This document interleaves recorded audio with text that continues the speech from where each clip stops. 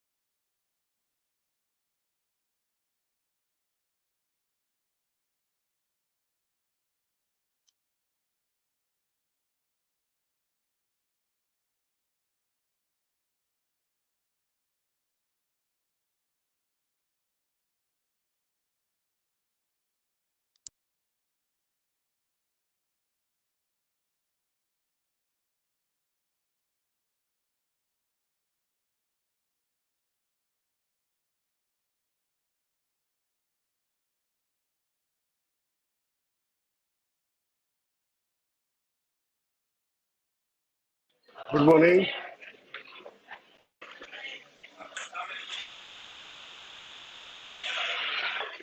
Could somebody please confirm if I'm audible? Yes, sir. Good morning. You're audible, sir. Thank you. Welcome from UAE, Dr. Obama, and welcoming His Excellency Yasin from the Kyrgyzstan Republic of India. Welcome.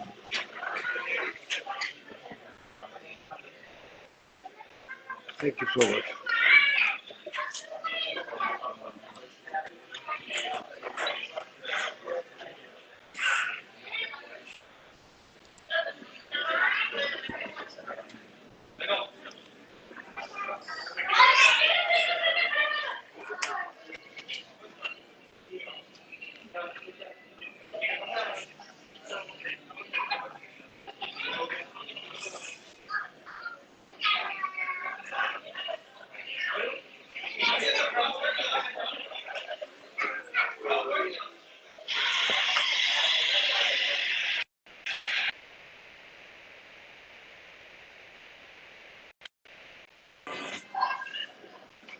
Hello.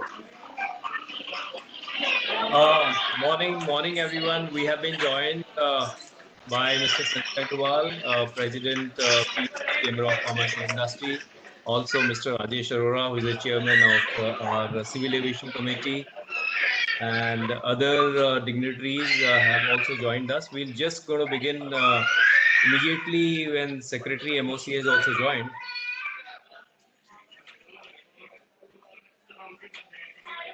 Bhavna, can you check up Secretary is there already? So he's joining in 5 minutes. Oh yeah, he has joined. Yeah. Morning, So sir. good morning to all. Good morning to all. Good morning, Secretary Very sir. good Arora morning. sir. Namaskar. Sanjay Agarwal. Namaskar. All so nice to see all the familiar faces. But it's a real pleasure for us, sir. और आपके क्योंकि आपका civil aviation का portfolio है तो मैं airport से ही attend कर रहा हूँ ये आपका कॉन्फ्रेंस सिविल बहुत एविएशन का. Yeah, that's I'm on my way to catch a flight for a conference on heritage tourism in Chandigarh. So, so I thought this is most appropriate to attend the civil aviation conference from the airport itself, sir. So, sir, very good morning. So, how convenient it has been after COVID that we could join the conference from anywhere. And So, should we thank COVID for this? Yeah. Maybe we should. Yes, to a certain extent, sir, for sure. So, we have also been joined by Ms. Vandanagwa ji, Senior Advisor. Welcome, ma'am. Thank you very much. And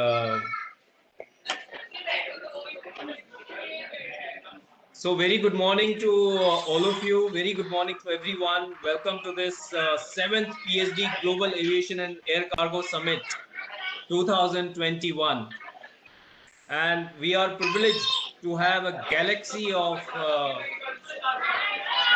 speakers who are expert in their own field. And to begin the program without wasting any time further, I would request Mr. Sanjay Agrawal, President, PSD Chamber of Commerce and Industry, to give the welcome address for today's program. Over to you, sir. Good morning, everyone. Mr. Pradeep Singh Kharola, IAS, Honorable Secretary, Ministry of Civil Aviation.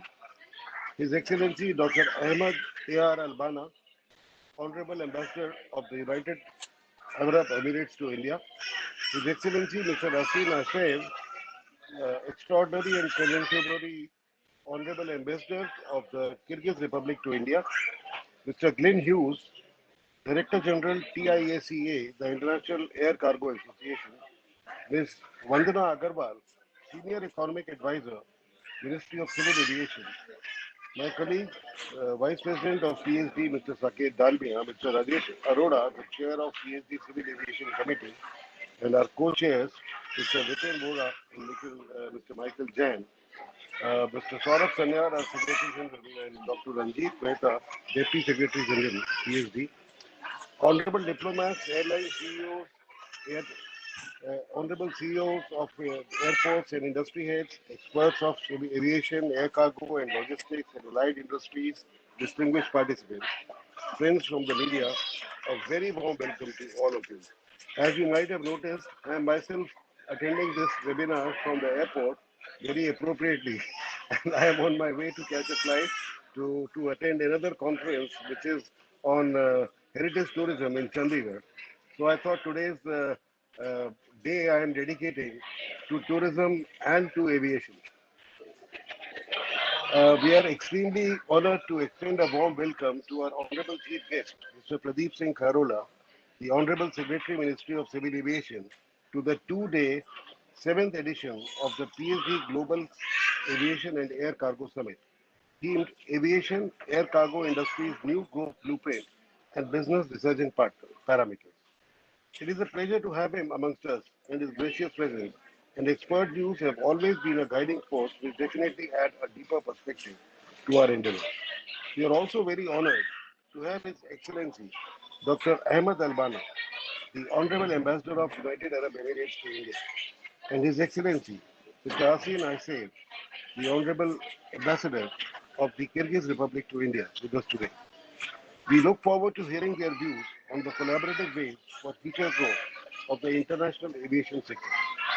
We also extend our warm welcome to Mr. Glenn Hughes, Director General TIACA, the International Air Cargo Association.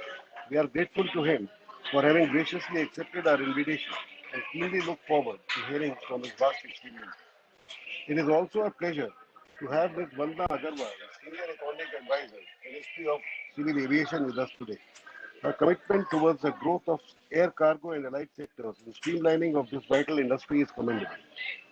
I also take this opportunity to extend a very hearty welcome to all our expert panelists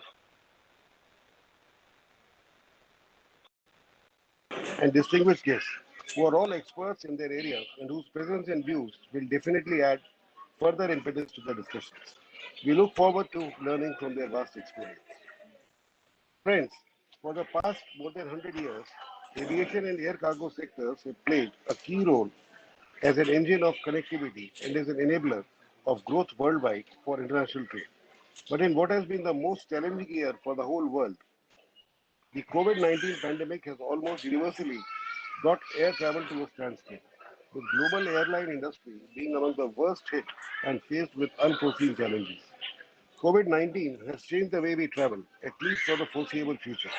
Global mega trends such as work from home, virtual communication, community structures, and social changes are having a dramatic impact on travel and aviation. The change in travel habits are further hugely impacting the business of airlines, airport operators, aircraft manufacturers, MROs, and OEMs, and a host of allied services. The aviation industry faces numerous challenges in resuming operations and has to look for growth parameters to revive itself.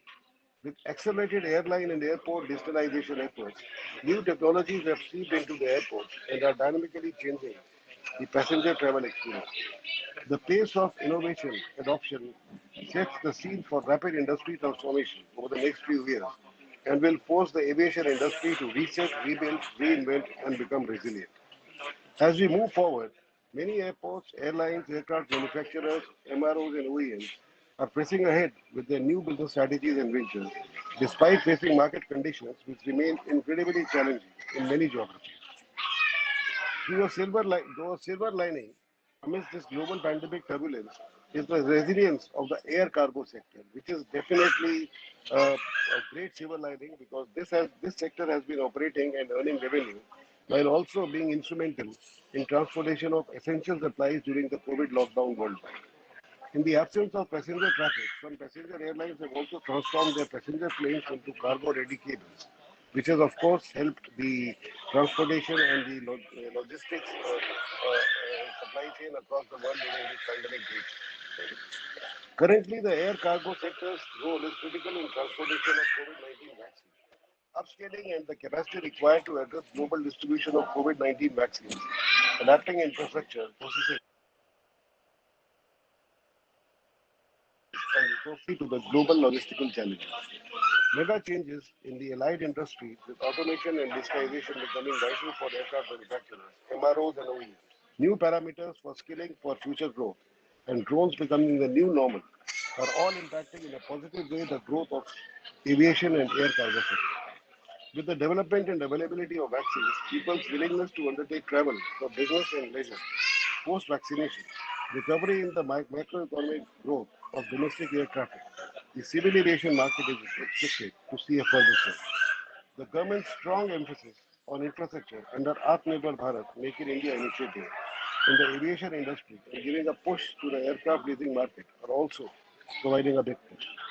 While there are positive signs from the industry, the operational challenges for all are still apparent and widespread. Thus, the seventh edition of the PSD Global Aviation and Air Cargo Summit themed Aviation, Air Cargo Industry's New Growth Blueprint and Resurgence Parameters. We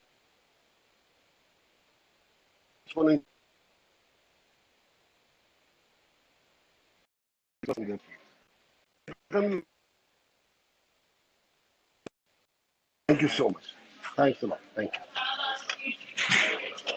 Thank you, sir. Thank you very much. You rightly said that the civil aviation industry has been an engine of connectivity for last 100 years, but due to COVID, it was hardest hit. That is the reason that we have this new growth blueprint and strategies and how the business we can research it and what are the parameters.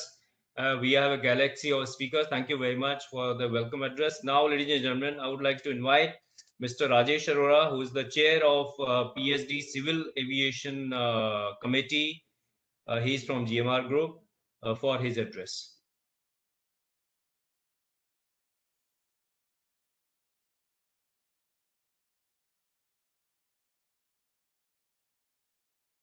Mr. Arora, are you there?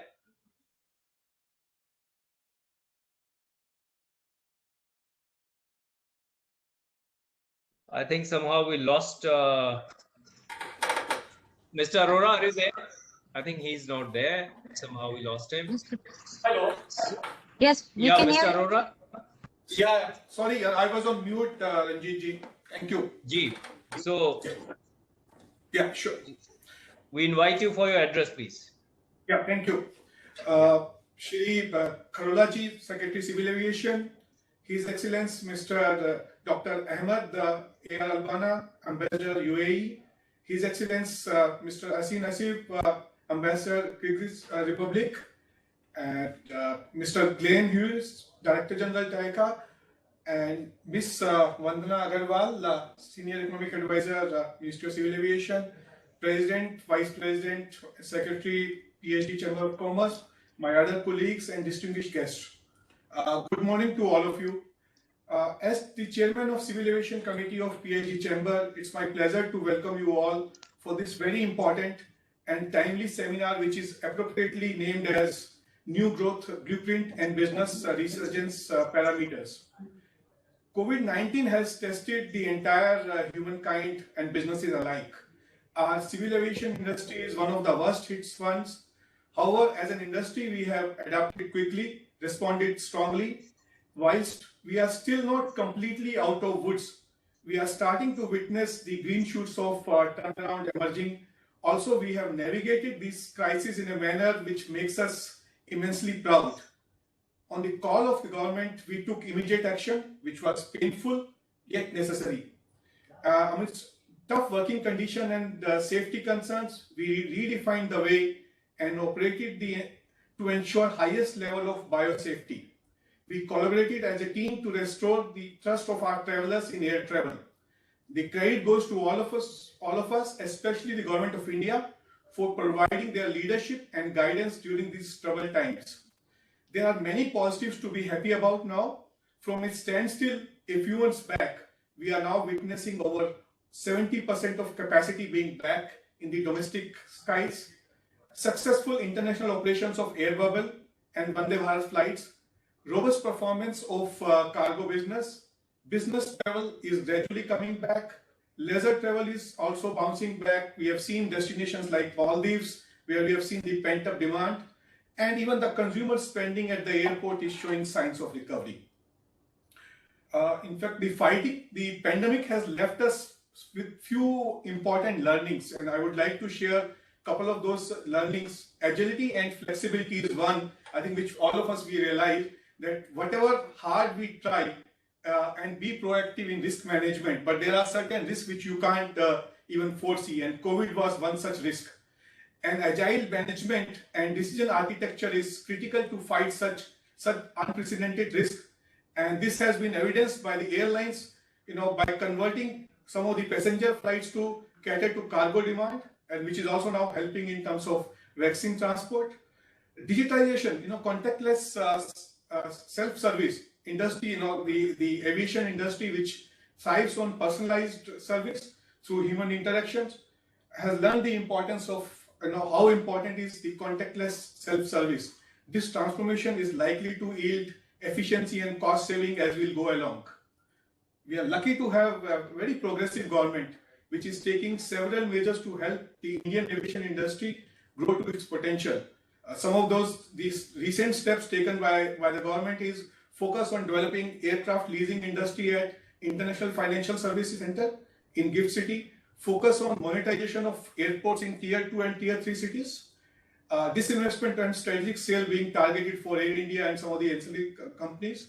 And one of the most important tax relief which was given to MRO sector, where the GST was slashed to 18 to 5%. I'm hopeful that the government will continue to address the key policy issues which will help the sector bounce back from the effects of the crisis sooner. And some of the urgent and important policies, initiatives which needs attention is bringing ATF under GST regime, further harmonization of airspace, improvement in the air cargo infrastructure, digital speed and the customs process related issues, increasing duty-free allowance and quota in line with the global norms. These are some of the policy initiatives which we would request government to kind of expedite that. And as I said, we are still not completely out of woods. How soon we can come back to our growth trajectory is still a bit uncertain, but we are quite confident that as an industry, we have realized that we need to identify opportunity in this crisis. I'm very much hopeful that through the deliberations across the next 2 days, we'll be able to identify key opportunities which we should target to bring back the growth. I look forward to be hearing more on the topics from all of you. Thank you. Thank you, Mr. Arora, for your industry perspective. You have raised some issues. I'm sure that Secretary will look into it for sure. Now, ladies and gentlemen, I would like to invite Ms. Vandanagwa, Senior Economic Advisor, Ministry of Civil Aviation, Government of India, for her keynote address of the day. Over to you, Madam. Thank you. Thank you to PhD Chambers of Commerce and Industry for continuing with their focus on the air cargo sector. It is indeed heartening to need to find industry doyens taking such interest, and I'm also happy to see many countries partnering with us in India on air cargo initiatives, and I note that Dr. Albana and also Mr. Asin Asev are here with us on the panel, so welcome to our global partners, partner countries on this important initiative as well. The history of Indian air cargo is actually one of punching well below our weight, as all of us know. We have the manufacturing sector, which is a very robust sector, which has export interests, which has import interests. We have among the world's largest consumer markets as well, and therefore the air cargo of India should have been in double digits already as far as the total air cargo volumes handled are concerned.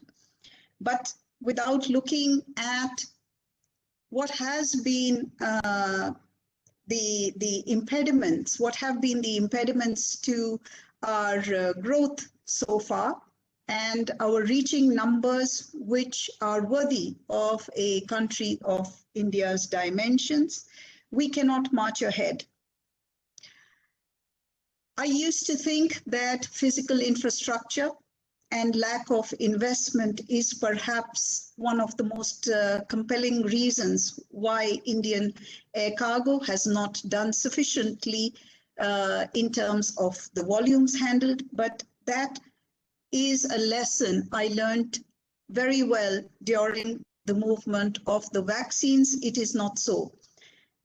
About 8 months ago, when the issue of the vaccine movement started, we were compelled to look at what our cold chain infrastructure is. The assumption that most of the buzzwords globally were that India's infrastructure will not be able to handle the cold chain movements because of lack of physical infrastructure, as well as the soft infrastructure that is required to move it. The world at large has now seen that this is not so, and I think this is an important lesson for all of us in the Indian air cargo aviation fraternity as well. When we mapped the cold storage capability of at Indian airports, we found that it was more than adequate. It was 50% more than perhaps what the daily tonnage movements that were going to be called upon from India, which, as you know, is the vaccine capital of the world, furnishing more than 60% of the vaccine supplies.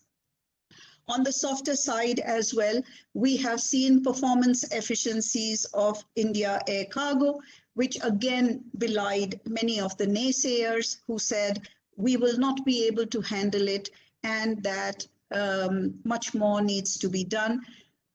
At the call of the government in 3 days flat, the Indian air cargo fraternity has been delivering numbers which are absolutely unbelievable.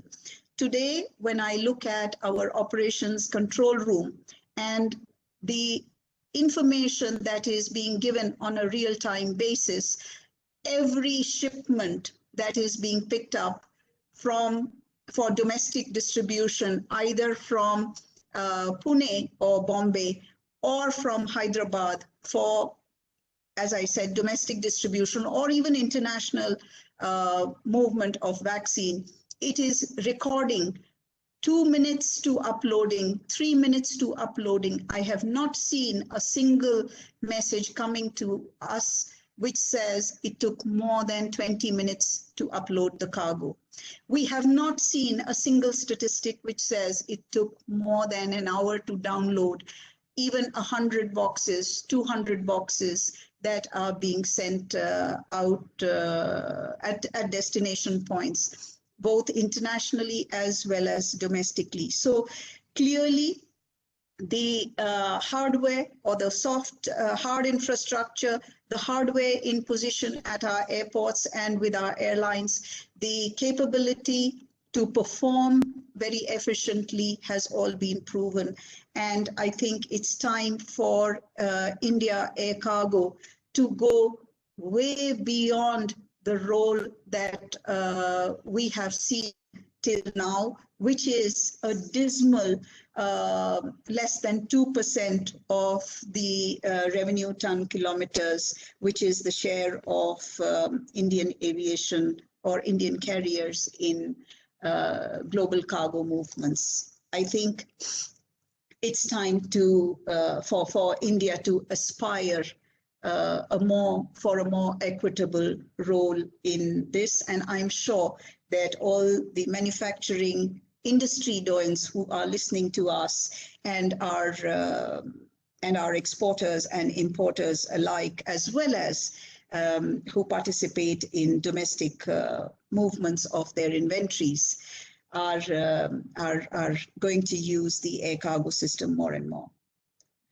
If we look at some of the initiatives that have been taken, these have been to move to multimodalities because there is a ready connect between the air cargo as well as road and sea cargo, inland waterways. We are seeing more and more examples of these coming into fray.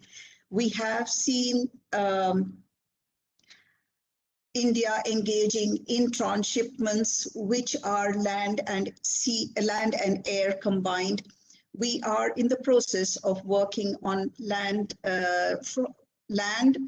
air, and sea together. And I hope that in the coming days, we will be able to provide to you actual examples of how this is becoming effective as well. We have reached out to landlocked countries across the world in order to develop freight corridors which are dedicated and provide an opportunity for growth of cargo for the two countries taking together. And I hope that this is another area where we can find market expansions going forward.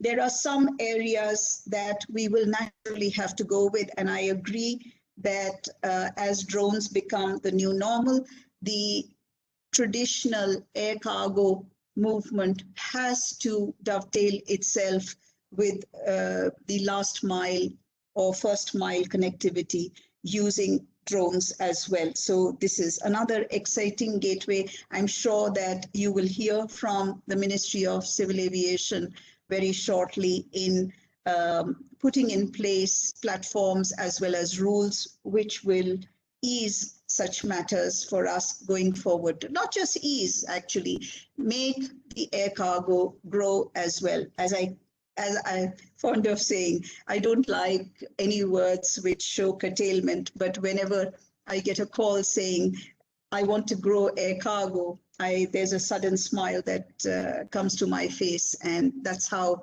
I would like us to work forward.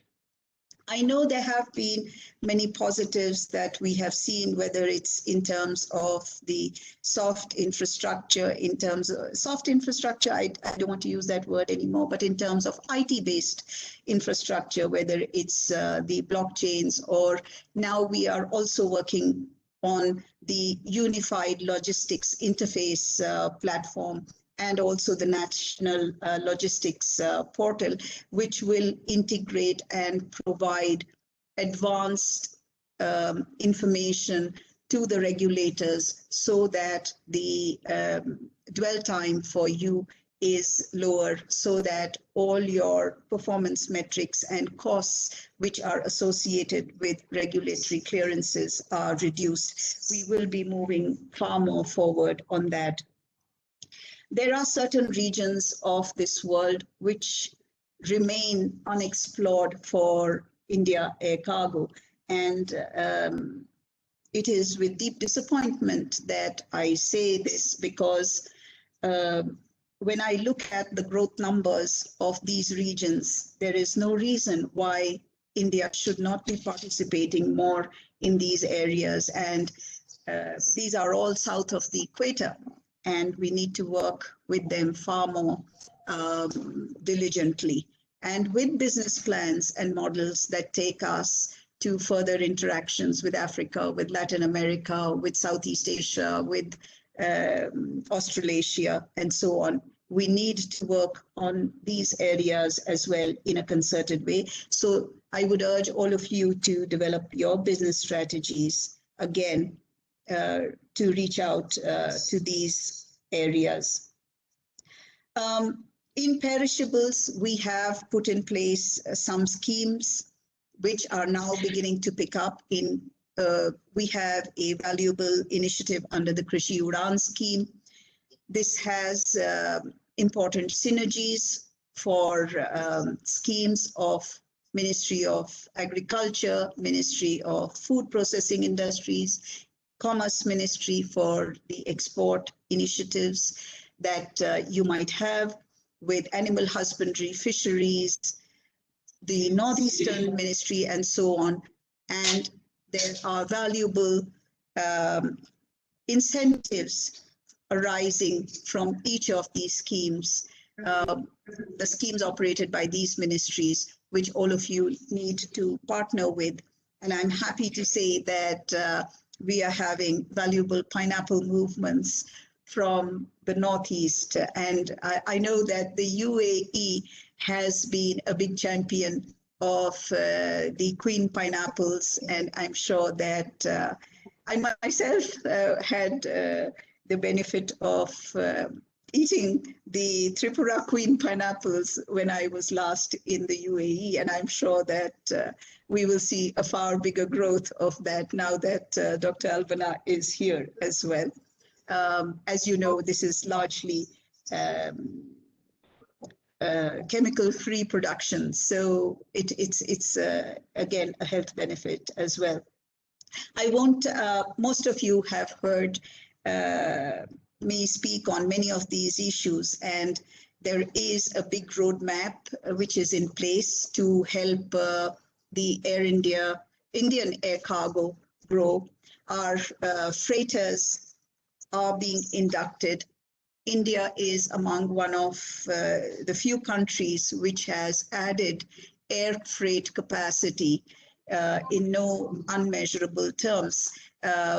Besides the P2C conversions of about 150 aircraft, we have also added 14 freighters, dedicated freighters during the lockdown period. I think this is a phenomenal achievement. I would be happy to say that we will be inducting another couple of freighters in the days to come. And so you would find that as the freighter capacity is increased, the ability to service the industry in a cost-effective manner by the airlines will improve as well. Performance metrics I have already spoken about. So once you have the performance and the cost metrics in position, then there is nothing that could be left other than having the requisite bilateral connectivity pairs, which is again something which we are focusing on through the bilateral ASAs that we have, but also through a very healthy open sky policy, which actually is has been an India First initiative. So I urge all of you to take that into account as well.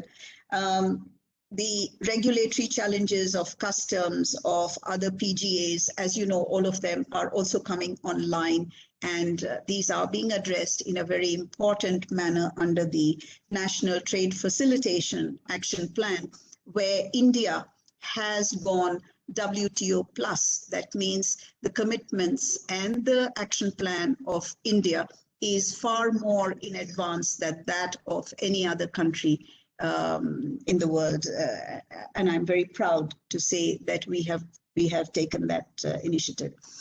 I will now close my chapter by just remarking on one aspect, that air cargo has provided valuable revenues to the airlines in order to sustain themselves during the lockdown conditions.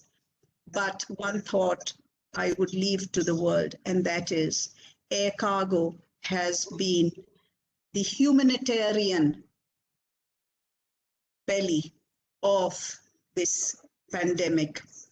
The air cargo industry needs to be saluted for initially moving all medical equipment, PPE kits, essential food and other needs to every human, to all the 7.8 billion humans across the world. Now it is providing vaccines, which are the saviors to all the humans in this world. India has provided vaccines to 62 countries so far. I'm very happy and proud to be associated with this movement of vaccines. Domestically, the aviation sector has already served to provide 8.3 crores doses, which have been put in place so that Indian community can also get vaccinated and be prevented from this awful disease. And so to a sector which is commercial, but has such a humane face. I salute you, and I wish you all success and all growth in the years to come. I thank you.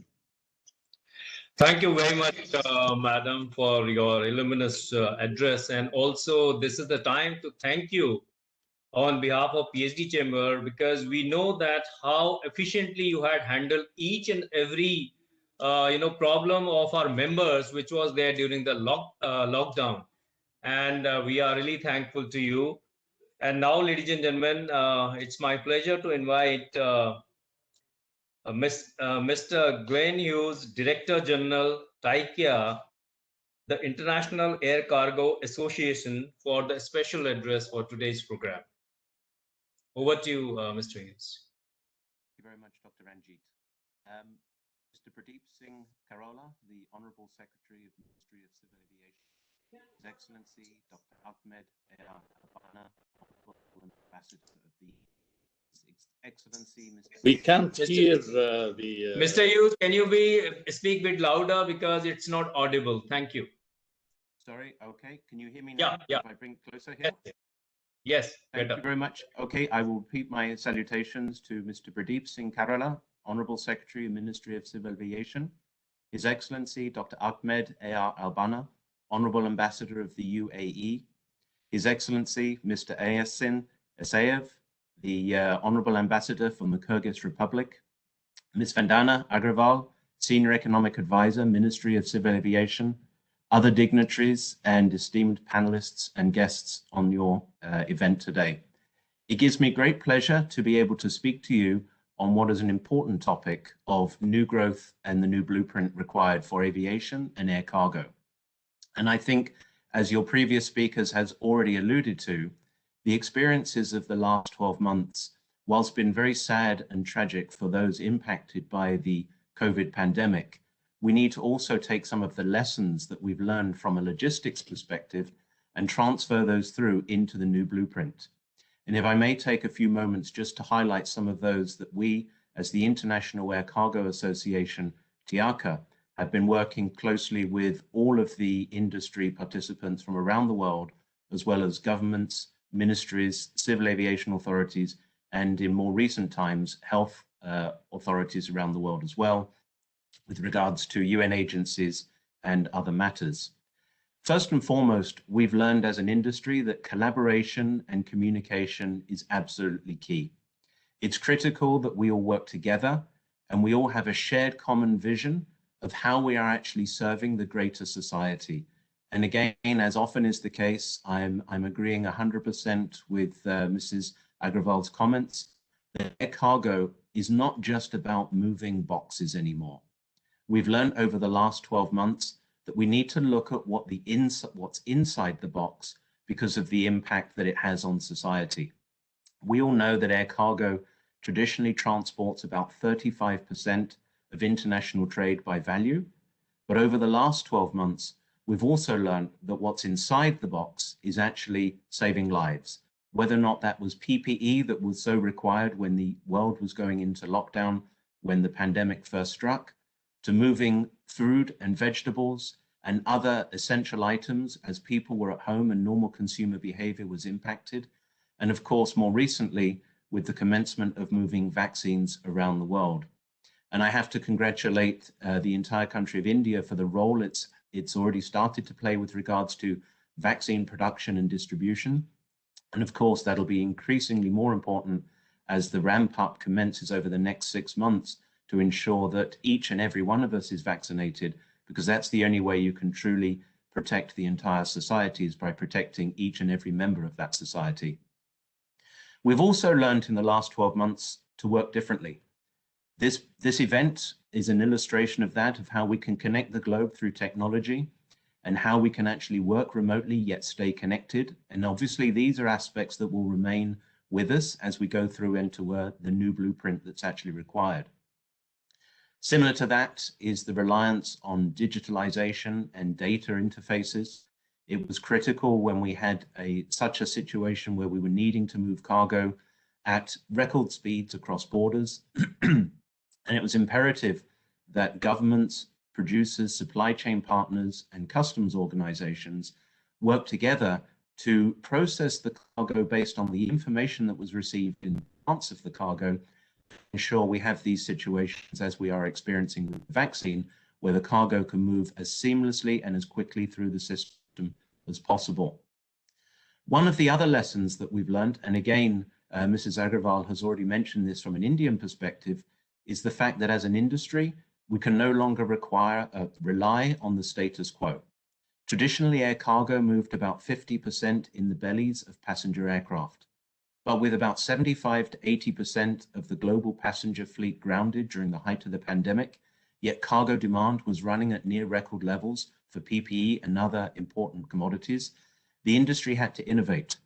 We have to rebalance in terms of the availability of main deck capacity, as well as ensuring that those passenger aircraft that do commence flying have a very good solid cargo product to support international trade and international society demands.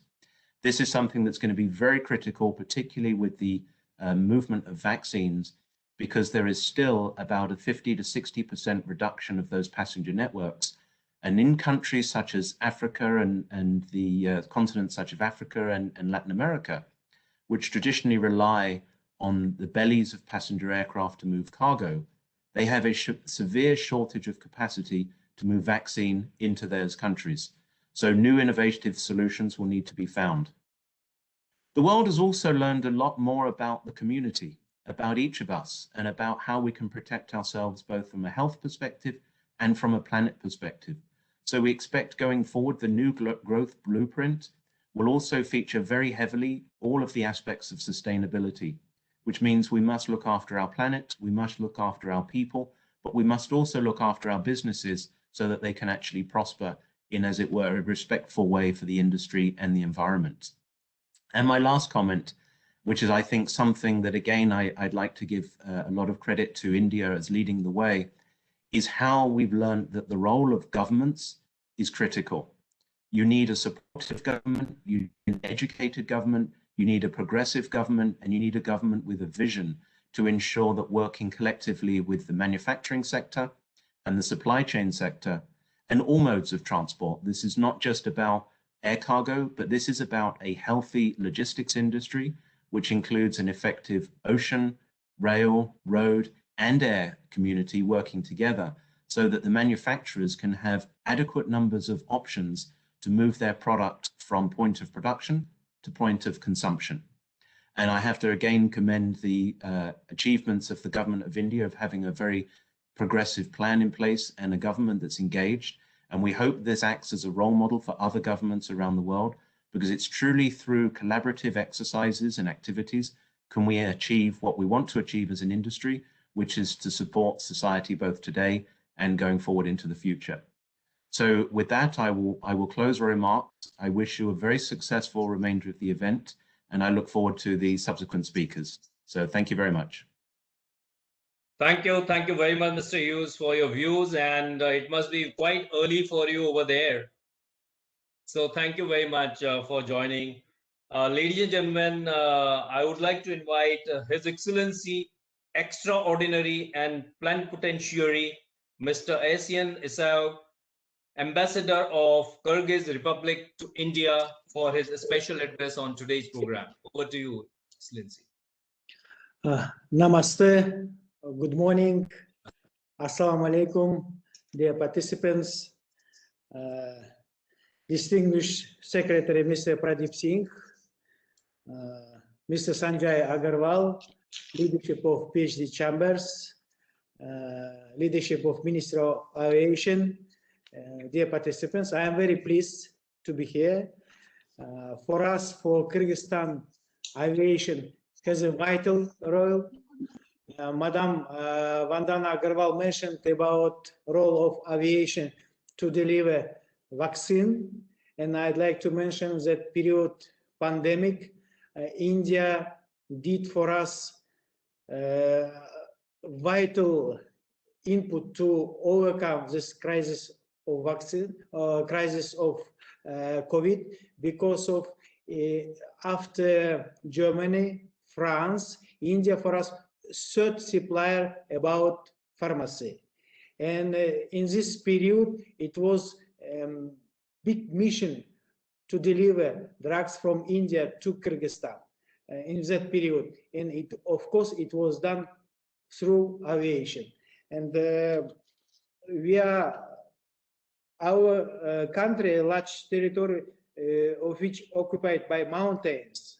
So taking into account that we are a landlocked country with no access to the sea, so the systematic development of air communication is becoming for us increasingly important from year to year.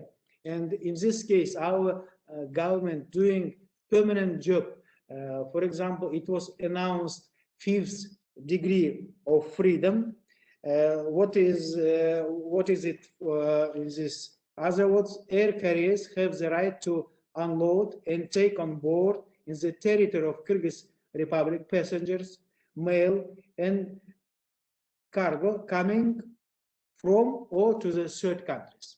So all amendments to our air code was done, and we are very keen that it take possibilities to come investors and to widen our possibilities to air connection.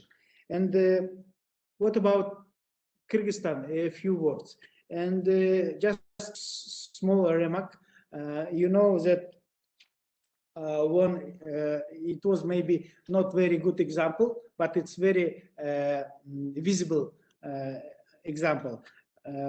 For example, when World Alliance announced Enduring Freedom in December 2001, the Manas military airbus was set up, and 12 countries like USA, Australia, Denmark, France, Spain, Italy, Netherlands, Norway, New Zealand, South Korea, Poland, Turkey, etc., put all the military airbase in airport Manas. Manas, it's our main airport. We have other airports also, and that time it was main base to do this military operation against terrorism. And so our airport named Manas has this possibility. And after 2014, when this operation will end it, our government announced that now airport Manas could be an international civil aviation hub. Now our government attempt all efforts to realize this idea, but of course now we are waiting who could participate. I am seeing here, for example, Mr. Glenn Haggis, and I think he can confirm about possibilities of this international airport.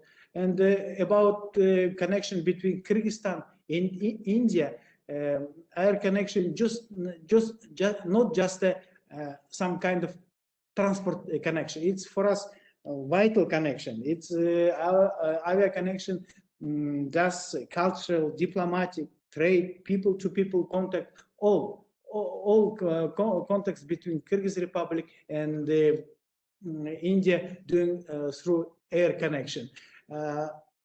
Indian authority announced that Indigo was appointed as a national carrier from India to Kyrgyzstan, from Kyrgyzstan to India. Now we are waiting when it was set up. A few commercial air company doing this job between Bishkek, our capital, and New Delhi. And we think it's a lot of opportunity because of from Kyrgyzstan, it's a very short destination to some, for example, China, north of China, Mongolia, and a huge part of Russia named of Siberia. You know, Siberia, it's Ekaterinburg, Novosibirsk, Tomsk, all wells of Russia in Siberia.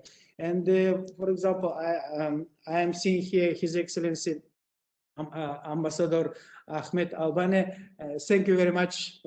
Now we are using Fly Dubai through Dubai. Yes, all our passengers in nationals using this through Dubai. It's of course it's very useful for us, and I hope in future we can open our direct flight between Bishkek and Delhi. And I'd like to attract your attention that it's not discovered yet that we have very unique geographical location and to reach other destination on the world. And of course, now, for example, before COVID time, during one year, amount of Indian tourists was during 1 year 15,000.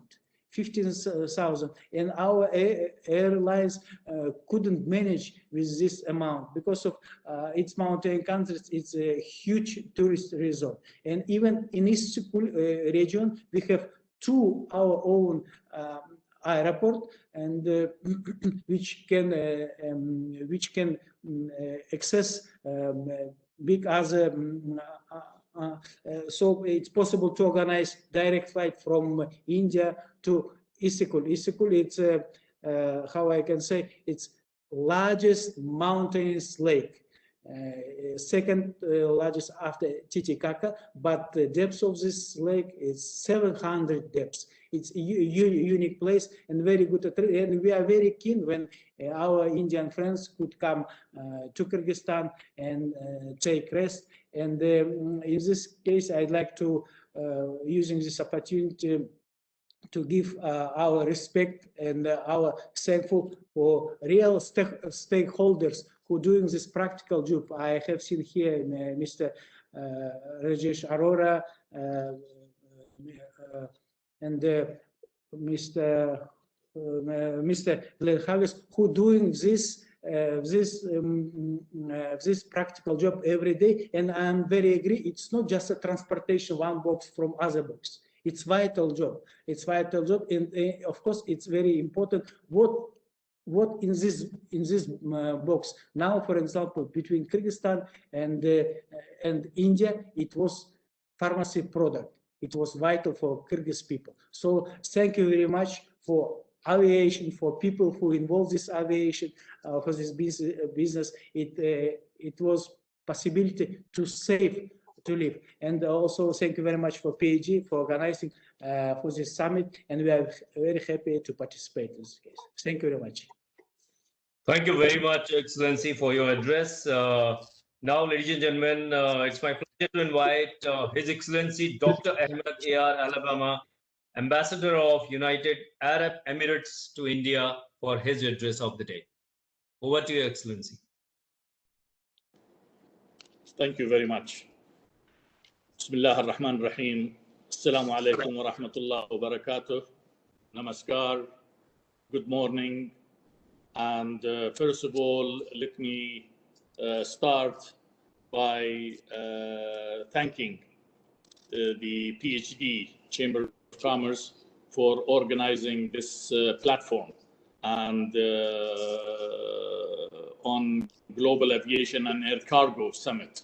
And I am honored to be amongst you all to speak on this platform. Your Excellency, Secretary of Ministry of Civil Aviation, my dear friend, Mr. Kharola, Your Excellency, the President of the PhD Chamber of Commerce, colleagues, Ambassador, colleagues, it's a great pleasure. And I thank you once again. And allow me to share with you some of my thoughts on this important topic, especially at this time. Today, UAE and India shares an important strategic relationship in aviation sector, and the aviation sector is a key pillar to our overall bilateral relationship between United Arab Emirates and India. The air service matters between the UAE and India are governed by the Air Service Agreement, of course, the ASA. And the two countries have signed the Air Service Agreement and the related sectorial agreement for the implementation of the Air Service Agreement. Under UAE, India, the Air Service Agreement before the COVID-19 crisis, there was around 1,068 flights a week for all carriers, 460 plus UAE carriers and 540 plus Indian carriers.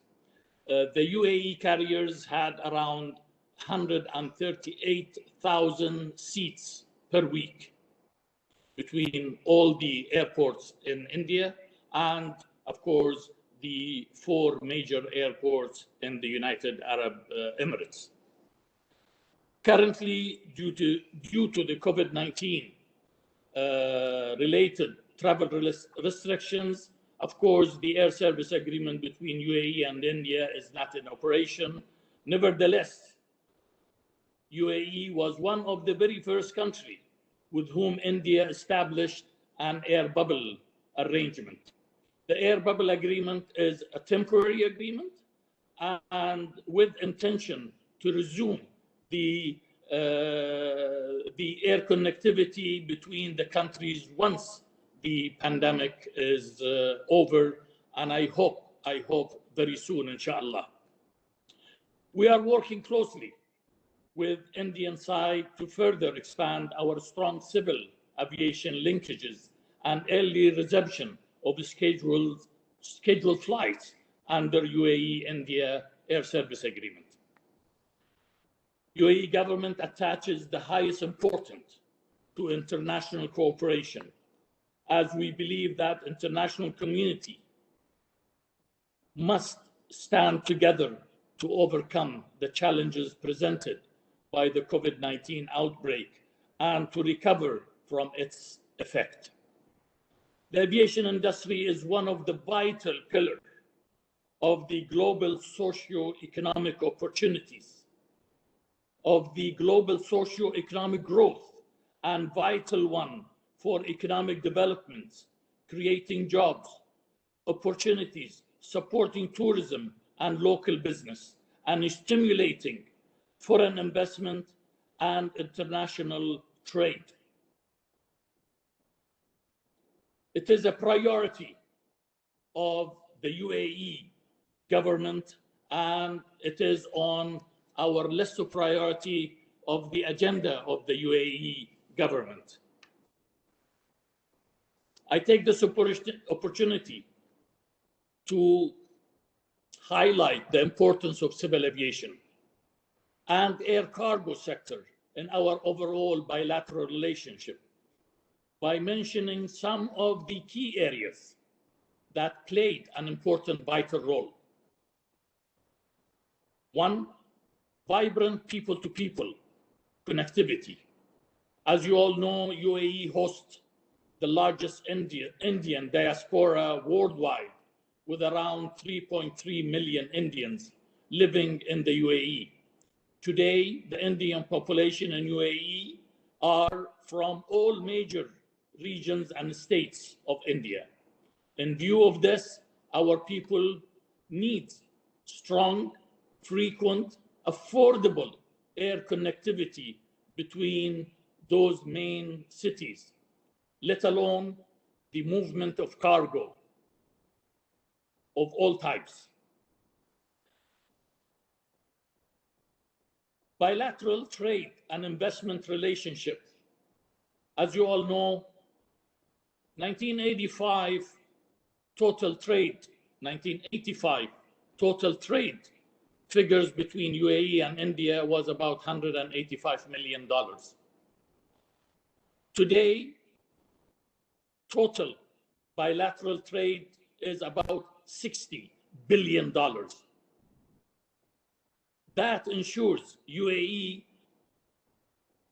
the importance of UAE to India and the importance of India to UAE. India is our second largest trade partners in the world.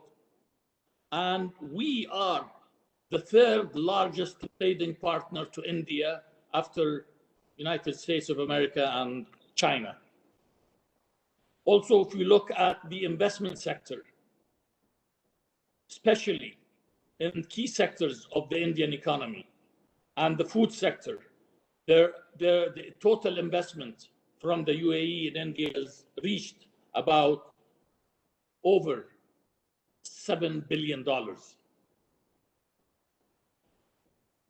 In specifically the food sector, total over $47 billion in the different sectors overall. Again, strong and better air connectivity is key for all these trade investment related activities and movement of people between our two nations. During the unprecedented times when everything was locked down worldwide, both of our countries never stopped. Our cargo operation went on. The air cargo flights ensured the movement of essential supplies, delivering medicine, medical equipment, perishables, valuable goods, couriers, spare parts, and many other sectors. As a matter of fact, passenger aircrafts were dedicated for the usage of cargo and cargo only when everything was at total shutdown, of course, including the regular cargo operation. In the midst of the pandemic, UAE was amongst the one of the first countries who opens almost all types of visas, including tourist visa for all nationalities of the world, and specifically those Indians, the NRIs who were in India when the pandemic broke down and they wanted to return to the United Arab Emirates to continue with their own lives, with their own works and all that. So the UAE government allowed Indian nationals to transit and to travel to the United Arab Emirates in such a way, of course, with the direct and with very organized, close coordination with the Ministry of Civil Aviation in India. And here I should thank Ministry of Civil Aviation in India, and I should thank the Ministry of External Affairs for all the support that they have been or they have given to the UAE carriers and to the UAE authorities during that difficult time and during the start of the pandemic. In the last year, during the COVID-19 crisis, we witnessed the exceptional cooperation between our two countries. Our two nations in all priority sectors, notably civil aviation, aviation and overall, health, healthcare, energy, food security. Indeed, this cooperation is an example to follow between partners in the regional and the global level.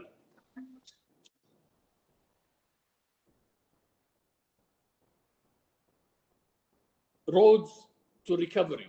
Let me share some of the important points. Thousands of passengers are daily traveling to from UAE to their destinations, following the new COVID-19 related air travel protocols and guidelines. The new travel protocols includes of course, the RT-PCR testing, quarantines whenever required, and contact tracing to ensure the safety of all. Our priorities are to protect the health of air travelers internationally and air personnel while air transport operation and ensuring an orderly return to normal operation in due course. The UAE Ministry of Foreign Affairs and the Ministry of Economy and Ministry of Civil Aviation and its strategic partners are working and coordinating with governmental entities to develop comprehensive strategy and seek to limit the damage of this global pandemic. And of course, one of the main countries where we are doing all this with is India. We are looking into long-term plan to build a resilient and responsive aviation industry. I believe that aviation sector is a connecting bridge of our world and will play an important role in leading the world to recovery from COVID-19. The sector has been hit hard by the coronavirus, unfortunately. According to the International Civil Aviation Organization, the ICAO, passenger seat capacity is down about 51% and more, entailing staggering economic losses of around $400 billion in the year 2020 only. Our government and industry must act jointly to grow our air transport sector from the challenges thrown up by the pandemic. I think we need to look by creating safe corridors, by agreeing on certain protocols in reference to the vaccine and the vaccination recognition and the vaccination passport, if we should say, or if we should call it at this moment. We need to look at different means and ways of building up and make our aviation industry recover as soon as possible. Finally, just one word of sharing a little bit of an information also. As you all know, the Expo 2020 was supposed to be organized in the United Arab Emirates, October 2020. And due to the pandemic, we had to postpone the whole event 1 year to October 2021. I would like to express my gratitude for the support provided by India over the recent period for Expo 2020. Dubai, which has postponed the event to October 2020, is looking forward to India's distinguished participation in the global event in Expo 2021 in October. We are working very closely with the authorities, and India has a great location within the Expo 2020, UAE, Dubai, and of course, the aviation industry, the cargo operation, the movement of passengers will benefit surely from this big, huge event that will be organized in the United Arab Emirates as I mentioned, October 2021. Finally, once again, Your Excellency, Secretary Civil Aviation, Chairman, PhD Chamber of Commerce, colleagues, I would like to thank you for giving me the opportunity to be amongst you on this platform and to share some of our thoughts in reference to the aviation and air cargo service, and wish you all the best and hope to see you very soon. Thank you.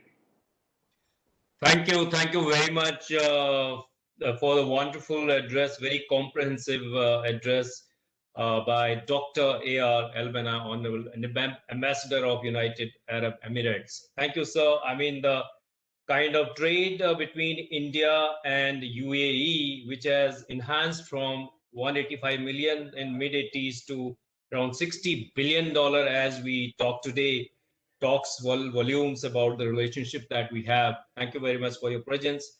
Now, ladies and gentlemen, it is my pleasure and honor to invite Mr. Pradeep Singh Kharola, IAS, Honorable Secretary, Ministry of Civil Aviation. Sir, with your permission, I would like to read out, since we are on a virtual mode, the names of few industries who have given immense contribution to the sector. We would like to thank them and acknowledge their contribution. One is Celebi, and number 2 is AAI Cargo Logistics and Allied Services Company Limited, and GMR, Boeing, Continental Courier Group, Kale Logistics, and Logistic Skill Council. So we thank you very much for your contribution. Now over to you, sir. We all are looking forward to hearing you. Thank you very much, President of the Chamber. And we have our dear friends, Excellency Dr. Albana, Excellency Mr. Asin Isav, and all my friends from the PhD Chamber, my colleagues, and I would say that all members of the aviation fraternity. We are all a fraternity, and today our focus is only on the cargo. Cargo is a part of a big system of aviation, and cargo is an important part. And why I'm saying is that it has been established now what is the extreme importance of air freight in the economy of any country. If you look back and see last 1 year, COVID came, aviation was worst hit. But even during the period when there was no traffic movement, it was the aviation which came to rescue. All the movements of essential medicines, the kits, the PPE kits, even the testing reagents and all, everything inside the country was only happening through civil aviation. And even in the outside, that is between the countries also, entire movement was happening through the civil aviation. So this, in short, is the importance of civil aviation and the air freight and the cargo industry. So first and foremost means I should acknowledge the great contribution of the aviation industry as a whole and the cargo industry in particular in fighting this pandemic. And today, if we stand over here in a much more stable situation, a large amount of credit should also go to the aviation fraternity. So that's point number 1. Second is that aviation has emerged as a resilient sector which can survive through this pandemic. We have seen that large parts of economic sectors faced great amount of hardships, and that was true even for aviation. But aviation, at least I can say for the Indian aviation, also faced a lot of difficulties, but it survived. And it survived, I would say, a major contributor was the air freight and the cargo. Now, this shows the huge potential of air cargo movement, not only within the domestic area, but also between the nations. Now, it was this opportunity which was tapped by the aviation, the airlines, and today, as a result of which, the Indian carriers, I would not say they have become profitable, but definitely they have survived because they were able to make use of this opportunity. So that is the importance and potential of cargo. Now here I would also like to acknowledge the important contribution of other members of the aviation fraternity. Now cargo is one part of it, and as I say that aviation system can function only if all the parts of the system function efficiently, together, effectively, and in coordination with each other. We have the airlines, the most important. Equally important are the airports, the ground handling agencies, and all the support services. Now, all these have to work together to ensure that the aviation industry survives. Now, when the passenger traffic is coming to, I would not say near normal, but approaching normal, we in India, not only in India, but also between the countries, have reached a new normal. A new normal means that is safe mode of travel, entire booking system, the check-in system, the security system, all have been modernized to make it fairly contactless. And air travel has emerged as one of the safest modes of travel. Now, on the domestic side, where our traffic has almost reached about 70% of normal, there has been no spike in the disease because of this expanding aviation. So this establishes that people's confidence in aviation has really improved, and people find that traveling by air is safe. Not only safe from the health point of view, it also saves time. And that is where is the new potential for aviation. That is, the new areas of travel are emerging. New people who never used to travel have started traveling by air. So this, in short, has been the importance of aviation. My friends were, and here once again, let me not forget that when we talk of aviation, aviation of one country cannot survive on its own. Now, aviation is an international activity. We should understand and appreciate that it is an activity between nations, and it is economically important for all the nations. So we have to work together. We have to build equitable and very strong partnerships between the nations and, of course, the airlines. And it is possible to have very strong and effective relations between the airlines so that we come with a win-win situation.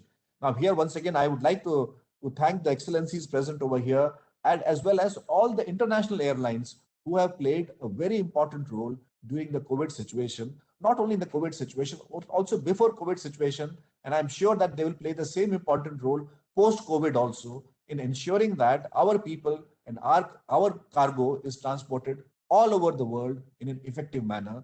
And all of us have an effective partnership. Indian carriers, foreign carriers, all should live in an environment of harmony and mutual prosperity and mutual benefit, and with the concept of sharing with each other. And I'm sure that this is bound to happen. So I would really like to thank all the foreign airlines also, and especially our own airlines, which are the domestic airlines, which have done a wonderful job in these difficult times. In today's conference, various points have been raised that ATFs should be brought under GST. Yes, we are working. And the matter has been taken up with the Ministry of Finance. It has to go to GST Council and all. So we are trying for that. Also, the airspace optimization. Now, this is the big step which has been taken. The domestic skies, not only domestic skies, but it also is important for the foreign carriers which overfly India. The restrictions on the use of airspace are being reduced. And this is being done with the help from Ministry of Defense, where they have liberalized the use of hitherto spaces which were marked for only military use. So that's the second thing which you're doing. As a result of this, the airlines, both cargo airlines as well as passenger airlines, would be able to optimize the distance flown and would be able to save on cost. So these were the points from the industry side, and we are extremely happy. I think Vandana Madam is sitting here in constant touch with the cargo industry. Any suggestions, any problems, we are here to help you out. And as of now, if you look, what is happening today is massive movement of the vaccine. Now, throughout the country, I would say it has the first time that it has happened is that entire vaccine, if not entire, most of the vaccine has moved very, very efficiently through the effective use of the air cargo fraternity. Now, once again, I would like to thank the air cargo fraternity over here. Now, even the international movement is taking place through the air cargo, wherein the domestic airlines as well as the foreign airlines, all are involved and all are doing a wonderful job. Now, what next? What the next for us in the future means? What can we see in the future once the COVID recedes and things start opening up? The first and foremost thing is that we should consolidate our gains. People have realized the importance of air freight and the cargo industry. Now we have to ensure that these gains are not frittered away and we consolidate these gains. Cargo which has shifted from other modes of transport to the air mode of transport, we should not let it go. If this has to happen, we have to become more efficient. The cost of transportation is extremely important. And that this is where I would like to impress on the entire cargo fraternity and also the other subsectors of aviation, be it the airlines or the airports. We should work to bring in efficiency, to reduce costs, so that people find that transportation by air is not only savings in time, but also it saves economically. It saves on value of time, and also certain commodities which just cannot move by any other mode except air cargo are also transported in an efficient manner. Third thing I'd like to say is we should ensure extremely good coordination between all the sectors of aviation I just mentioned. We should not forget that each sector by itself cannot survive. Cargo by itself cannot survive unless the airlines do well. Airlines can't survive unless the airports do well. Airports can't survive unless the ground handling does well. So we should understand that the importance of living together, we should not try to undercut each other. There is enough for everyone. We should be able to, we should be very, very willing to share all the benefits. At the same time, we should also be willing to share the hardship. It should not be our case that only one sector benefits and the other sectors don't benefit. So the next principle has to be better coordination, and we should ensure that all the parts of the aviation system survive. So that's my third point. The fourth, now this is important within India, we have to open up new areas. Areas hitherto which were not accessible by aviation. We are opening new airports, new airfields are being operationalized. So it is here the cargo fraternity should immediately move in, establish their bases, and ensure that these new areas, the potential there is immediately tapped. The next thing would be, apart from the new areas, we also have new opportunities now. New opportunities, we have been doing perishables and all, but we are still doing the traditional, from the traditional places and the traditional commodities. Can we move on to non-traditional places, new places and newer commodities? Means a pineapple is only one example. There can be a large number of commodities which are possible to be transported by air. Within the country, we have launched the Krishi Udan scheme. Basically, the focus there is that we should try to promote movement of perishables through air. So these are going to be the future directions of aviation. And what I would like to say is that we should all work together. There should be good cooperation with each other, be it our domestic airlines, be it the international airlines. We should work together. We should form strong partnerships. And if all of us do like that, we in the ministry are always here. We are totally accessible to anyone, any problems, any policy change, any regulatory change. You are most welcome to give us suggestions, and we are in direct contact with all our stakeholders. And these are my few words on this occasion. And let me thank all of you, and also a special thanks to the excellencies who took time, and my special thanks once again for the excellent coordination all the international carriers have been providing to us. So thank you very much and wish you all the best. Thank you, sir. Thank you very much for your very, very inspiring address. I'm sure you have given a lot of suggestions for the industry. Also, there are so many opportunities. In fact, we have overshoot time. I think Mr. Vipin Bora wanted to make a point, but sir, I think sometimes we will come to your office. Then, Mr. Bora, probably you can raise the issue in front of the secretary. And now, ladies and gentlemen, I would like to request Mr. Saket Dalmia, Vice President of PhD Chamber of Commerce and Industry, to give a formal vote of thanks to everyone for today's program. Over to you, Thank Mr. you, Dr. Mehta. I hope I'm audible. Yes, yes, very much. Very good afternoon, Shri Kharola Saab ji. Thank you so much, sir, for taking out time from your busy schedule and coming here to join us. I know it's in the middle of Parliament, and you have promised that you will make an effort, and you are here today. At the cost of sounding repetitive, I would like to sum up, first of all, by thanking also His Excellency Dr. Albana, Honorable Ambassador of the UAE, to again come at the PhD platform. He's always been very proactive and supportive to our efforts. And the balance, all the other dignitaries and excellencies who joined us, at the cost of again sounding repetitive, because Kharola Saab put it in a very nice and succinct way, that I think today's webinar was put together by Arora Saab Vipinji from the PhD, primarily with the objective to understand what is the thought process going forward in the minds of the government. What direction should the industry take from what the governments all across the globe are thinking? Definitely, I think everybody understands the pain points of the airline industry, including cargo, when the losses have been in billions, in hundreds of billions. But the most beautiful takeaway, I think, for all of us today from this particular webinar has been that the governments understand the critical nature of aviation and cargo within aviation. As Vandana ji put it, that it has been a life-saving and a very, very critical role in the lives of humans. To cite a personal example, my father-in-law fell ill during COVID, and a particular medicine had to be imported from the United Kingdom throughout the pandemic. The protocols of air cargo and travel between both the nations kept on varying.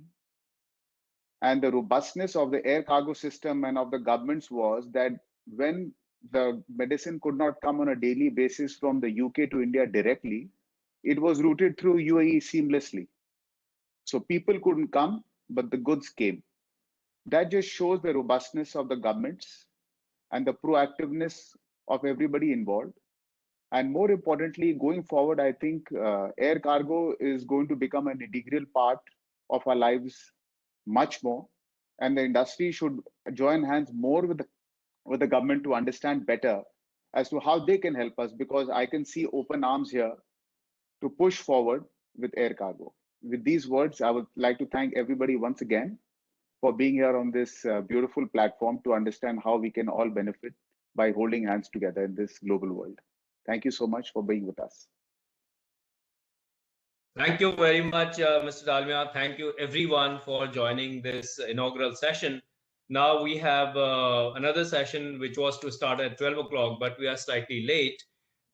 We welcome Bhavna. I would request you to take it forward. Returning to the skies, reset, rebuild, reinvent, and be resilient. Thank you, sir. Thank you so much to all the dignitaries of the inaugural session for being a part of this mega event that we do every year. And it's all because of the support of all of you and the ministry that we're able to do the same. So this panel discussion is on returning to the skies. How are we intending to reset, rebuild, reinvent, and become resilient forward? And it will be moderated by Mr. Sanjeev Edward, who is the Chief Commercial Officer of GMR Delhi International Airport. And we have with us a very strong panel with experts from the industry. Mr. William Bolter, Chief Commercial Officer, Interglobe Aviation Limited. Welcome, sir. Mr. Arun Pandya, General Manager and Country Head, Air Canada. Mr. Mark Soot, Regional General Manager, South Asia, Middle East and Africa, Cathay Pacific Airways. Ms. Harpreet D. Singh, she's the Chief Executive Officer of Alliance Air. Mr. Jory Allman, Regional Manager at NACO, Netherlands Airport. And Mr. Jasper, who's the MD Backtech from Amsterdam. And also joining us, Mr. Michael Jain, who's the co-chair of the PhD Civil Aviation Committee, as well as he's from the travel industry. So warm welcome to all our experts, and I hand it over to Mr. Sanjeev Edward to ensure a very, very enriching discussion. Thank you very much. Yeah, good afternoon. Thank you, Bhavna. Thank you very much. And at the outset, thank you to PhD actually for organizing this very wonderful summit, and what an inaugural session we've had. Thank you to our honorable Secretary Civil Aviation, who's always been very inspiring and duly supported by Madam Vandanagwa as well. She's been our ambassador in the industry and helping us out. So it's good to have familiar faces and also know that they're there to back us in this whole process. Thank you so much, and also welcome to. May I just interrupt, sir? I think I overlooked Mr. Amitabh Khosla, who's the country director for India for Ayada.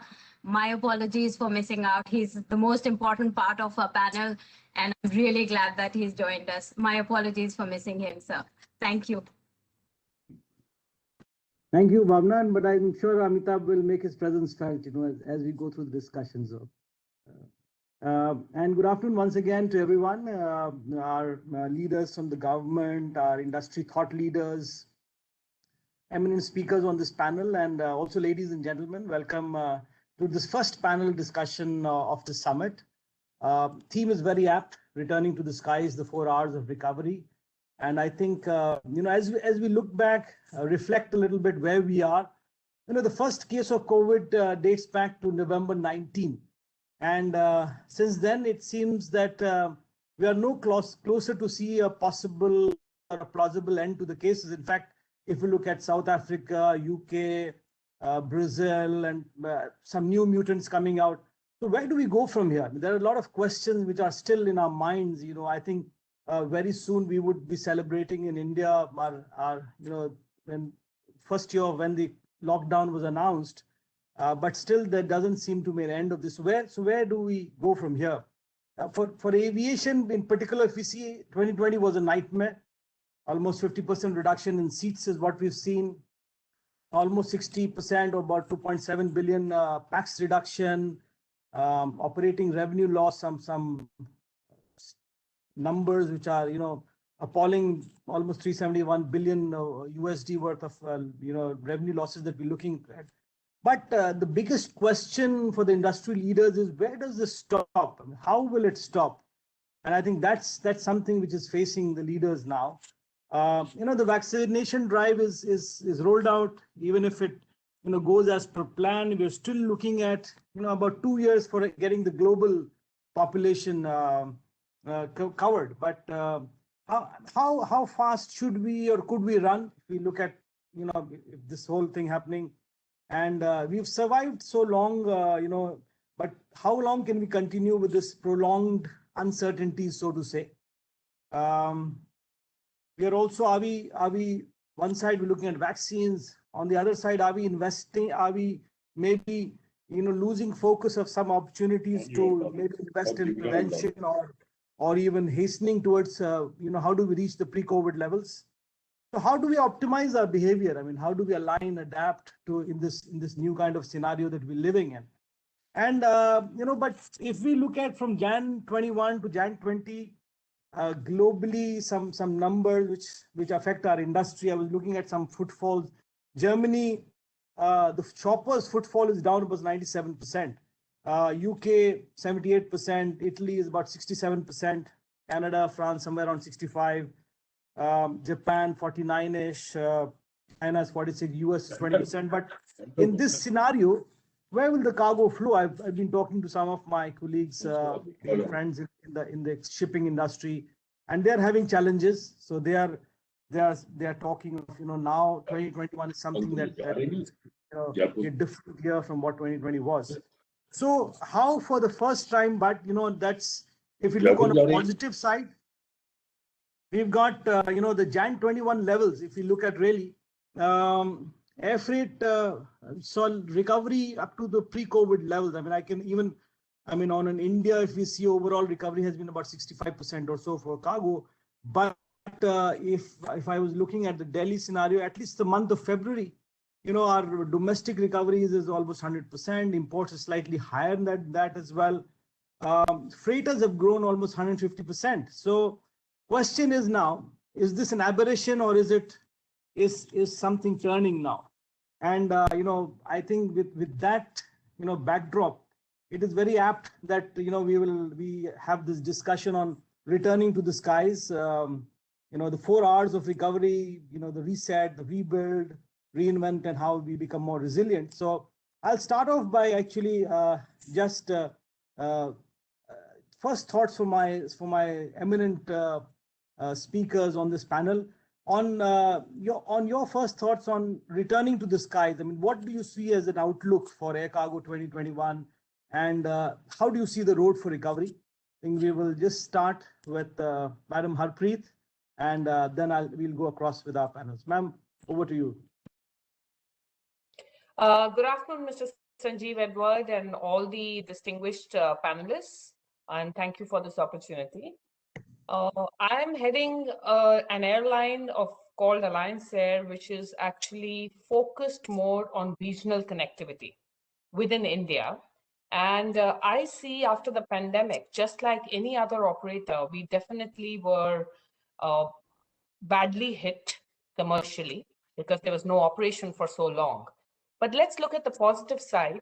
In the last 4 to 5 months, we have introduced most of our sectors, gradually and steadily increasing our operation. And you'll be pleased to know we have already reached our 46th station. And in fact, we have also introduced new sectors, like we introduced Bilaspur in a state called of Chhattisgarh on the 1st of March. And we introduced on the 8th of March an all-women flight because it was Women's Day to Bareilly. So what I'm trying to say is that there has definitely been an impact with the COVID, undoubtedly.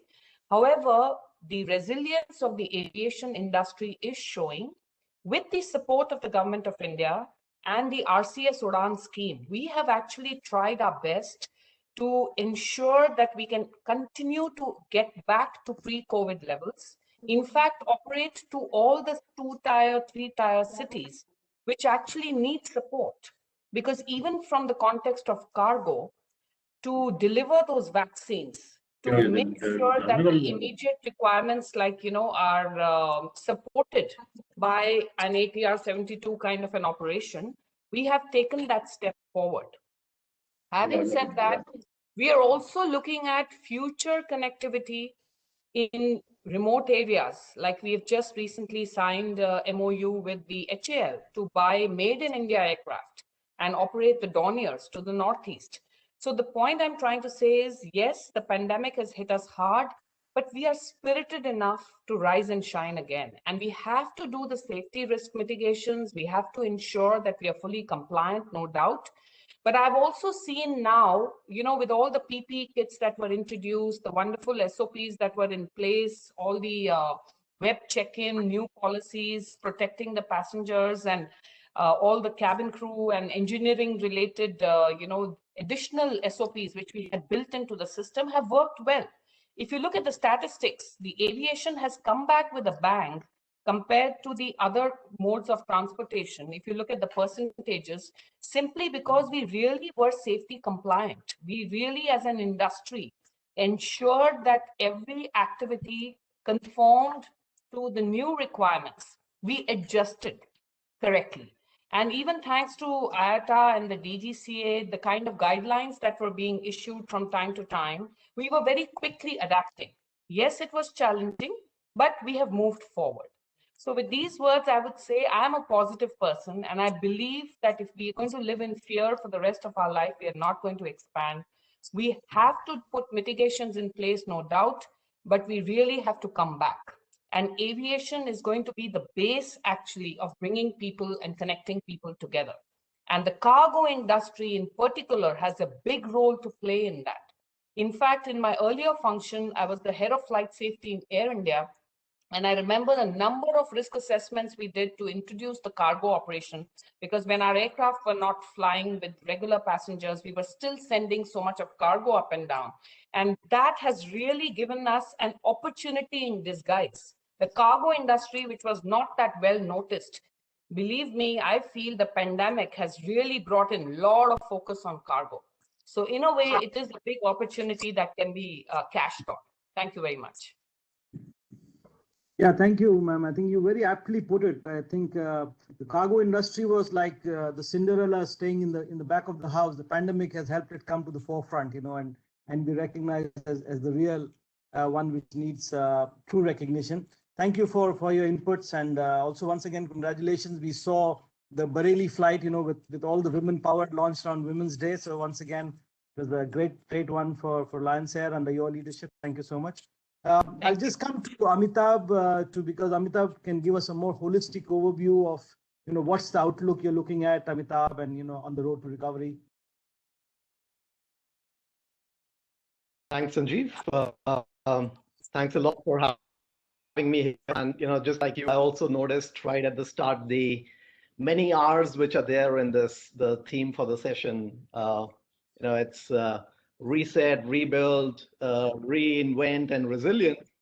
I certainly agree with the resilience theme, and I thought we can actually also add another R to the mix, which is restart, which has been really a dominant theme for the airline. So just to take you through what Ayada and our economics team really has carried out the forecast. One of the acts or challenges that we've had, that the industry has had, is with regard to the entire financial space, where financially 2020 was the worst year in the history of aviation, the entire recorded aviation history, as we know. So $118 billion in losses for the airline industry, and for losses expected to continue into 21 as well, where another $38 billion of losses are expected in 21. In fact, for every single passenger that was flown in 2020 globally, on average, the airlines were losing $66 per passenger. So it's been, the financial impact has been tremendous, and the loss and the depletion of the curves for the industry has been a key challenge for the airlines.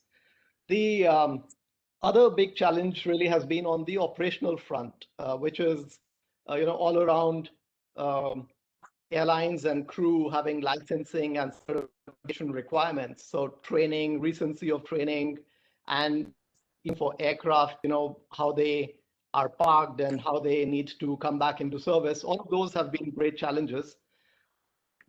But the restart operations has really brought the adoption, or even the adoption of the biosafety measures and the entire COVID protocols. I think what it's done is brought back passenger confidence, especially on the domestic side. So we are seeing restart in the case of domestic aviation. It has been far quicker, and we've seen a steady recovery in domestic operations in India. International aviation is very different, where all the border and visa restrictions that are currently in place amongst the various nations, I think that's resulted in international traffic taking a big hit. So Ayada Economics is really talking about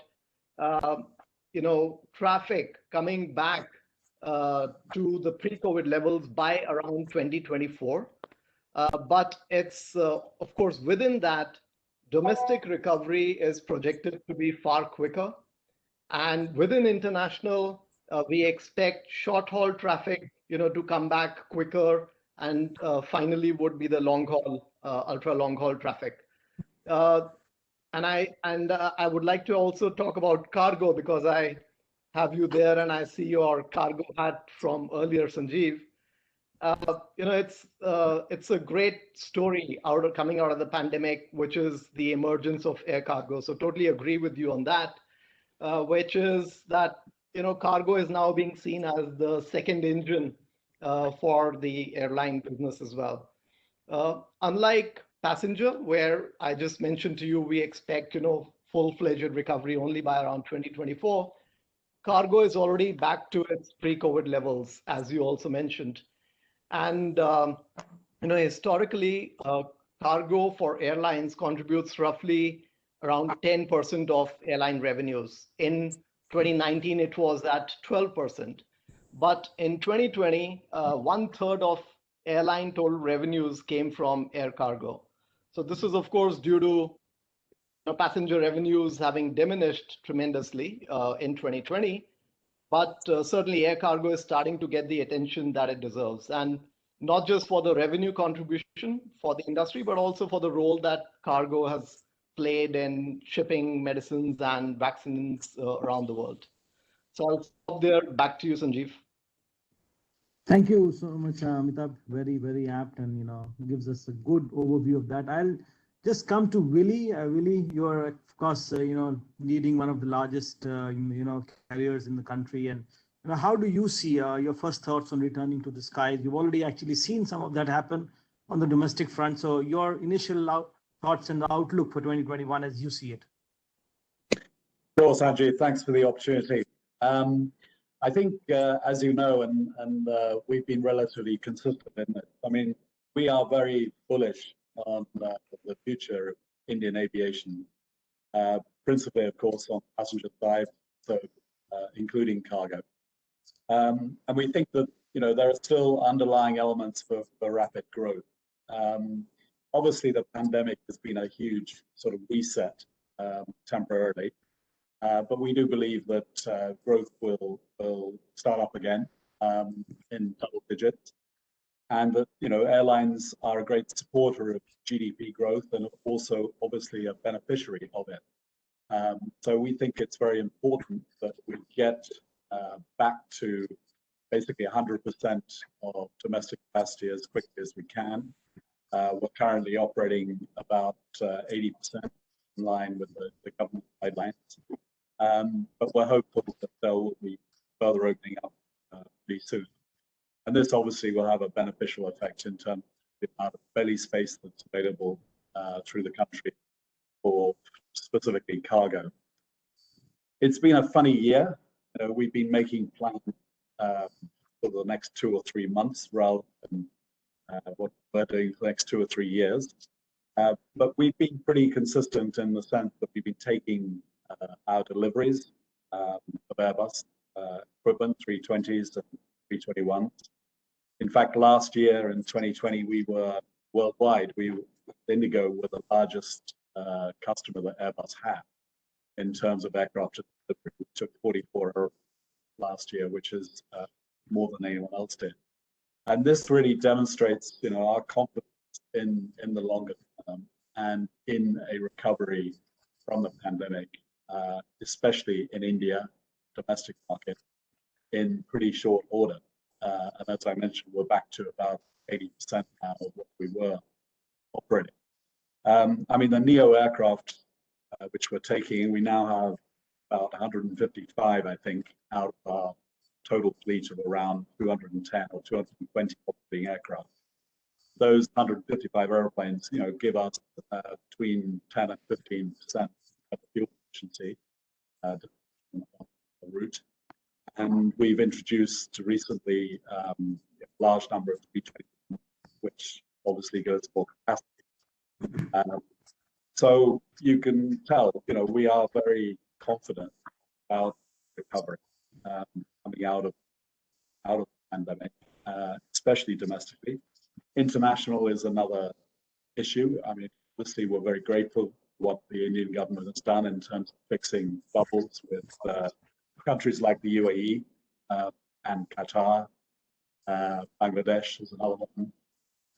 I think we've all been surprised with the Maldives. Suddenly we've realized what a pent-up demand there is for leisure travel out of India, and Mali has become one of our better points, and we indeed introduced new services into the Maldives as a result of the bubble and as a result of the demand there. So I think what we're seeing in general is that there is latent demand or pent-up demand, mainly on the passenger side, mainly for VFR, visiting friends and relatives, and leisure travel. Business will take longer, I think. But on the cargo side, we've seen, as you mentioned, we've seen a return really back to the pre-COVID level.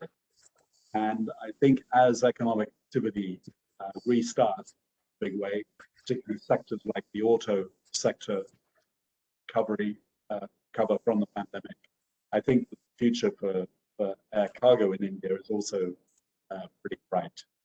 You've seen a number of people acquiring additional equipment.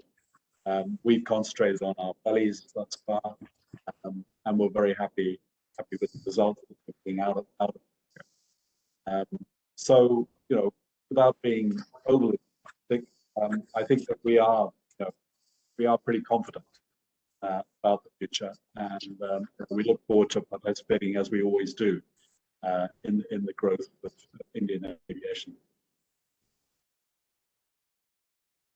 Thank you so much, Willie. And I think there's a lot of optimism there, and you kind of backed it with actions as well. I can see, with taking aircraft deliveries, 44 of them in 2020, that's really speaks volumes of the confidence that you have. And I think we can take something off from there, and it'll help the industry as a whole.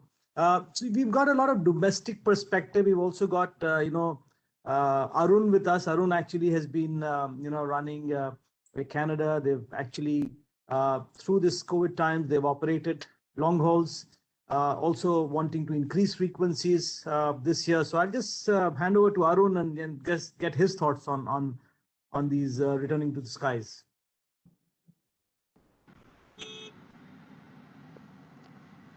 Yeah, thanks, Sanjeev. Can you hear me? Yes. Yeah. So I will be a little bit wobbly because I'm in a car. I have to go for my RT-PCR test because I have to travel back to Delhi from Mumbai on Sunday. So that's part of the challenge that we are all facing when we are traveling even domestically. So what I wanted to share from an Air Canada perspective is that I think one of the aspects of our operation which has benefited us tremendously in these COVID times has been cargo. So cargo is an area that became the focus for Air Canada. In fact, we started turning passenger aircrafts into cargo freighters, and our cargo operation has done exceedingly well. And in fact, now there is a relook within the company to make cargo a very major operational segment for Air Canada globally. So that is one aspect that I wanted to share. The second aspect I wanted to share is that in Canada, there is a company called Drone Canada, and this company has a tie-up with Air Canada, who is in collaboration with them globally. And Drone Canada has emerged as a very, very strong organization that is using a technology of delivering through drones. And what I got to know, progressively, it would reach a stage where drones. I mean, this is something amazing, and they're even looking at entering India at some point of time. Maybe because of the pandemic, it has gone a little slow on that. But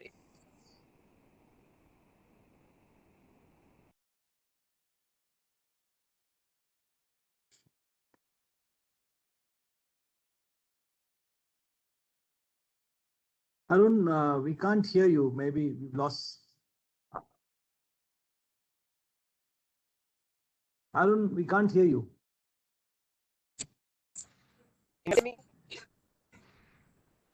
Yes, it's back now. Now? Way, so yes. We can get back to him. He'll take about 15 minutes. Sure. So, Arun, I think there is a connectivity issue. Once you reach your destination, you sit down. We'll give you time to speak and share thoughts. I think you've got some very valuable inputs. Okay. You should not lose it in transit. Okay, I'll come back. You can maybe start with Mark. Sure. Yeah. Sure. Arun, I'll move to Mark. I know I think he's smiling and he has something for us, to give us his side of the story. Mark, over to you. Thanks, Sanjeev. Yeah, in terms of confidence, I concur very much with Willie's position on India. If I was sitting in his shoes there, and I see there's a very bright future, particularly on the domestic front, even in the short term and the medium term. So, in terms of my confidence in the rebound of sort of aviation, I think it depends a lot about your model. And for us, obviously, it's a pretty tough time because we're a long haul international carrier out of a hub that really relies on long haul connectivity. And if you look at our stats going forward, we're not really expecting to operate more than 25% of our capacity in the first half of the year compared to 2019 levels. And probably for the whole year, we're talking about less than 50%. And that itself is probably quite a big target because as a long haul carrier with so much connectivity, we're really reliant on a unified approach to lifting quarantines around the world. And we know that that's not going to take place overnight, and it's going to create many challenges. So for us, that's a big issue. But what's been a bright spot for us is cargo. And cargo is a business that Cathay's always had as a core. We've always had a separate cargo division. We have 20 747 freighters. Over the years, we've had many 747 variant freighters, and we invested a lot in that business, including in a very, one of the world's biggest cargo terminals in Hong Kong. And in a normal year, it would be 25% of our revenues. This year, it's significantly higher, probably more like 80% of our revenues. And I'm pretty bullish about it. And I'm bullish about air cargo in India. And obviously, COVID has put a lot of emphasis on cargo for carriers that haven't seen it as a core. And I think it's great for them. It's not an ancillary. It really is a core revenue stream, and it should be seen as a core revenue stream. I've spent a lot of time in the cargo business, and I really believe in it. Obviously, from a government point of view in India, they've taken a very serious look at it. They've made some changes to their open skies agreements on cargo for the reasons that they really want to have a hard look going forward, how they're going to develop air cargo, I think, in India, along with their Indian carriers, to make sure that it's sustainable going forward. And we welcome that. But we also welcome the fact that, I think exporters and importers into India need a lot of capacity, because that is a growing segment, particularly on the export front, whether it's pharma or auto parts or what have you. They need that capacity. And, if you can't control your capacity too much, it prices people out of the market. So I think it's important that they look at this, but they work pretty quickly to decide how they want to move forward to keeping cargo sort of lanes open. So yeah, I mean, I'm really bullish on cargo from a long haul carrier perspective. I'm a lot more reserved about the speed in which we're going to rebound, but it is giving us a lot of time to reflect internally. Obviously, we've had to rebuild our balance sheets like many people, and we've done that successfully. And I think with a very strong balance sheet now to see us through this. But also, our focus we're going to put on how we restart, whether it's a bigger emphasis on digital interaction, absolutely key, particularly for contactless. We're doing a lot of work on that, not only in the passenger space, but also in the cargo space, and we'll continue to do that. And coming back to what Harpreet was saying, I think the one thing that we've all got as a common aim as an industry is make sure that our people are confident about what aviation is going to be when it comes back. And we've done a great job in India. I agree with her on all the SOPs and the PPE that was introduced by the DG's office to protect people. As we go into rebuilding the business, everyone around the world has got to have confidence in our industry. And I think by working together, we're going to get that right. I think we've got it right so far, but it's a lot more work to be done, I think, particularly as we open international borders and quarantine and travel passports and all sorts of verifications need to take place. Thank you. Thank you, Mark, and very well. I mean, you were just echoing what our Honorable Secretary of Civil Aviation was saying, that collaboration is the key in these times. Very true. I will just quickly go to Jasper, and then I'll come to you just after some initial thoughts from Jasper on your first thoughts on returning to the skies. Thank you very much, Sanjeev, and very happy to be here, all the way from Amsterdam, in fact. It was quite an early morning for me, but nevertheless, very happy to be invited and happy to join in and share my thoughts.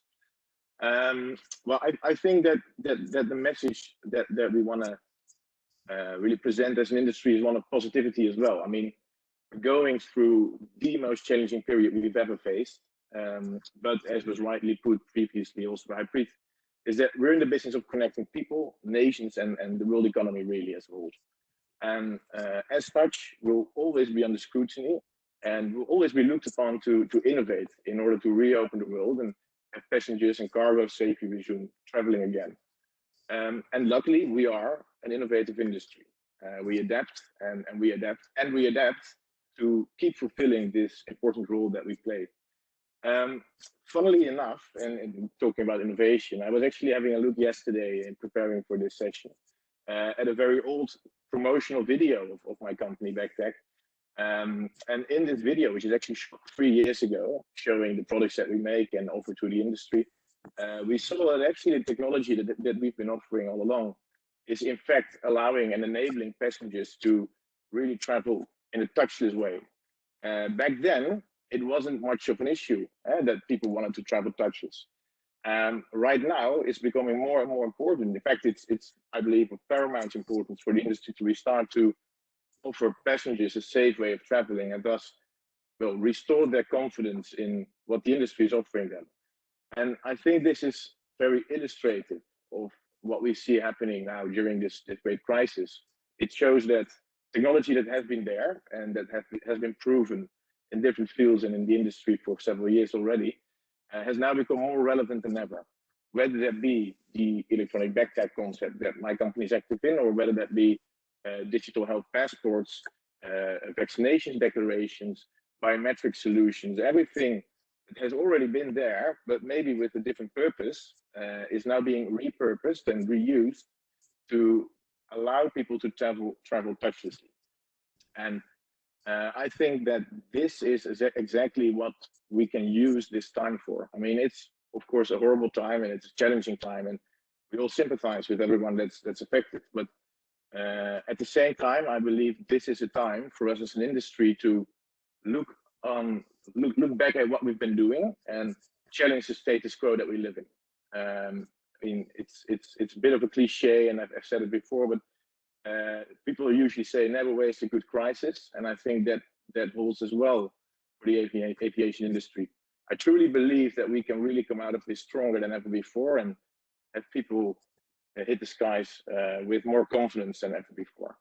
And well, we're happy as a company to do our little bit in this and think along, and hope that we, by innovating the passenger journey, can get people to fly safely again soon.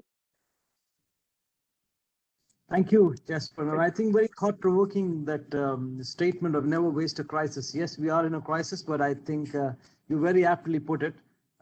Gets all of us thinking. Thank you for that, and thank you, Uri. Over to you, and your initial thoughts. You're having a very holistic view of you looking at globally things, and so we look forward to your perspective on returning to the skies. Thank you, Sanjeev, and thank you, fellow panelists. So yeah, we're with NACO, Netherlands Airport Consultants. So I will look at it from the airport's perspective. Been a very difficult time, and I think to assure that our industry will be resilient when we kind of rebuild and restart, like some of you have said. I agree with Jasper. We have to really look at some of the innovations that are there, that are being perfected right now in reducing the human factor, really going for touchless technologies, looking at autonomous operations on the air side, for instance. If you reduce the human factor on the air side, you can have a much more efficiency. Traffic ground support equipment can move faster. Your turnaround can therefore be faster, and that way you're more agile in the future in your operations. In India, of course, customer service is very important, and that human factor can then be more focusedly used to add extra service where needed. But the self-service, the touchless processes would need to be optimized for sure to create a business for your airport which is lean, flexible, and thereby more ready for the future and more ready to also deal with change, because COVID has been an unprecedented change in scenario, but our industry, of course, will always be subject to lots of changes, and the more agile, flexible your business is, the better. So we're happy to say, actually, with Cathay Mark, we've helped implement the biometrics pilot from flying passengers from Amsterdam to Hong Kong, from Hong Kong to Amsterdam, through a full biometric process, all the check-in processes, all the full passenger journey. So that's been quite a success, and we hope to help airports further implement these kind of innovations. So I had a few slides to illustrate this, but I think just speaking about it would be sufficient. So back to you, Sanjeev. Yeah, thank you. I thought maybe you will be having some slides as well, but if you covered everything, then it's fine. Or you still have a few minutes if you want to go through your slides. I mean, up to you. For that, I would need to be enabled to share my video, which and my slides, but that's not there at the moment. What I do want to share is actually. I'll just get it. Yeah. Bhavna, we'll get it done for that. Hanji, I'll just get it done. Okay. Jody, In the meantime, in the meantime, I'd like to say that to be able to enable these kind of innovations, you need a very good IT infrastructure, and really have a very good IT backbone to support all these kind of innovations. So let me just quickly go through these slides then. So one of the things I wanted to show you, which requires your airport to be ready for all kinds of digital innovations, is we have these pilots even at Schiphol with autonomous vehicles. So he's saying no hands, no feet. So this is actually a baggage trolley which operating as a pilot at Schiphol.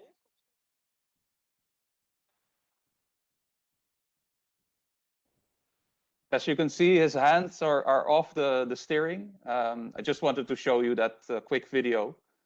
But this means that you have to have the full airport mapped digitally so that they can work with those sensors and actually create this autonomous movements of your ground support equipment on the airside. So you have to build digital database of all your assets. This is an example of Schiphol that can be a platform for all these innovations.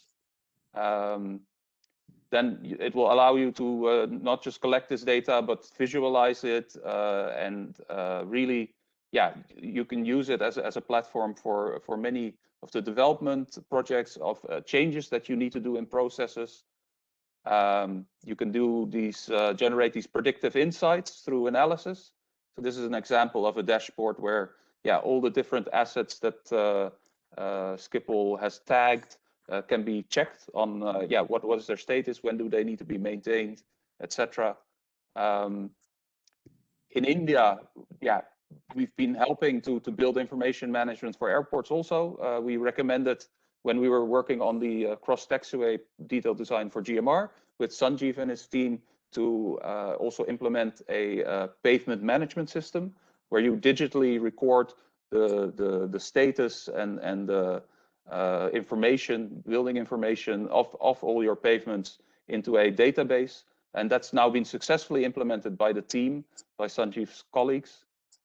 And we're now working on the Noida new Greenfield Airport, the terminal, where we are helping the client really look at how you can minimize your OPEX. Like I said, have a lean facility enabled by technology. So we're doing the digitization strategy. We're helping them with the IT backbone. We're looking at all the different passenger processes and how technology can enable that to be lean and mean, so resilient for future operations. So you can see on the left corner also that on the land side, we've created the same enrollment stations for the biometric journey, a backdrop at the land site so that you can, with your family and well-wishers, enjoy the landside facilities. because making sure that you do not only have aero, but a lot of non-aero revenue as well can make you more resilient as a business case in the future as well. So that's it for me. I think my time is up. I'll stop sharing my slides. But I hope that gives a bit of an idea of where we're headed for more resilience. Yeah, thank you. And I think we can see a lot of thought leadership happening over there, and the way Schiphol is moving. So, and thanks for all your involvement with that. So, I mean, after those initial thoughts, diving a little deeper into the 4 R's that we've been talking about, you know, the reset and the rebuild, the reinvent and the resilient, and Amitabh added another 5th one over there, the restart. So when we talk of reset, the question is what, when, and how to reset. So looking at it from an airline's perspective, Arun, I can see your back. Can I just ask you that question? I mean, what and when and how to reset, and what is your priority, you know, on this reset and returning to the skies? Thank you, Sanjeev. You see, one theme that is going through Air Canada today is build back better. That is the theme that is going through the company today, because each airline company has been impacted in a very, very extreme manner. And build back better is really about analyzing, and we have an internal science group that is analyzing constantly the trends of different industry sectors, and especially example hospitality, travel, and other industry segments. And what is happening is using AI, and this is something very, very uniquely interesting, using AI platform, we are trying to emerge with projections which are ever changing. The interesting part is it's not static, it is ever changing. So we feed in a lot of elements of the trends that are happening around us. Example, the vaccination drive that many countries are having. So what will be the impact of that futuristically? And one question that we did discuss on our trial run yesterday, which I think Mr. Khosla will be able to give more insight, is the Ayada passport and about how the countries will open their borders and how will countries allow commercial flights to operate. Right now, there is so much of restriction in terms of eligibility. And when I speak about Canada, I can tell you Canada has a lot of problem in terms of eligibility. Who can enter, who can't enter. The quarantine regime in each country is different. Some are self-quarantined, like in Canada, it is compulsory quarantine for 3 days, where you have to stay in specified hotels for 3 days and they will be monitored, etc., etc., etc. All this will actually lead to a situation, in our opinion, where with the vaccination drive, with other protocols being put in place, it will open out. The countries will open out. Already, I'm very, very optimistic about our own country. I think India has handled the pandemic really marvelously. They have really done it step by step. They have opened out to commercial carriers under air bubble agreement. I think they were perhaps one of the first countries in the world to start the air bubble agreements with other countries on a reciprocal basis, which has really, really helped many airlines to operate under whatever restrictions there were in terms of protocol and eligibility factor of people coming into India and people who were allowed to go to a certain country. But it has helped building back the traffic. And this is what Air Canada is experiencing. I must share this last month, for example, and we restarted 18th of August. The Delhi flights direct to Vancouver and direct to Toronto, and we've been building up capacity. We started with a 787 to Toronto. We are now 777. So we are building up capacity as the demand is growing. And I can tell you that we have had a little bit of fluctuation, but load factors have been fairly good. And the cargo, because we are operating a combo, our cargo offtake from India has been fairly good.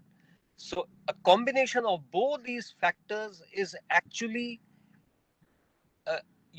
creating that confidence in the company that, okay, we can put more flights, we can maybe increase more flights on a reciprocal basis with the government of India and see how we can slowly build up. So that is what I'm saying. Build back better is the theme that Air Canada is really focusing on right now.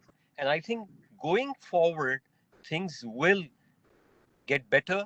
And we are very, very optimistic that maybe not 24, but maybe by 23, things should start normalizing substantially. I must add one point before I go off, which is it is very, very interesting to see how Canada has handled one segment of the market very effectively, and that is the student segment. So you know that universities and colleges have been closed in most countries. Canada started opening out these and created what was called a designated learning institute list. So far as these institutes and universities have followed the protocol that the government has set, they have opened out these colleges and universities and put them on that list. What is happening? Today, the student who travels from India does not require a letter from the university that he's required to be on the campus. If his institute is on the list, he can just buy a ticket and travel. It's as simple as that. And that is one of the eligibility segments that is allowed to travel. And I can tell you, the student segment is moving really well for whoever is flying. I mean, Air India and Air Canada are right now directly flying because Sixth Freedom rights are not given as part of the air bubble agreement. So this segment is really, really moving very well. And the Canadian High Commission has started doing the biometric and issuing the visas. So that's another plus point. So all these are stakeholders. Even the high commissions or the embassies are stakeholders. Because how do you travel? If you don't have a visa, how will you travel? Even if you are eligible to travel. So what I'm saying is that every stakeholder that is part of this entire game or entire regime is making their own contribution very positively to make things move in the right direction. Thank you. Thank you. Thank you, Arun. Thank you. And I think I like that phrase, build back better. So obviously we need to come out stronger out of this crisis and build something which is more sustainable going forward, more better position to deal with, any future shocks that we may anticipate, which may come our way. This is one side of it. Mark, any thoughts from you on the same question? What and when and how to reset, and what are the priorities? Yeah, I think there's a couple of aspects to reset, that we're looking at. The first is obviously what you're offering to your passengers and the confidence that we want to give them to get back to the skies, assuming that the skies open up. And there are some bubbles, but a lot of places still in the world out of India that are under a no-time restriction. Okay, so we've got to have that confidence for all of our customers when they come back, and we're doing that through flexibility in ticketing, through our Cathay Care program, through insurances and stuff like that. But I think the other big thing about reset for airlines, and we should remember, is airlines are predominantly run for their shareholders. They're not necessarily charities. So we've got to reset our business as well. And a huge amount of value has been wiped out. A huge amount of losses have been accumulated. So for us, that's a big issue as well. And part of our reset in this downtime that we're having at the moment is to relook at our network. We've announced a number of scaling back of certain destinations that perhaps pre-COVID were marginal and now certainly can't be justified. But also we've transformed our business significantly. We've gone from the 3-airline group with Cathay Dragon, and Hong Kong Express down to just Cathay now. So we've closed down an airline that had a 30-year pedigree was flying to Calcutta, was flying to Bangalore and other parts of South Asia. But that's really part of our whole reset, to make sure that when the business does come back, we're sustainable for our shareholders to take it right into the future, and to make sure that we can last for a long time. So I think it's very important we have those two aspects of not only we offer to our customers, but also what we're going to offer to our shareholders going forward to make sure that we're sustainable, and that aviation keeps growing in a profitable means, right? In a profitable way. Yeah, thank you, Mark. And I think you very well put it. There's a balancing between, what you're doing for the customer versus how do you manage expectations of the shareholders as well. But when we talk of reset, this and we spread the net a little wider. And this question, Amitabh, I'll ask you, and maybe then I'll followed by that I'll ask Madam Harpreet as well. When we talk of the reset, who should take the call? I mean, is it industry? Is it regulator? Is it government? Is it some global authority or industry associations or population at large? I mean, who should really take the lead on it? How do we kind of move this ahead? I mean, what are your thoughts on that? And maybe you can also touch upon the one initiative that you're doing to do the reset is the health passports as well. But first on this question, who should actually be taking this call? I think so. The way that the pandemic and life since the pandemic has panned out, it's at least in the case of India, I think what's really helped us through this in terms of the restart is the collaborative energies that exist. So which is the airlines, the airports, all of the aviation ecosystem, and the stakeholders together with the Ministry of Civil Aviation and the regulators. I think there has been really a great spirited collaborative effort which has gone into restarting operations. So we've had 2 full months of 0 flights, all shut down March up to May. But during that time, I think a lot of work happened behind the scenes in terms of getting all the stakeholders to agree on what would be the protocol required. So I think that we've done well on the restart in the initial phase, I think is a great pointer to how we should go forward. So I think really it's got to be about collaborations. But the way that a lot of the rule making happens, for example, it is many a time government led.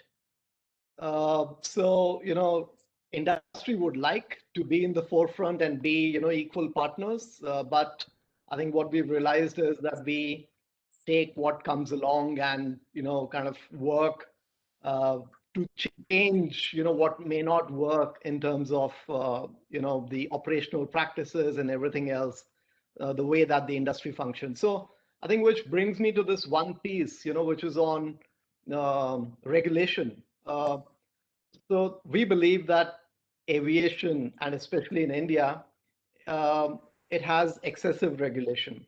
But what COVID has done is that it has added far too many additional layers of regulation on top of what existed earlier. In the case of domestic, for example, by now it includes the capacity limitations. It includes the fare bands within which an airline can sell, price their tickets. There are also, and I think Arun alluded to that, there are these differences in how states within India have their rules. So every flight has 2 ends, and what we are realizing is that one single flight is being having to adhere to 2 different sets of rules on either end of the flight. So that's on domestic, and so the message that Ayada has is that we need harmonization of rules, and it's true for international restart, but also I think in the case of India, it stands true for the rules within the country as well, with regard to how they apply to aviation. So we are hoping, and we are kind of asking for harmonization of rules. And we are asking that whatever additional sets of regulation have been put in place on the back of COVID, they need to be temporary, and they need to, at the soonest possible instance, I think they need to be repealed and taken away. You look at, so I think domestic, though, in the case of India, I must say that, I think it's been handled well. I think that also reflects in the way the pace of the recovery has happened, where we've used testing. There is this, huge vaccination effort. Quarantines have been moderated. And so there's a lot of, good things, and responsiveness has happened with regard to, that interplay between the various stakeholders and the government. But we see similar restrictions and regulations being there in the case of international. So air bubbles, for example, is not a simple health corridor. It is also, to some extent, it's a traffic restrictive arrangement which has been put in place. So hopefully, as we come out of COVID, that can also start to see some normalcy. Similarly, cargo, I think Mark mentioned about this. There's been a change in what was, over 3 decades, there was the cargo open sky policy. That has been changed, tweaked to some extent. So whether, that can also start to go back to what was at pre-COVID. So that's really what I wanted to say about the regulation piece.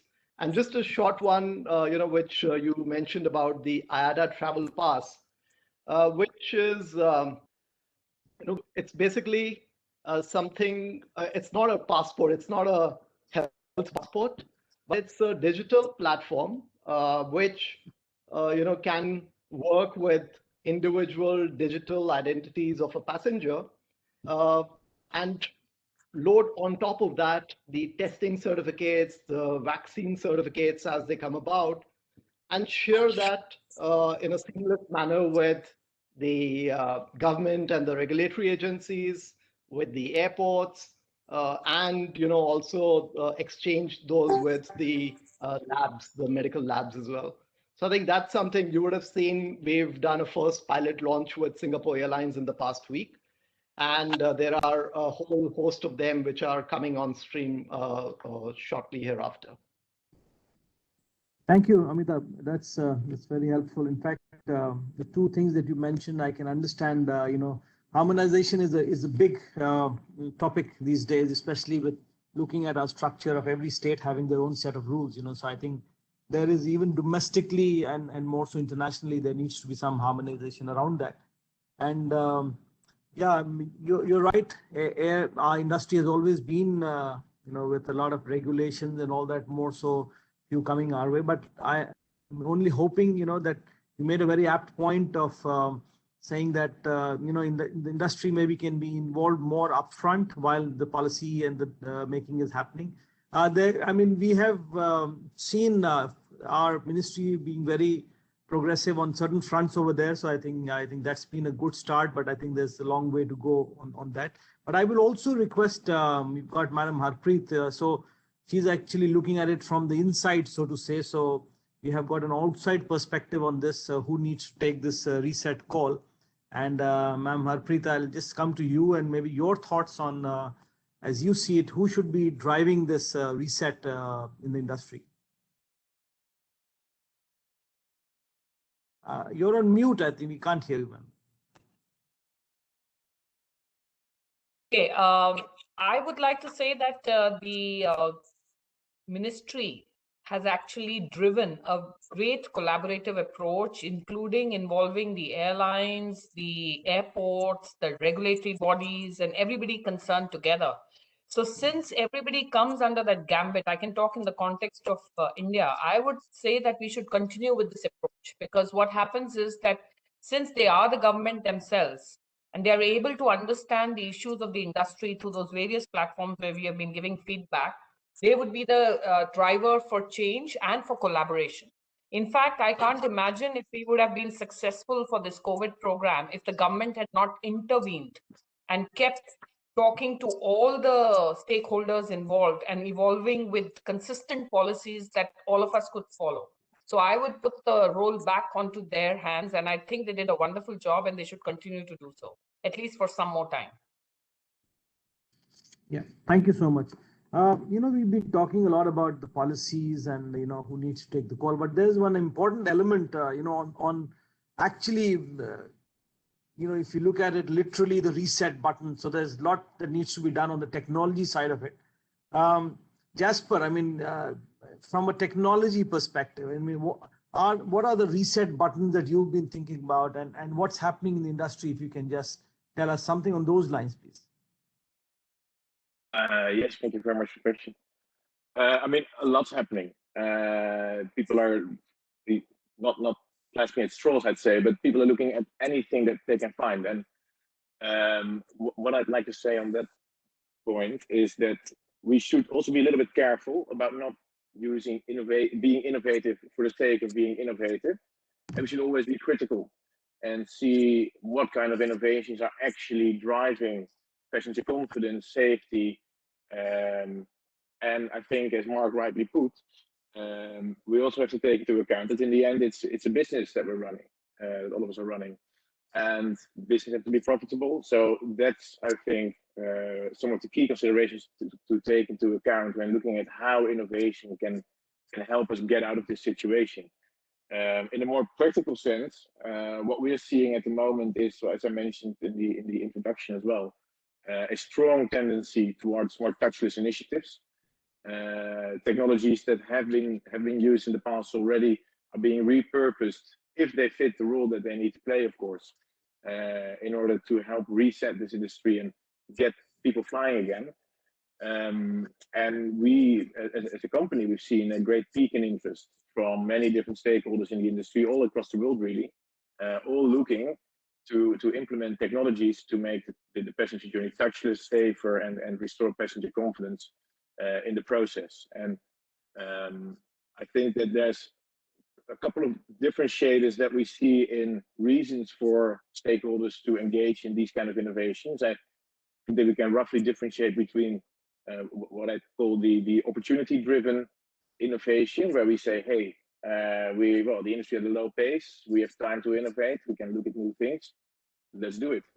There's also the demand-driven innovation. We are at the moment engaged in a number of countries in government-sponsored projects where governments are telling the airlines, or passengers through the governments are telling the airlines and airports, hey, we need you to innovate and implement new technologies. And we need you to do it now, because you need to be ready for the restart of the industry, really.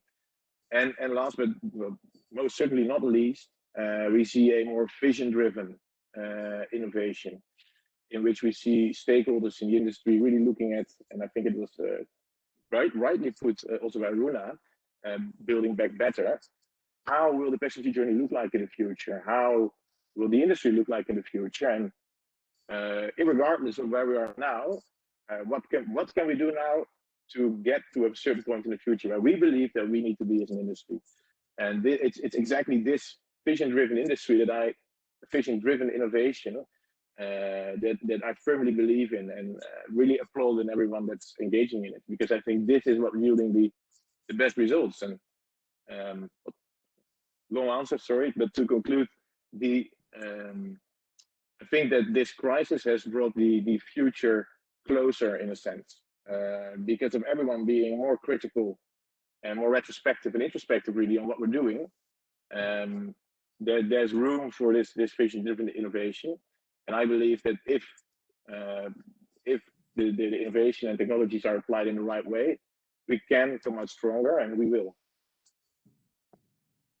Thank you, Jasper. And I just need to go a little more deeper into the subject. Amitabh actually mentioned, about the open skies on the cargo, which was there for a long time, and for the moment there's some change over there. So when we talk of a reset, do we reset the models or the policies itself? We're talking of open skies for cargo, or do we do new policies to actually attract investment? So who's thinking on those lines, and and what is it that is required? Maybe Mark, you have been operating freighters into the country for a long time, and what are your thoughts on that?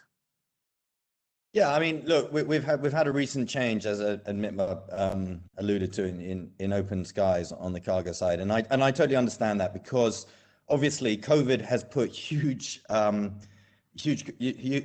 onto the cargo business. It's suddenly become, for many people, the lifeline in this industry. For us, it has been as I said before, it's been a core. And at the moment, there's a bit of a reset button, obviously, not only amongst us as airlines and operators and airports, but also amongst regulators and governments, to look at what's best for their country going forward. I think what I really just want to emphasize is the fact that aviation is so critical to a country's development, particularly when it comes to the import and export of goods and raw materials in good exports out. That I would hope that they really look at the whole picture of what India needs, and can it meet that at the moment with the kind of capacity it's got. I think pre-COVID there's been some changes recently as a result. I'm sure a lot of our airport friends have seen a lot of cancellations of freighters coming in and going out. And that's certainly the case for us. We'd like to get back to the point where we can really work with our partners here in India to make sure that we're supporting the economy the best we can. But look, I do understand the air traffic rights are extremely sensitive. They're very important for a country's development, and therefore, we're taking the approach where we're working with the ministry to see what's best and how they understand it going forward, and what's reciprocal between two governments. So that's the way I see it at the moment. In terms of the overall business of cargo here, look, it's still doing very well at the moment, but that's just because, despite there being some air bubbles, the majority of passenger flying out of India internationally is still restricted, and therefore there is massive constraints on bellies, on wide-body bellies, that are at times taking 20-30 tons per departure, and that's putting a lot of pressure on capacity, and it's having an impact on rates, it's having an impact on exporters, and it's putting their cost of business up. So let's think about all of these factors in line with aviation strategy. Yeah, thank you, Mark. And I like that line. I mean, just understanding what does India need at this moment, and do we have it? So really, actually, I mean, as I hear, I'll come to you with this question, and I hear Mark saying that, look, they've been flying, but now what is the expectation is that should be a domestic capacity that should be actually built in to feed into the major hubs. I know some of the airlines are doing more than the others, but I know Indigo also has some plans on the cargo front. I mean, are you doing anything in particular to build domestic connectivity for cargo feed into hubs within the country? Well, as I mentioned earlier, I mean, we are getting increasingly A321s, which are helping with our cargo uplifts. And when you say about building hubs, I mean, we have quite a lot of bonded cargo which flows in both directions from foreign carriers into foreign carriers.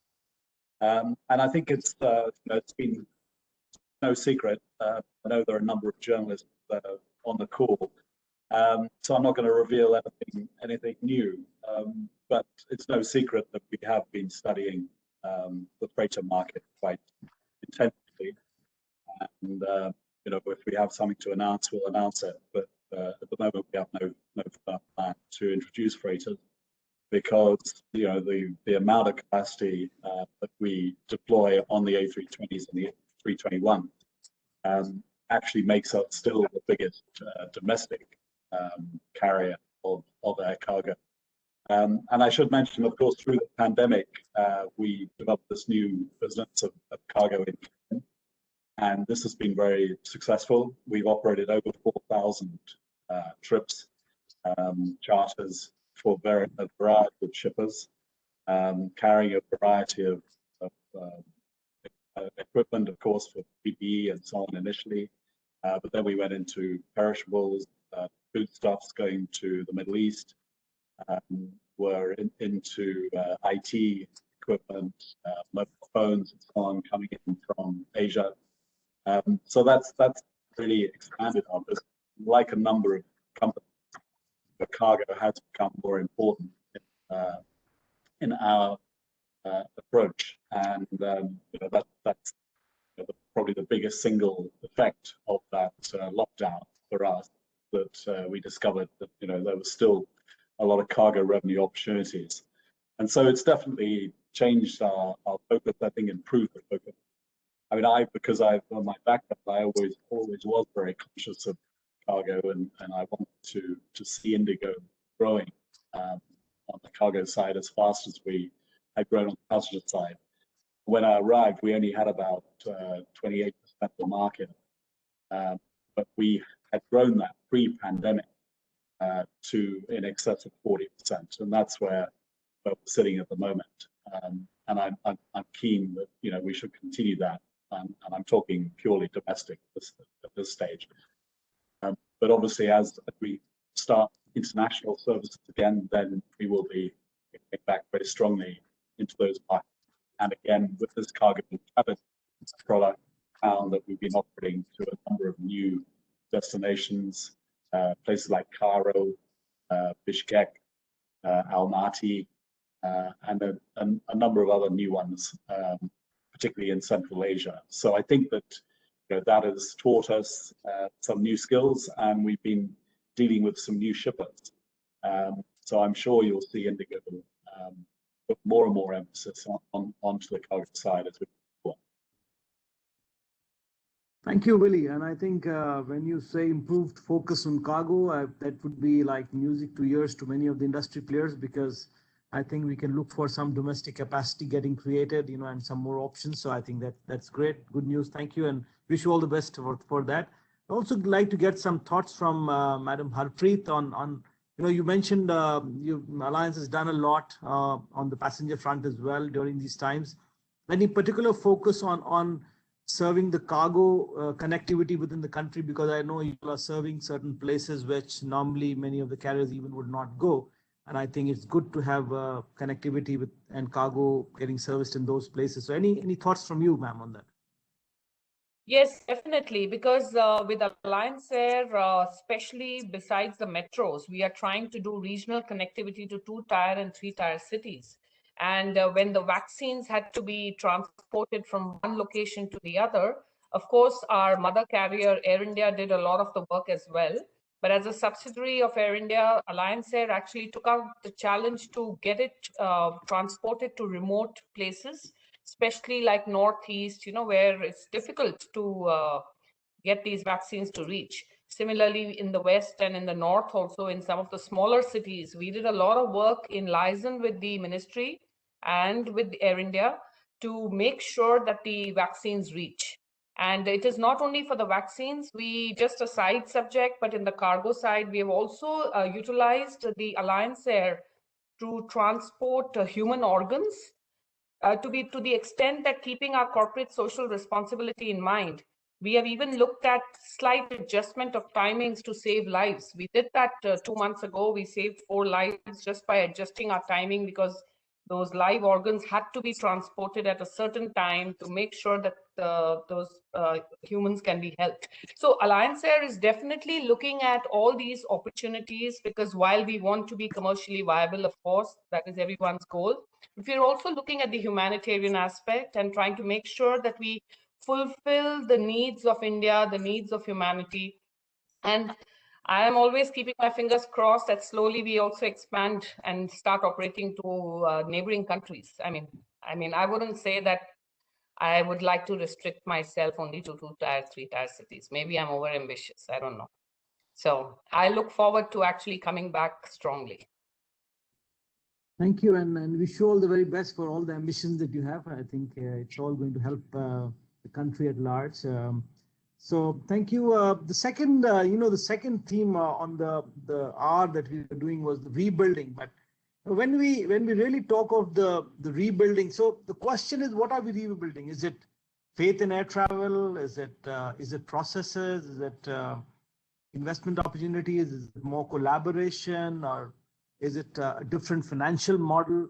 How do you prioritize? Which is the top things that we will be doing? So, Jory, I'll come to you. I mean, just a few thoughts from how you're looking at. You have some global examples to share, and then I'll come to the others as well. And as I ask this question, yeah. Thank you, Sanjeev. Well, similar to the airlines that sort of rediscovered cargo as an important factor to have a resilient business. It's the same for airports. So non-passenger revenue as part of their business model is it's just proven the point how important that can be. Take the example of Schiphol Airport, of course, our long-term client. I mean, all passenger-related revenues just stopped for the airport. However, they have one of the most successful airport city developments, and they get rent, right? Office rent. Now, they even there they had to look at maybe giving some concessions because a lot of the offices during lockdown were closed, but at least that was a continuing source of income, which was not related to passenger traffic per se. These are long-term rents of companies that do are located at the office because of their increased connectivity. But that really made clear to airports that non-passenger revenue is very important to kind of be resilient to these kind of shocks. Secondly, airport portfolios. Those airports that are mainly invested in international hubs, which thrive because of international connectivity, were badly hit during this pandemic. And so a lot of these developers and investors are looking for opportunities to also own assets in markets where there's a large domestic demand. So you see a lot of the international airport developers having even more interest now in Indian PPP assets at this stage. So yeah, that's been a development we've seen with our clients, with airports, and that will change their perspective and focus in the coming years. Yeah, thank you, Yuri. And Amitabh, any thoughts from you on this? I mean, what are we rebuilding? What are we prioritizing on our rebuilding initiative? I think one of the themes which we've tracked very closely through the entire duration of the pandemic has been passenger confidence, so which was really low right at the start. But in one of our recent passenger surveys, I think this would be the 4th edition that we recently undertook. It covers 11 different countries, of which India is one. And we are asking similar questions, which is about passengers' appetite to come back into actively traveling and flying. So we see a major improvement in passenger confidence levels through this journey of the passenger surveys. And so what stood out for us was that in the most recent survey, 81% of all who were asked said that they would return to travel once they are vaccinated. So we see that the great linkage with the current vaccination program, which is underway all around the world. So there will be a direct correlation to return to travel as well. And the other one that stood out in responses again, and that has remained a constant, is passengers' aversion to quarantines. So 84% of all those who were surveyed said that they would refuse to travel if there was a quarantine that they would be subjected to at the destination. So I think passenger confidence is really something that we are tracking closely, and from the looks of it, it's moving in the right direction. And I think especially in India, we see that in the case of the revival of the domestic travel. From just another point would be, airline ancillary revenues. I think it's been mentioned about non-passenger revenues, so I guess that's critical for the airports. But similarly for the airlines as well, I think we are looking at the entire airline retail space needs. There is a lot that can be done there. So of course there are airlines, including those on the panel here, which have done great work. But there is a lot more that could be done. So, airline, retail, ancillary revenues is a great stream that could be worked upon. And this entire space is also around airline distribution, both for passenger and for cargo. So there are these Ayada initiatives like the NDC, among others, which we are focusing on. So I think that would be it. The other positive development that we spot is, again, it's really from a domestic perspective at this point in time, that the connectivity or the network in India has vastly improved in this COVID journey itself, where for many of the tier 2, tier 3 based airports, traffic is stronger now than it was in even pre-COVID times. So we are seeing, just the fact that we have restrictions on international, and I think many of the airlines are really solely focused on domestic, but we are seeing new flights, new destinations, additional frequencies, all kind of contributing to build up the domestic aviation map and network for India. So which I think, going away from a focus on just the key metros, I think it stands good for us in terms of, what's a stronger future for aviation and connectivity in India. Thank you, Mark. So thank you, Amitabh. And Mark, any thoughts from you? I mean, I know you mentioned a lot of things that you're doing, but any thoughts on what are you prioritizing in terms of your rebuilding initiatives? Yeah, it's very similar to what Ayata is sort of helping with, and that I think that is confidence in passengers to get back, and a lot of that is just a passenger's confidence to book now for a journey in 8 months' time, knowing that if in 8 months' time things haven't changed and quarantine's at the other end, they can cancel it and they can get the money back, right? So that's the kind of confidence we've got to put back in.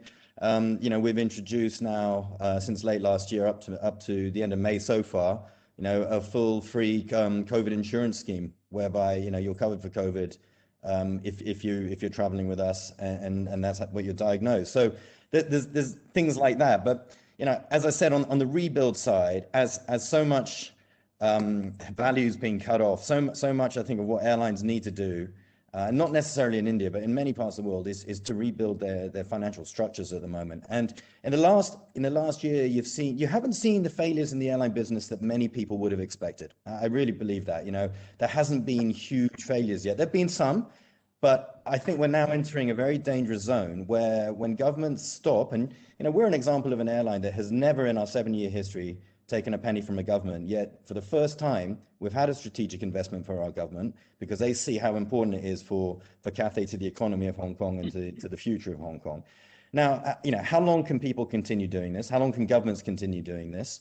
I have as much as I'm confident about a good rebound when things open up, if it takes too long, I think we're going to have a sort of we're on a slippery slope in 2021, and there could be a bit of a bubble off in 2022 when it comes to people's finances to keep going. It's going to be a very interesting time.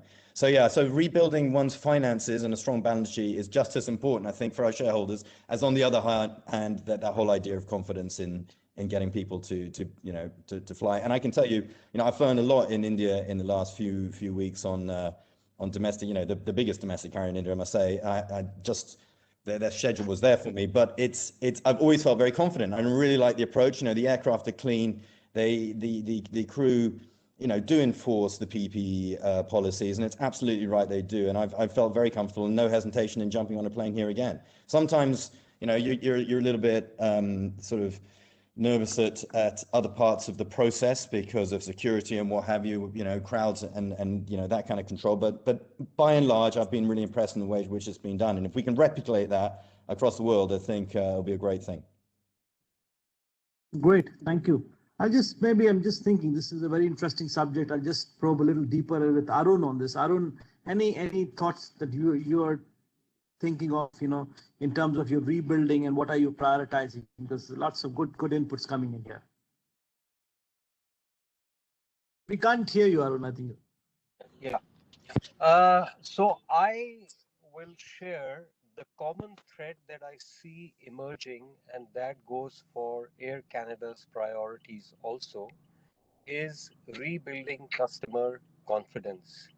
And I mean, Mr. Khosla would know, I think everybody would know, Ayada put out a few slides when the pandemic started, where it said, and it said with figures, that the safest mode of transportation is traveling by air. And that, I think, was a very, very, very important element. And we shared those slides with our travel agency fraternity.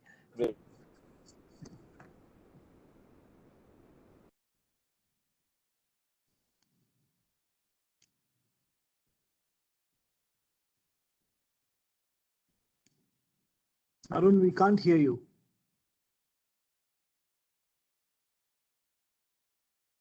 I think Arun is having a signal problem. We'll come back to you, Arun. I think we can't hear you as of now, but I'll just quickly move to Jasper. I mean, just keeping the same, thought. So rebuilding is one, but while we do the rebuilding, there's a lot of talk. I see a common thread of how do we restore customer confidence. Can you tell us some innovations or so to say the reinvent theme? What technology innovations have happened to kind of restore customer confidence? Jasper, if you can just share a little bit of that. Sure thing. Sure thing. I think first of all, it's of course our priority to make the passenger journey as safe as possible.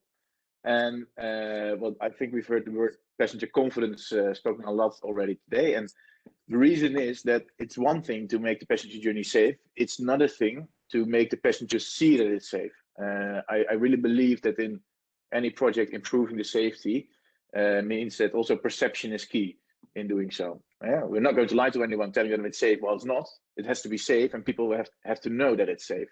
So what innovation can do, I mean, obviously we can get rid of certain touch points in passenger journeys. You can make things touchless, literally. You can introduce digital health passports. Ayada Travel Pass will be a good example of something similar as well. But in the end, it's really key to let the passenger know that it's safe. And I think there's a big responsibility here, not only for the airline and the airport, but also for governments to communicate the same to the passenger. I mean, referring to the recent research that was referred to on air travel being one of the safest modes of transportation. I think that's one. But then also make the passengers see that we're doing something. That's the second very important thing, I believe. And that's where I think innovation on the consumer level, or at least where it touches the consumer's journey, comes in great, because offering passengers a new way of checking in or showing that they have been tested or vaccinated, that's something that they see, that they use in their everyday life. And by doing it that way and touching actually the life of the passenger will see that something's being done. And I think that's key in getting the passenger to see that it's safe and then resuming to travel again. Thank you so much, Jasper. Just one more on this reinvent theme. Really, just a quick question to you. I was just thinking, we're talking of redoing a few things, reinventing. We had this Udan scheme which was launched, and then for the passenger side, it's been fairly successful. The Udan on cargo, has not taken off really the way we would love to see it. So, I mean, do you think that something can be done differently over there to make sure that domestic cargo is also a winner over there? Well, it's a very good question. I mean, I think the nature of the cargo market's a little bit different in the sense that it's not necessarily as predictable or what's the word? I mean, it's not as smooth a market as the passenger market is in terms of over a period. Looking particularly, for instance, at seasonality, where specifically with the perishables and so on, perishables are typically in season for only a few months a year for particular commodities. But I think, as time goes on, I'm sure airlines will make better use of the Udan facilities for cargo. But at the moment, it is, you're right, relatively, there's a low take right now. But then, we've been through an unusual period, and I think that things will get better as time goes on. And maybe we can look at the steady flows of especially perishable traffic within India. I mean, we found at Indigo that it is quite easy to stimulate perishable movements, but then, as I say, there's a seasonality there, and as a result, scheduling aircraft specifically for individual perishable movements is difficult, even within like cargo in cabin environment. So, yeah, I mean, the short answer is that yes, you're right. It hasn't been taken up as much as perhaps we all hoped, but I think there will be development over time. Thank you, Willie, and that brings us to the next part of the resilience side of it, and I think this is something that obviously when we talk of resilience, it shows, of course, the health of the organization, the ability to adapt, kind of rebound, and all that. But we also see, we talk of aviation as a community. We talk of the logistics or air cargo as a supply chain.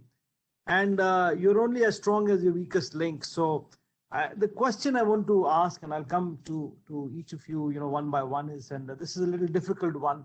So how can I be resilient, and succeed when my business partner, who's a very vital link of that chain, is not, complementing my efforts? So everybody needs to do their part for the chain to kind of stay alive, stay afloat, sustainable.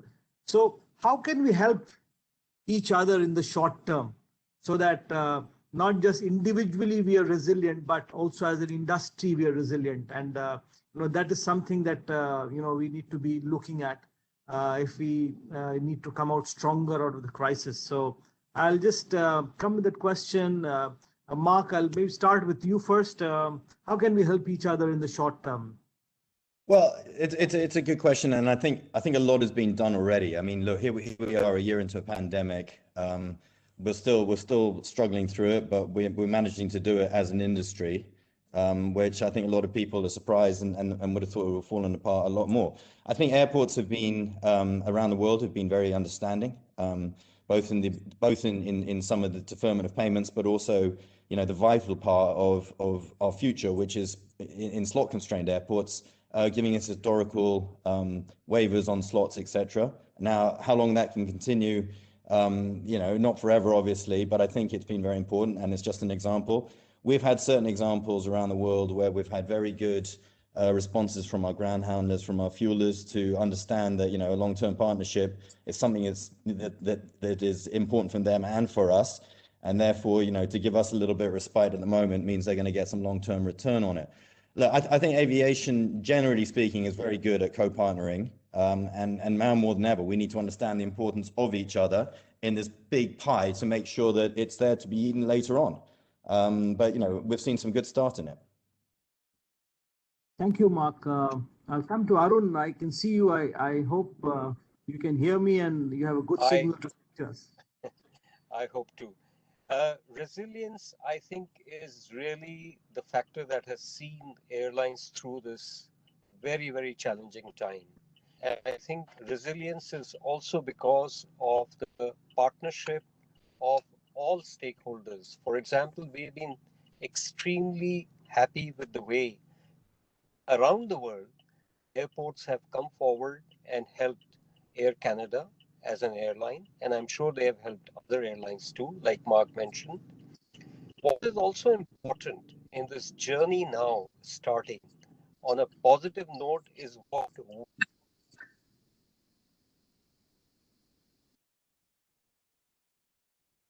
Arun, we've lost you again.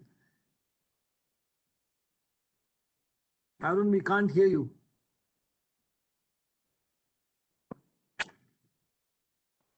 Arun, we can't hear you.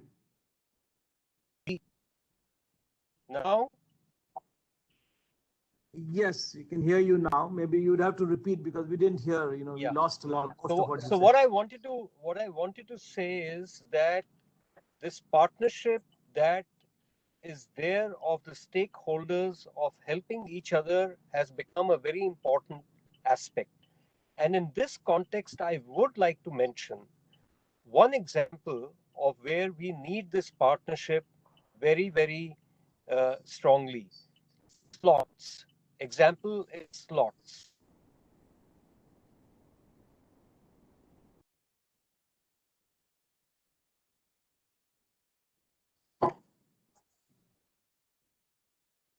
We lost you again, Arun.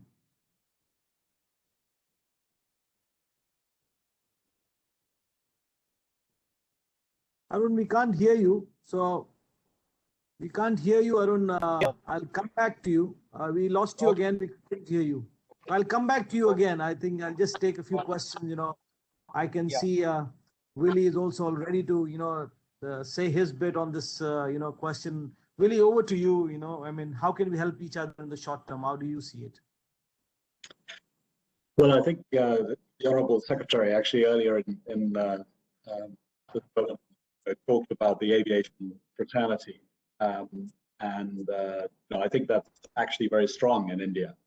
And as others have mentioned, you know, there has been a lot of partnership between obviously the Ministry of Civil Aviation, DGCA, the airports, the airlines, and the way that we came up, you know, collectively with the new protocols at the airport, for instance, was very, very key. I think in the early days rebuilding, and this has helped bring back confidence.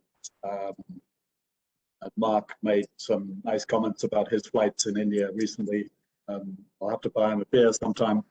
But I think, you know, we have done a good job collectively as the industry in terms of bringing back confidence. And you know, we've noticed a very interesting change in the market, so that, you know, the metro to metro flying, which used to be the sort of bread and butter, is still, of course, there, but we're no longer flying sort of 17 flights a day as we were between Mumbai and Delhi. But what we've done is gone into the tier 2 and tier 3 cities in a much more measured way, and are doing, you know, really quite well, connecting tier 1 with tier 2. And you know, this goes back to the theme I talked about earlier about the major market now, the friends and relatives, some leisure, also the small, medium-sized enterprise. It's absolutely key. And you know, the traditional corporate traffic, you know, did certainly take a hit. That will build back, I'm convinced, quite nicely.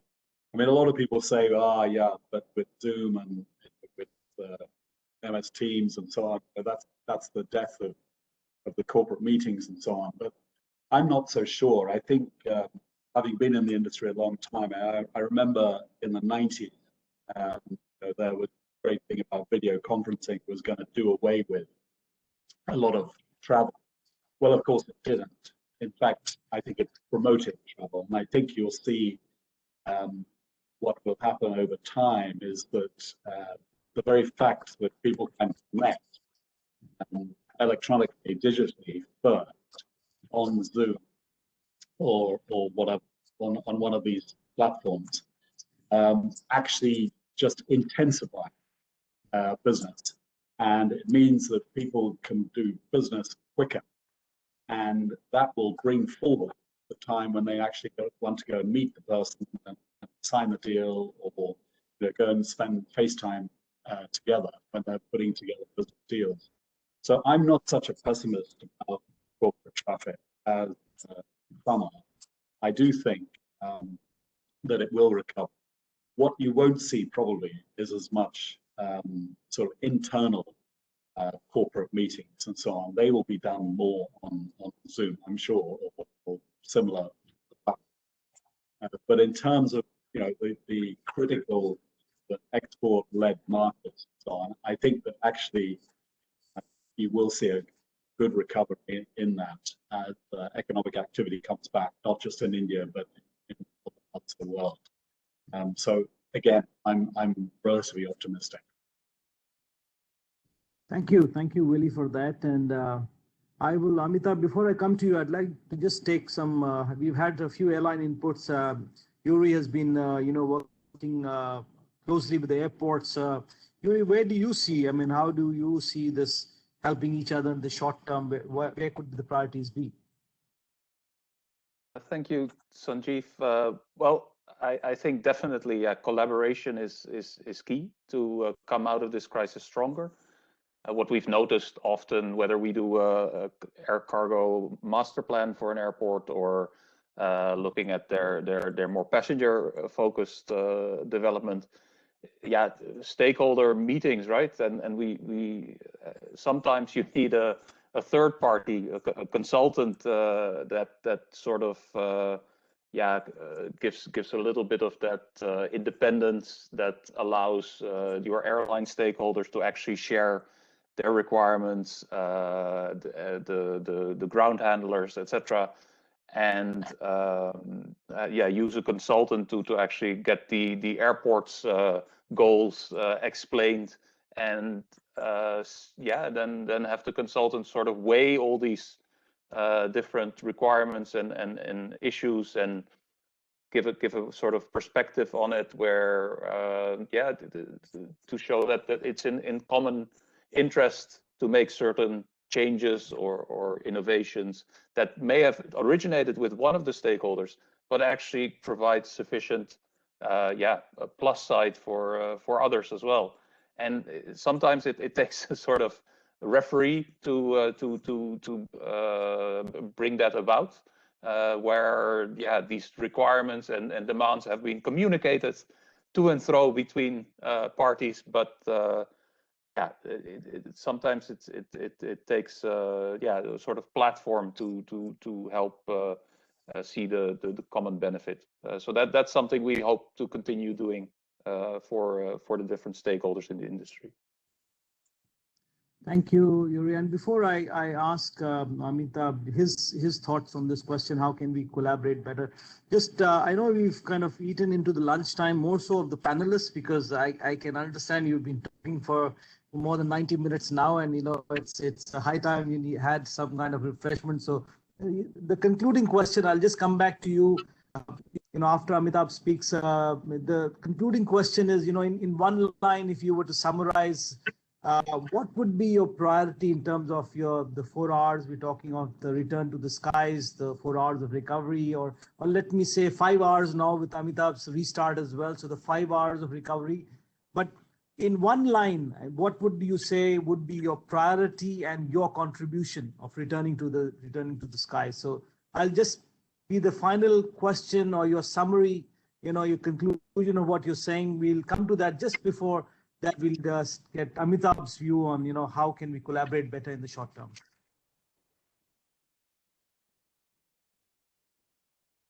Amitabh, over to you. Sanjeev, I think all has been spoken on the theme, so I'll go with that. But I've mentioned this earlier that the collaboration, the efforts that were put in through the entire COVID journey, I think are bearing fruits now. We see that in the case of the restart for domestic, especially. So if there is a way to institutionalize this partnership between government, airlines, airports, stakeholders, that would be good, in a formal, collaborative manner. So if there is a way to institutionalize, I think that would be really welcome. And the only other point to make is, from a passenger perspective, and this kind of goes back to the theme on building passenger confidence. The passenger sees the whole journey as seamless, or needs to see it as seamless. So, airlines certainly need to work in collaboration with the other parts of the entire journey process. So right from the time that travel is planned, the booking, arrival at the airport, the passenger processes at the airport, into the aircraft, and then upon departure as well. So I think the entire seamlessness of the passenger journey, I think a lot.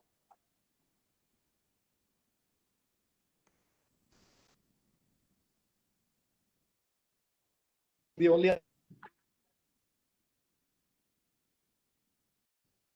you know, what were a lot of manual processes earlier during this time have become touchless, contactless. So, you know, whether it's the mobile boarding cards or e-gates, and for a long while, you know, there were these regulatory restrictions on home printed bag tags.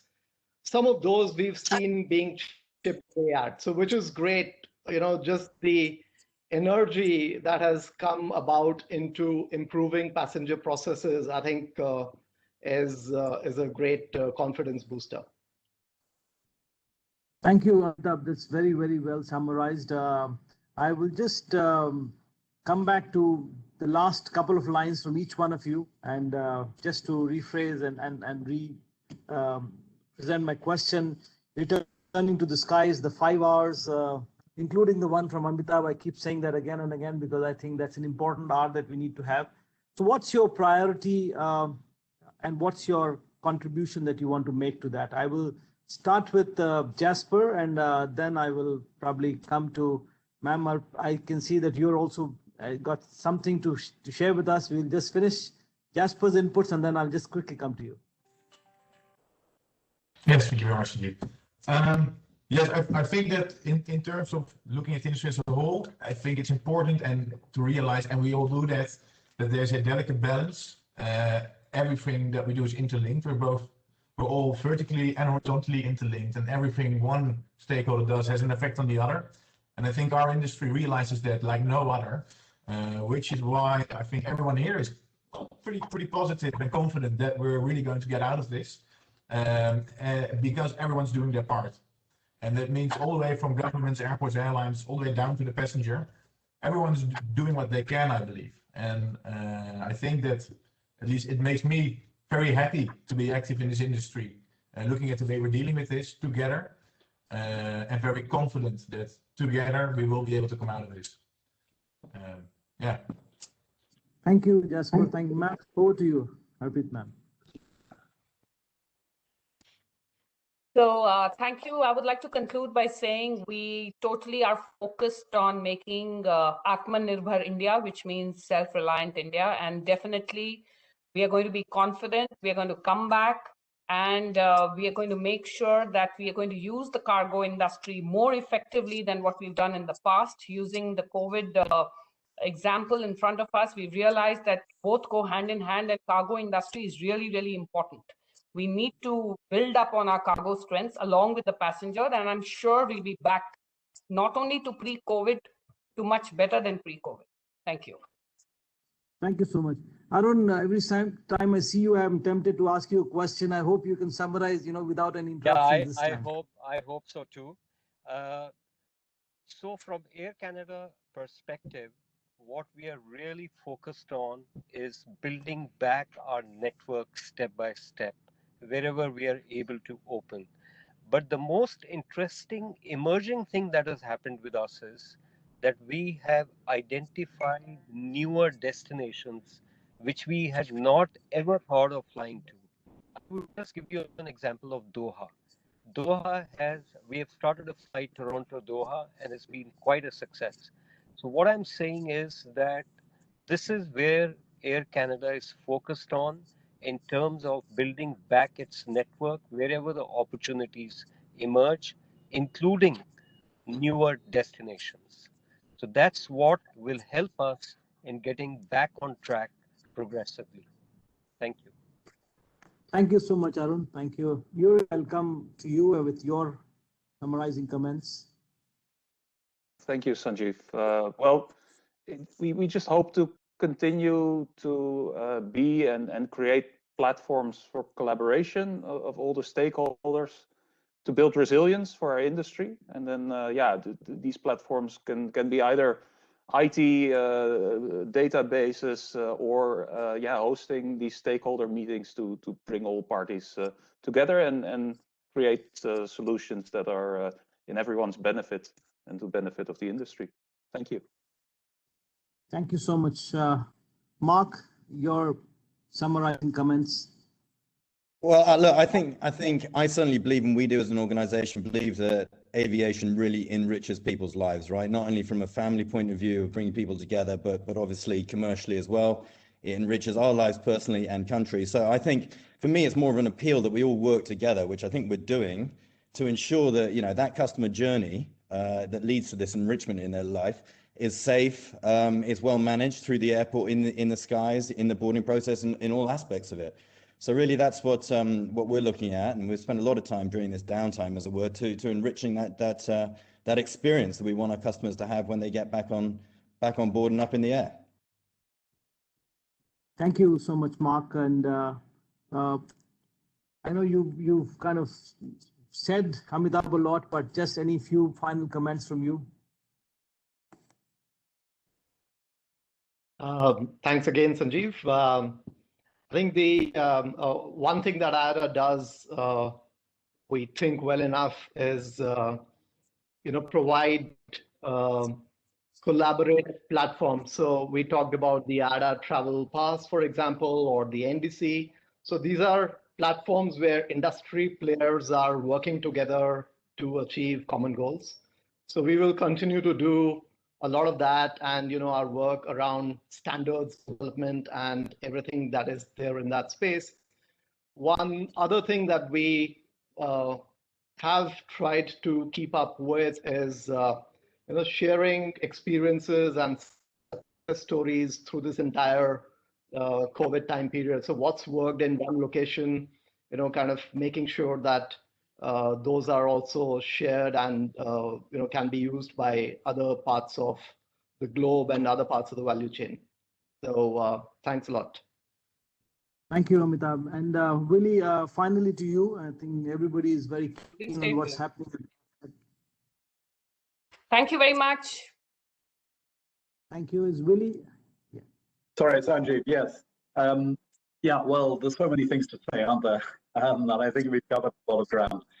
I think probably for us at Nigo, we've realized innovation is absolute key dealing with these kinds of events. And I've seen a lot of these events over 35 years or whatever in the business. But obviously the pandemic's been worse than anything.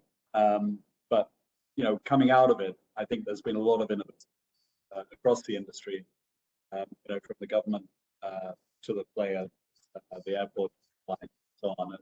And that's what's helped us get through it in a relatively resilient way in India, at least, and with the domestic market being relatively strong. So for us, innovation it's really come home to us. Yeah, thank you so much, Willie. And as we, before I hand over to Bhavna for the finally taking care of the session from here. I mean, once again, thank you to all the panelists. I mean, I go away very enriched from this conversation that I've had with you all. I mean, it's really insightful. I know you've spoken from the heart. You've spoken very transparently, and also, some things that will help the industry. I mean, the themes that I see, and I know ma'am was talking about, the Atmanirbhar Bharat, something very, which is very close to our heart. And also, obviously, there are a lot of people from the industry, cargo industry in particular, joining us, who would be glad to hear the cargo focus that has been talked about, and things like building the network, and and also how, very importantly, Mark touched about, aviation enriches. Sure, it does, and everybody. And I think that's an important theme for us to keep bear in mind, and also all the collaboration that has been going on. And obviously, to sum it up, I think there has been a lot of innovation which we've seen across the board. And one before I close, I think one important thing which I picked up, which I think one of our speakers mentioned, that everyone is working very hard. So we are in a kind of a situation where everybody's trying to stay afloat. You can imagine you're all in a pool, and and what do you do? So if you have to stay afloat, you have to keep making sure that you're doing your part to stay afloat, and that's what it is. Everyone is wanting to stay afloat in these difficult times, and as we do our part, and as we come together to collaborate, I'm sure we will come out stronger out of this crisis. But what our panelists have actually shared is definitely gives a lot of confidence in these times that as we plan for returning to the skies, the thought process is there, the ideas are there, the efforts are there, and definitely the intent is there. So thank you once again, and it's been a pleasure having to interact with such a wonderful panel. And thank you, Bhavna and the PhD team, for giving me the opportunity to interact with the entire panel. Bhavna, over to you. Thank you so much. Thank you so much, everybody, especially Sanjeev sir. It's been really enriching for us as well to learn. And may I just invite Mr. Michael Jain, who's the co-chair for the PhD Civil Aviation Committee and part of the passenger traffic area, to just say a few words. Thank you so much, Michael. Yeah, I want to just, can you all hear me? Yes. So I just wanted to thank all the panelists. I think this was a really amazing discussion. And I think everyone has already put so much input, but the few words that I picked up from this discussion was, I think Willie mentioned bullish and double-digit growth. And I think that is a very, very positive note. And I think myself, coming from the passenger sales side of the area, I think in India specifically, we haven't even scratched the surface. So I think there's a long way to go, and I'm absolutely confident that we're going to do really, really well, everyone together, from the airports, airlines, government, Ayata especially. So yeah, thank you very much, everyone. Thank you, sir, and thank you to all the panelists, and we look forward to more discussions. May I just request all the participants to stay on, because our next session in another 15 minutes will be on new business profit models with Boeing and the MRO industry, as well as the aircraft leasing industry joining us. So I'm really, again, grateful to all the speakers for taking time and above. Thank you so much. Thank you. Thank you. Thank you. See you soon. Thank you. Very much appreciated. So we'll be playing some promotional videos for the participants, and we'll restart the second panel discussion in another 15 minutes. So we will be having Vandanagwa ma'am chairing that session, with Salil Gupta from Boeing, Ashok Gopinath, Bharat Malkani, Alok Anand from Acumen, and Dipesh Shah from Gift City joining us for that session. I'd request the other speakers, if they would like to join that session as well, it'd be more than welcome. So thank you again to the participants and the speakers for this session. Thank you.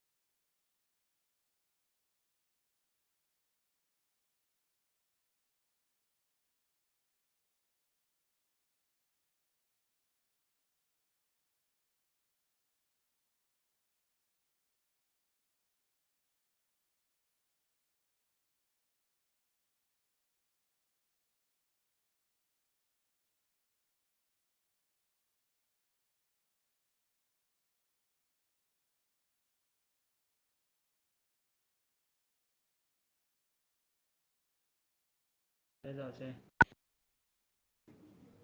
Your media is muted. Please star 6 to mute. बस થઈ ગયું.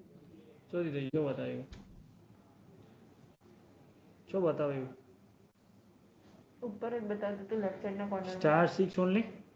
Star.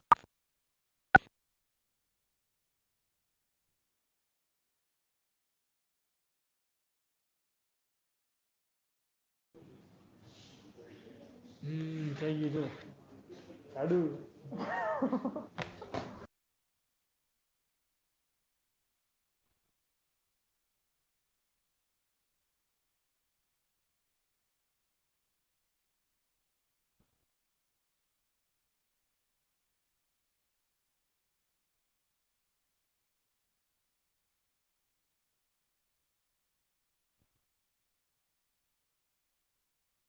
આ કામ નહીં. એટલે પણ બાજુ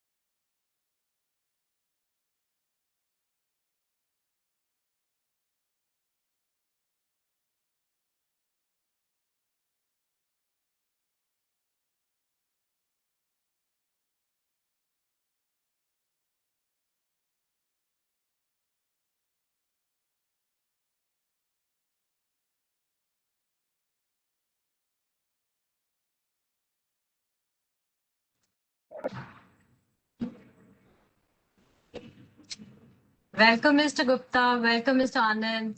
Welcome, Saurabh. Thank you so much for taking our time and joining us. Thank you. Sure, thank you. 2 minutes. Thank you. Thank you. Vandana ma'am to join us.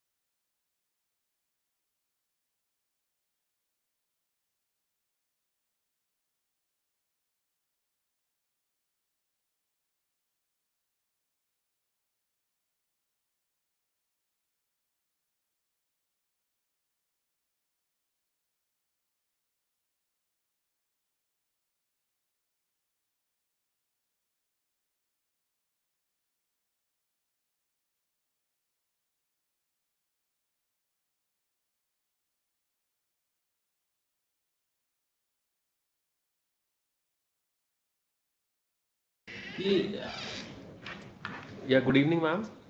Good evening. How are you? I'm good, ma'am. Ma'am, Deepesh sir is likely to join in the next 5 minutes. I hope that's okay. Yeah. Thank you. Okay. Ji, sir.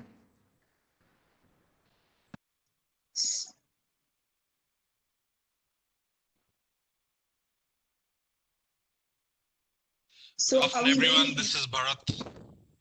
Are we waiting for the page to join? Or Yes, ma'am. I hope I'm audible. Bhavna, am I audible? Yes, Bharata, we can hear you. Okay. Yes. We can hear you. Thanks.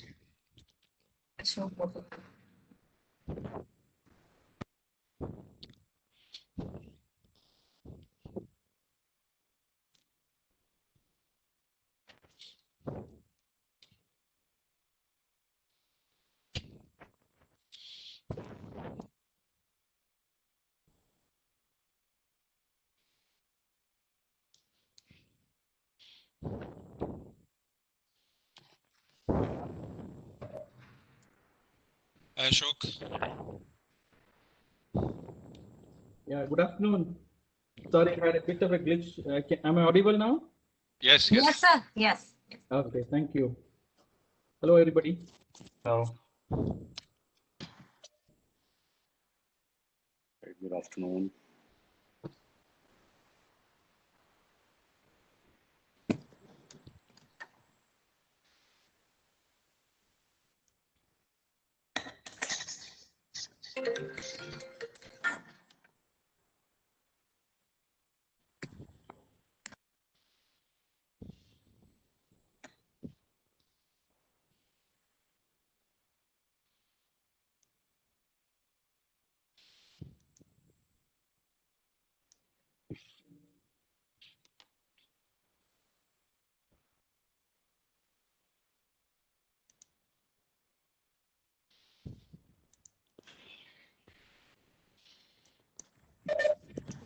Bharatji, good afternoon. Good afternoon. Hi, Salil. Arun sir, good to see you guys all. Good to see you. Good too. It's been a while. How are you keeping? Here. Yeah. Absolutely fine. So do we start or do we wait for the patient to join? Have we got all our panelists in? I can see the moderator is there. So I can, hi Saurabh, I can sit and relax. and He was planning to Salil? relax, ma'am. Yes, yes. that was my plan, ma'am. That was No his way. plan. So welcoming everybody, and we can start, ma'am. So I think the pacer will join.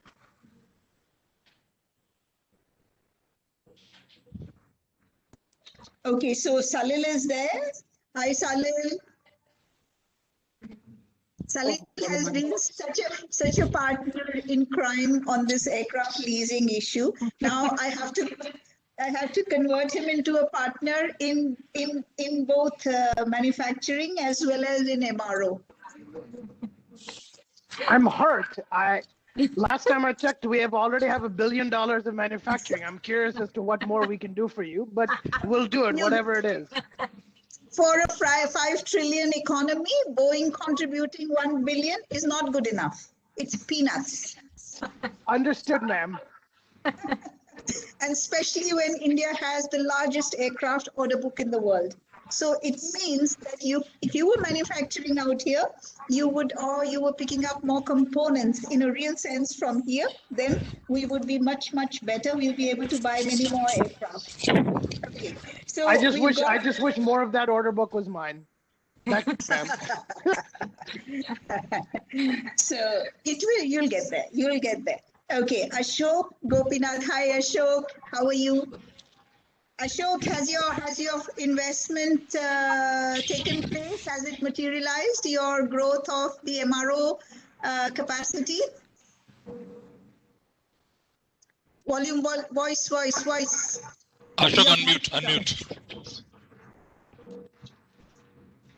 Yeah. Oh, sorry. Yes. Thank you so much.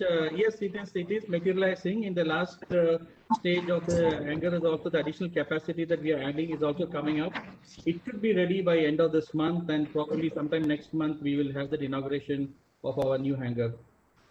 Okay, so you started before Airworks and you started with a ready to work hangar. I've already gone and inaugurated 2 hangars day before yesterday. Yes, I came to know it. Very good. Congratulations Congratulations to the entire Indian aviation industry, MRO sector in particular. No, that was a joke, but we need yours also coming on board because coming into commercial usage, because I hear of a lot of interest of airlines that they would like to be able to use your new capacity and new facilities. So that's vital. Yes. So hi Bharat. Good afternoon, ma'am. How are you? Excellent, thank you. So are you here as President MRO Association or are you here as Max Aerospace? Because the questions Max. Okay. Max. Okay. But Okay. I can't take the other cap off if required to wear it. That's what. So Saurabh, whenever you find he's giving easy answers on the Max Aerospace side, poke some difficult ones on the President of the MRO Association. Yes. We need Okay. Welcome, Bharat. Hi, Dipesh. Thank you, ma'am. Yeah, good afternoon. Hi, Alok. Sorry, madam. I apologize for. Good afternoon, ma'am. No problem. We're coming to you. We're coming to you with a penalty, Dipesh, for coming late. That means the moderator gets to ask you 2 more difficult questions. Ma'am, you address all the difficult questions, so we made life easy for everyone on this call. So hi Alok, obviously we're going to ask you what you did yesterday so that we start off with a very good thing, and then the swiftness with which you made yesterday happen. And I'm not going to take away Alok's shine. I'll let him tell you what happened day before yesterday, actually. Now it's day before yesterday. So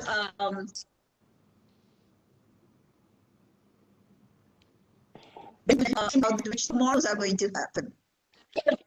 Aircraft leasing is a new baby being born. So every day of the new child is very important. And so we need to keep track on a daily basis on that. So now, of course, Dipesha, he's and I see Ashutosh also sitting with him. So you've got now actually a very big mantle. Normally, regulators are seen as the big bad boys of aviation and every other business. But you have to prove that in India, we can do it differently, and that the regulator, besides staying within the prudential requirements of the sector and all other safety concerns, can actually be a friend, philosopher, and guide as well, so that we can make this fledgling industry for India grow. I mean, the world at large has seen a lot of how aircraft leasing and financing is done. In that sense, we are coming in at a time where we can learn from the lessons of others. But at the same time, in order to get over the entry barriers, we will have to do something different. So, and the regulator has a crucial role to play in that space. So welcome Dipesh and Ashutosh. So I now leave it to Saurav Sanyal. Hello. Yeah. To ask all the tricky questions. Your task is not to be easy on the panelists. They're a hardened bunch of, I won't say crooks and criminals, but they're a hardened lot. So that was very gently said. So please go ahead. Thank you, ma'am. Well, firstly, I'd like to welcome all the panelists and viewers to the second panel session of the PhD Chambers Aviation Conference, titled The New Business Profit Models and Sustainability Initiatives for the Future. So, I mean, we must, of course, welcome one of the chief architects of some of the reforms we've seen over the past year or so. And I know the hard work that has gone in Vandanagwa at the ministry to bring some of these important reforms which had been, pending for decades. The aviation industry in particular, obviously, faced a huge, very difficult past year. And reforms like this have provided the necessary impetus for those green shoots that have started to appear again. So now a lot of the policy is in place. We need to get the execution in place. And so I think call on some of the panelists, talk about the reforms in 5 minutes, and then go on to a question and answer session. And I request all viewers to keep putting their questions in the chat, and we'll take that up as we go along to the end. If I can call on Shri Salil Gupte, President of Boeing India, to sort of start off with some comments about some of the reforms that have happened in the MRO and leasing side. Shri Gupte? So there's a few, sure, I can start with MRO and leasing. There's a couple of other ones that I also want to add on to, because, I know Bharat will talk quite a bit about the MRO items also, so I don't want to steal his thunder there. Certainly on leasing, let's start there. This is something that we've been working with the ministry over the past number of years, going back to the Rupi Raftar report and determining what was going to be required in terms of reforms and changes to enable aircraft leasing in India. And I would have to say that typically in India, in my experience, these things are an iterative process, right? There's some reforms, there's some successes, there's some further reforms, some successes. In leasing, I think what we have seen is one massive shift at once. And if you look at the actual math on the economics of potential leasing deals in India, in terms of, say, the taxation, in one fell swoop, the ministry, working with the finance ministry, of course, has taken actions that make India quite competitive. Now, there are some that say if you want to attract the big players from abroad, you have to be more than competitive. You actually have to be, advantaged. But that's a separate issue. I would say that it creates an environment where players within India can participate in the aircraft leasing market that is to come here in India, and those nascent small players can become large players and create an ecosystem that is attractive to everyone in the leasing market. And by doing that, you actually pull some of the big players into the Indian market, as opposed to trying to drive them to set up here. You want the Indian players to be so competitive that those other players have no choice but to come to India, to leverage the talent and costs that are available here. So that's what we've tried to really create with the Indian leasing environment, because as you think about it, the predominant form of aircraft financing in India is leasing, right? Whereas leases might only be 40 to 50% globally, they're over 70 to 80% here in India. And that is going to continue as the next 2,300 aircraft come into India over the next 20 years. And so we believe that the reforms that have been made really have put India into that position to take advantage of the inflection point that comes as the market recovers from COVID-19 and the recovery takes hold and strengthens over the next few years. So those are just some of my thoughts on the leasing side. In MRO, I know Bharat is going to talk about this a bit. Tremendous change over the past 18 months with the tax reforms that has enabled Indian MRO to finally take root. And that was what caused Boeing to try to create a collaborative network of MROs, OEMs, component OEMs, engine OEMs, not just airplane OEMs, universities, pull together into what we call the Boeing India Repair Development and Sustainment Hub, or BIRDS network, which is a collaborative environment where all of these different parties come together and try to make MRO successful in India. We kicked that off with an MRO a few weeks ago at Air India, where we are first and foremost doing defense work there.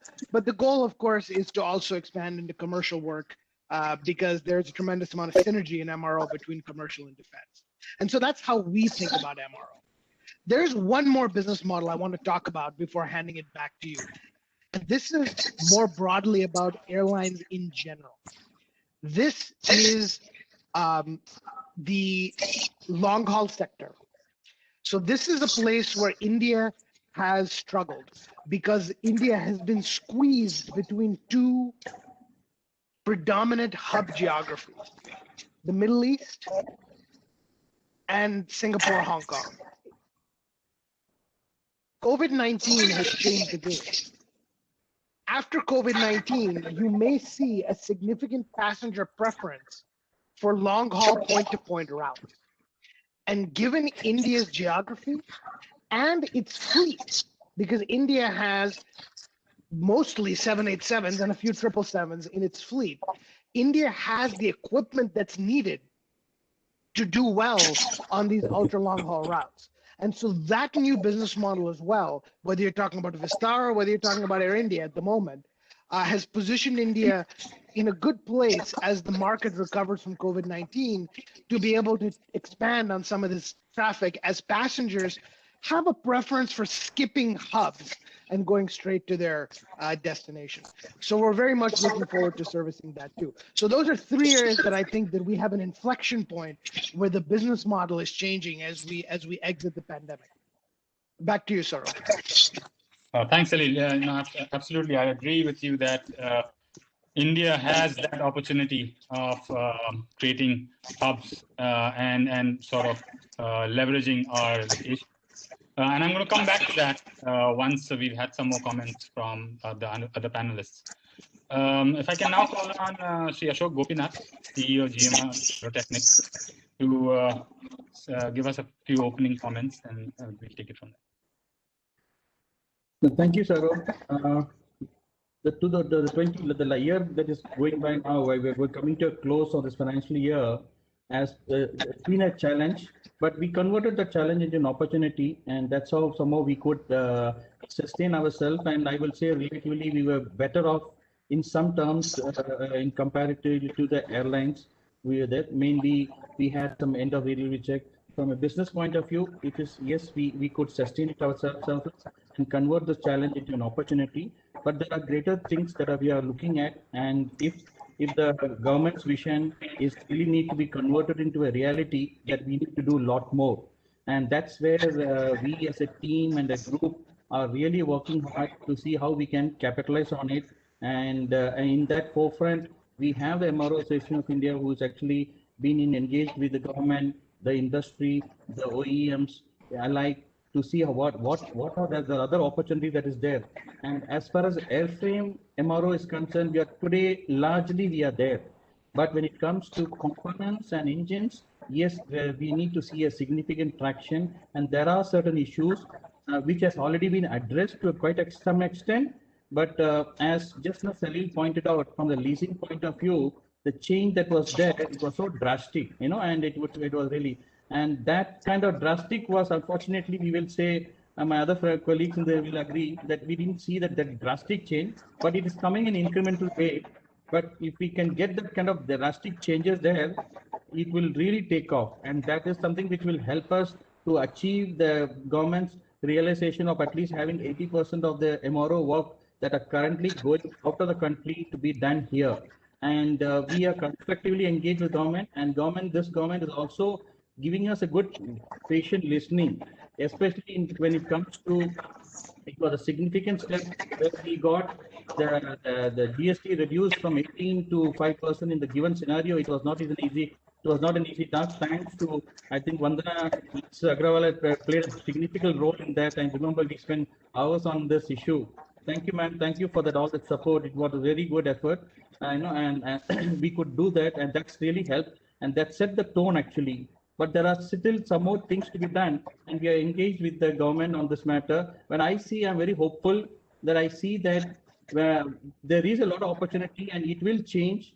And in fact, we ourselves are, and that's the as I said, we have in spite of this constraint, the parent company, our parent company, is also into a big constraint today. But we have gone ahead and invested in two big projects. One of them is to add a brand new hangar, and in that we bring in a new technology for that hangar. Okay, and that's one. So that we that shows our confidence to expand in spite of all the the concerns that are apprehensions that are there. In addition to that, we are also setting up a almost $3 million, almost $4 million a training school, ab initio training school, which will help develop in skill development, which we are investing. It is ready. It will be, the facility will be ready before end of this year to start with, and that is really a school meant for aviation maintenance, and that's our focus. That shows our confidence that we by the group also to invest and grow, and we are also confident and engaged with OEM to see what is the next level of opportunity that we can rise up the ladder, and that with which we are today engaged with one such OEM to see how we can add new values other than the airframe MRO that we are talking about. We are looking into certain critical components. There are certain other airframe modifications which we are looking at. So yes, there is a lot of potential to grow, and we are optimistic about it. Thank you, Ashokji. And I agree, capacity building in and skill development will be a very critical part of the execution that will be required in the MRO sector. And of course, job skilling and from an Atmanirbhar Bharat perspective is a very important leg of that initiative. But I'm going to come back to you and nudge you a little bit later to understand how you envisage a more dramatic change that like the leasing industry has got. So what would that look like? So I'm going to come back to you a little later. So if I can now ask Shri Bharat Malkani, Chairman Max Aerospace and Aviation, to sort of give his opening comments. Thank you. Okay, thank you so much, Saurav. Good afternoon, everybody. I'm going to change my tune a bit today. I'm going to look at Indian aviation 360 degrees. I think the efforts that have been made by this ministry, and like I said in a previous engagement, notwithstanding, it's not a political statement, but it has been massive. The difference is massive. Try to understand an industry that has been fledgling for 70 years. I mean, no bird even lives for 70 years. We've been a fledgling for 70 years. Has suddenly been given wings of an eagle to fly. And that is a big difference. More so in a country which is in the habit of importing more than 90% of its MRO. Now, thanks to the good works of Air India, GMR, and Airworks, that 90% is no longer true for airframe. But on everything else, we are still up there. And we are still talking civil aviation. If we take military, the situation is much more complicated. One of the best things that has been done by this ministry, in conjunction, I believe, with the Ministry of Finance, and Mr. Dipesh is there as well, is bring in the leasing aspect. Now, the value here is that since almost all our airlines, save Air India and at one point Jet Airways, lease all their aircraft, these lease returns are going to require better MROs. Make no mistake. Historically, all the MROs were located, abroad. We've got few now. But should you start getting foreign companies to also lease from Gujarat, I am more than confident you'll have more lease returns through the Indian MRO. So now we are beginning to actually close the loop. We're getting into MRO 360, or what I call Aviation 360. A couple of years ago, I went and gave this term to my then secretary, Mr. Chobe, and then, of course, I've had the chance to use the same term with Mr. Karola and Vandanaji, saying that we need air sovereignty. And air sovereignty is going to come from eventually building your own platform, aviation. It could be as simple as an ab initio trainer that we built in this country, and then moving forward perhaps to a intercontinental jet or an interstellar aircraft. It doesn't matter. There are no limitations. I would like to therefore shift our focus as our government, and this is a request going to Vandana. I know she's strong enough to still ride it through. Let's look at all the issues that are pending, ma'am, and you know them. I'm not here to find fault. Once, the chain is only as strong as its weakest link. We're nearly there. Honestly, we're nearly there. I mean, nothing can take away the incredible performance of your office, the MOCA office and this government. And when I'm saying this, it hasn't happened in 70 years. I personally have started this company, as you know, from a garage 27 years ago, and we've come to where we are. it's a paradigm shift. So let's close those gaps, be it the smaller issues, the customs, the issues with the regulatory, because now we are on a takeoff mode. And I have every reason to believe, a few years ago, we told the government, you forget this $1 billion, now it's $1.5 billion of import on MRO. I am confident we can do a $4 billion export of MRO. Ashok Gopinath won't be sitting on that panel that day because he'll be building 10 hangars. He'll say, listen, I'll probably do it from site on my handphone or something, because that's what you're going to need.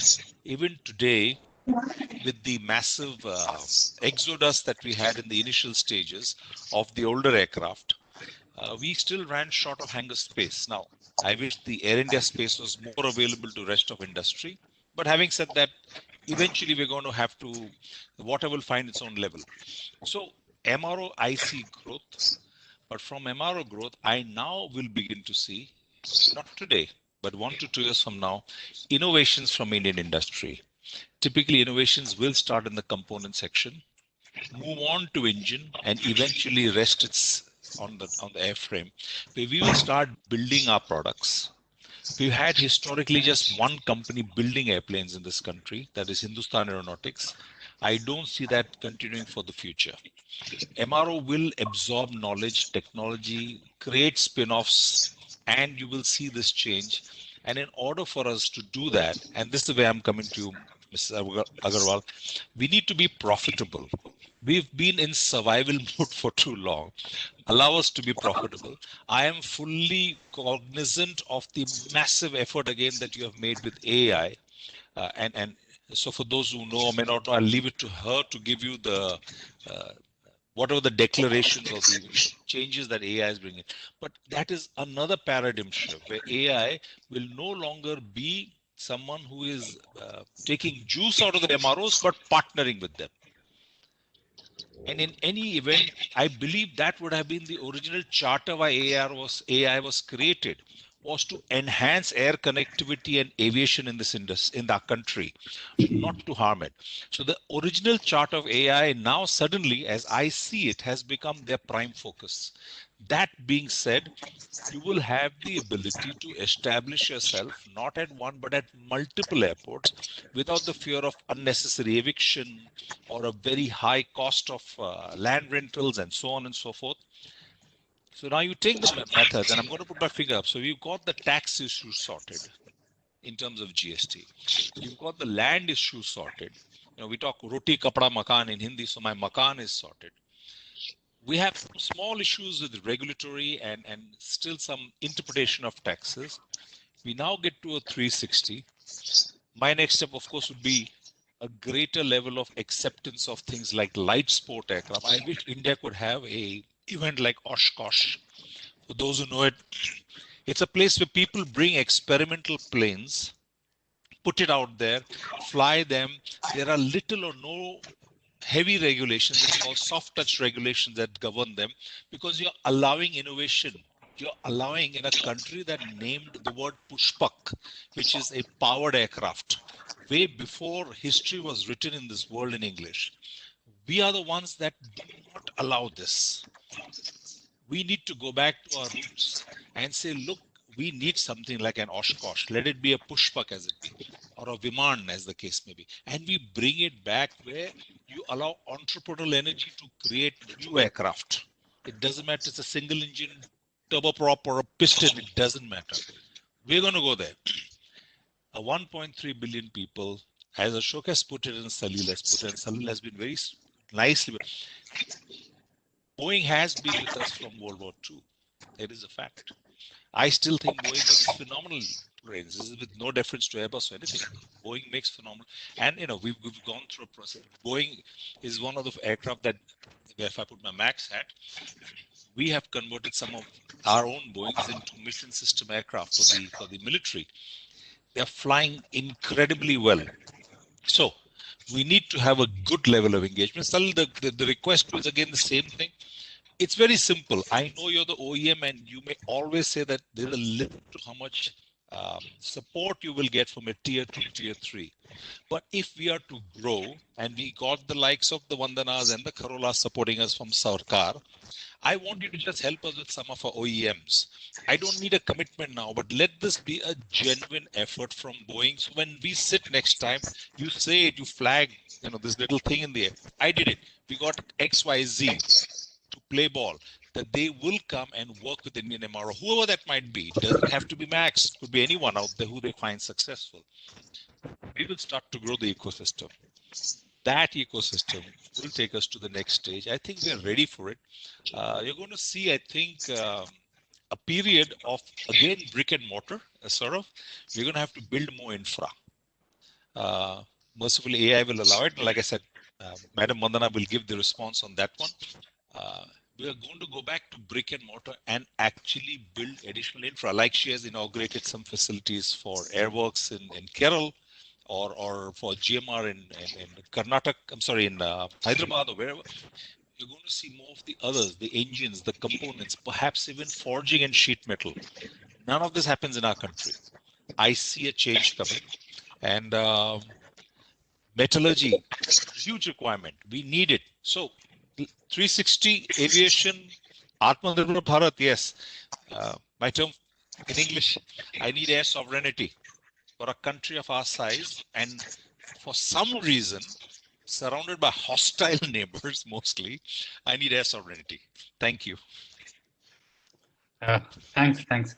No, so absolutely, I agree with a lot of what you said. I'm actually been an advisor to the Irish government and a number of Irish aviation companies, and I've seen how the leasing industry has sort of developed the entire aviation engineering industry, and how the MRO industry is critical to the economy. And that being a small country, to control 50% of the world's leasing is an impressive. Yes. And we have learned nothing over 7 decades. And finally, with a strong push from the government, we are coming to a point where we are putting the pieces in place.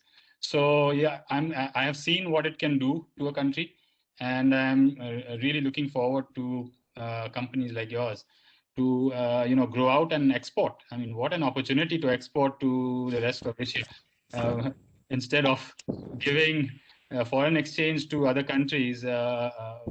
We will now be able to earn foreign exchange. So really looking forward So to that. just to give a little clarification, Saurabh, this is something, a path we took forward, and this is not me talking as MRO Association, but as Max. More than 50% of our revenues are from export. We are FAA EASA certified 145 completely and a Part 21. More than 50% of our entire revenues come from export. It happened because nobody could afford to pay taxes locally at 18 and 5. So we had to refocus ourselves on the export market. But now that has become de rigueur the way forward. We could, and we're the smallest of the bunch here. I'm sure the others could do better. Thanks. Noel, I'll now go on to Mr. Alok Anand, Chairman and CEO of Acumen Aviation. He's the man who knows Vandana ma'am's secret about the last couple of days. So we look forward to hearing about that. And also, I mean, he has seen the Irish aviation industry very closely, and now jumping into the deep end, the deep dark end of Gift City. So, Alok. Thank you, Saurabh. Can you hear me clearly? Yeah. Okay, thanks. First of all, the IFSC is not a deep, dark end. It's a very well lit road. That's our experience so far. My colleagues are here, and I'm only saying this because of the first-hand experience we have dealing with them so far. Pulling Dipesh's leg. Yeah, I know.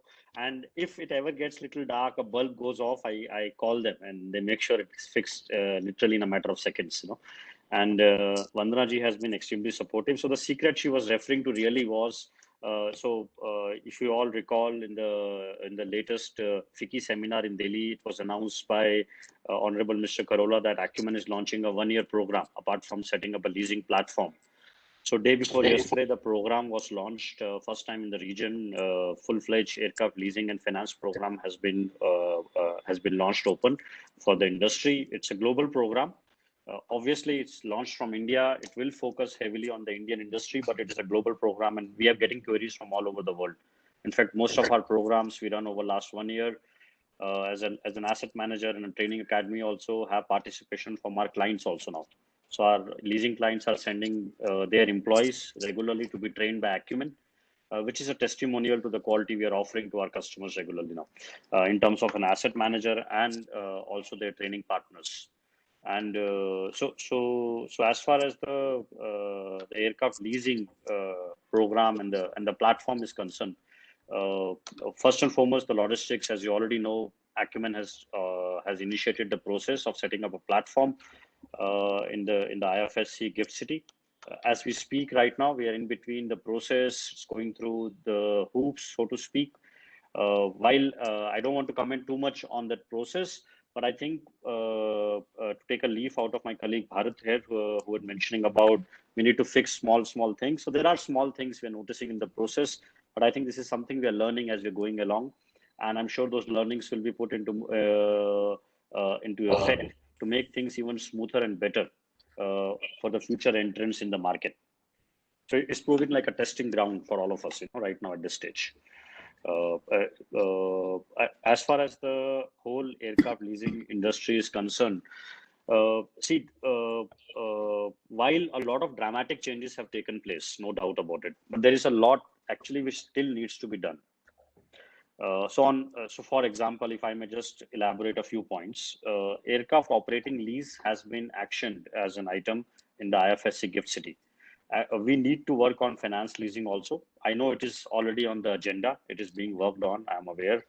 Plus, while we are inviting investment from Ireland and from America, so my perspective on this is a little different. See, we need to think, I think, on everything we are doing. And obviously that includes MRO and aircraft leasing and every other activity globally. Which means our aim should be really global partnerships and global domination also, to work globally. When I say domination, I don't mean that we don't have any competition anywhere. I mean we dominate globally in terms of our partnerships. We build partners globally, and we look at our industry to be outward looking, not just focusing on India. So this platform we are going to build in India, IFSC Gift City, the aim should be that it expands out. The other leasing platforms which are also coming, airplanes should be leased out of India.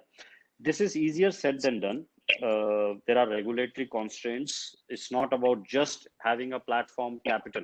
It's about EASA regulations, FA regulations, Indian DGC regulations to be in compliance with EASA and FA, because these matters impact marketability of the asset. In fact, this is a point which comes up during various redeliveries.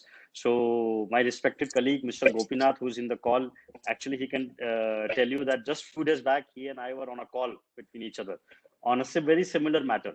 And so these things, and we know these things happen because airplanes have to transit between Indian DGC regulations to EASA regulations. Why the lessor wants to do it for marketability. So all these wrinkles which are in the process still need to be ironed out. And Vandana is very well aware of it. We have been in continuous dialogue with her and her team on this, and I'm sure these are all in the pipeline to be worked. The other thing I would say is that we need to basically enhance the means for getting Indian capital more aggressively involved. I think that is an area which still needs to be done. Our colleagues from IFSC and Vandana is already well aware of it. But if I can touch upon one or two things as an example, like IFSC has allowed alternate investment funds to be set up. The current AIF rules don't allow aircraft investments in that. Though the AIF can attract capital, and Dipesh ji and Ashutosh ji are in the meeting in this panel, and they can correct me if I'm wrong in my understanding, but AIF is allowed to, these AIFs which will be set up are allowed to bring capital from Indian HNIs and organizations, but that capital cannot be used on aircraft investment currently as per the rules right now. So we are hoping that in future that will be changed. These AIFs will be allowed to be set up to bring in HNI and organization capital from Indian soil, Indian jurisdiction to these AIFs, which will allow us to speed track, to bring things faster to fruition. we see these similar examples. So one of the things we do is manage similar structures and SPVs in Ireland. And one of our customers we are working with right now has just closed a small 200 million fund with various HNIs and PEs and investment organizations. And they managed to bring in a capital structure there, set up a SPV with us in Ireland, and now they have acquired a few assets, and there are another 4 or 5 in the process of being acquired. We know it is not it's easy to say this in this call in one line in this panel and say to do it, but I know there are various regulatory constraints, but that is what needs to happen. So when we benchmark, we need to benchmark and give our industry players equal opportunities in that sense. So for me, at least, some of these rules need to go away, or some of these restrictions need to go away. We kind of are operating with one hand tied back. We need to have both our hands open, and we need to compete then with equal opportunities, with competition which is coming from other jurisdictions. So when we are benchmarking, it's not just about tax, it's not just about legal environment, it's also about source of capital, equity. It's also about the whole entrepreneur capital of those jurisdictions. So Ireland has become the de facto capital of aircraft leasing, and I have an Irish business. I am there, except during this COVID period, almost every month. So I understand that market quite well, I would say, and have a lot of friends there in Ireland. The entrepreneur energy which you have there for aircraft, aviation, and leasing is really, really something to be looked at. But I think it is because of these regulations and restrictions which have been removed. The barriers have been removed. And I think we need the same thing here. We are no less when it comes to achieving similar goals. That's what I would just like to say. Just a quick one here itself. I mean, Ireland has a very strong talent pool for aviation leasing. And I know that you started this course, and congratulations on that. I mean, much needed course, and I wish you all success. How can we sort of expedite this capacity building from an aviation leasing training perspective? There have been suggestions that an Indian company should go and buy Irish lessor like the Chinese have done. How do you jumpstart this? Okay, so let me first answer the second part of what you've said about the suggestion. I know I heard that suggestion too in the aircraft leasing. I'm not in favor of that, because first of all, I think that, if I may say so, is a wrong example.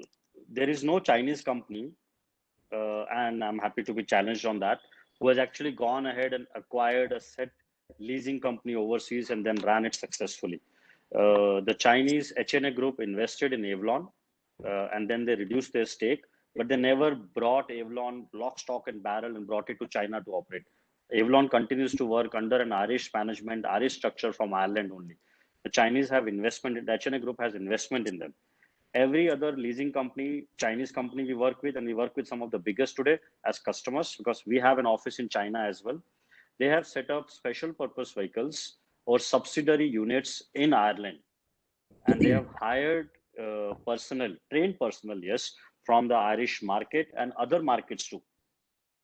And they have then set up platforms, and then they are growing from there. But what we have increasingly seen, at least, is that the control continues. The headquarters, with one or two maybe exceptions, the headquarters continue to be China only. And they have also put their personnel through the process over last decade or so, trainings and working side by side with other personnel from other countries to learn along with them. So there has to be a hybrid model. We have, I think, one thing we did right, or doing right in India, and it's not just Acumen doing it, the government is taking a lot of initiatives in this, is that we are investing from the day go on training. That was not the case, if I may say so, in certain other jurisdictions we were watching. They thought they can take a shortcut approach maybe, but that thinking has changed over years. I think in India, at least, we have realized from the very first day we need to invest in skill development. It doesn't mean we don't have skills, but we do have people who have worked in the industry at their own initiative and learned it, but it needs to grow further. It needs to be formalized, the education system on aircraft leasing, which is what we are doing, as you know already. And apart from that, there is opportunity that in Ireland, other jurisdictions where there are skilled personnel with the necessary skill sets can work along with our people. So a case in point I will tell you is just Acumen itself.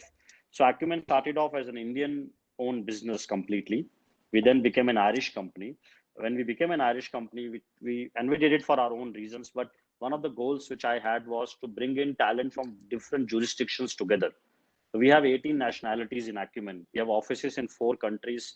Our 5th office is, by the way, just opening now in Gift City in India only. But from a taxation point of view, it's a separate jurisdiction, obviously. So we work with all these nationalities in a manner where we transfer knowledge over to one another.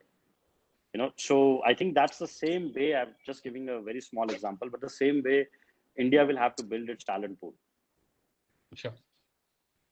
Thanks for that. And now I'd like to go into call upon Dipesh Shah, the head of development at IFSC Gift City. Dipesh is the guiding light for all investment into Gift City. So Dipesh, tell us, why should Irish lessors set up in Gift City? That I believe Alok has already explained.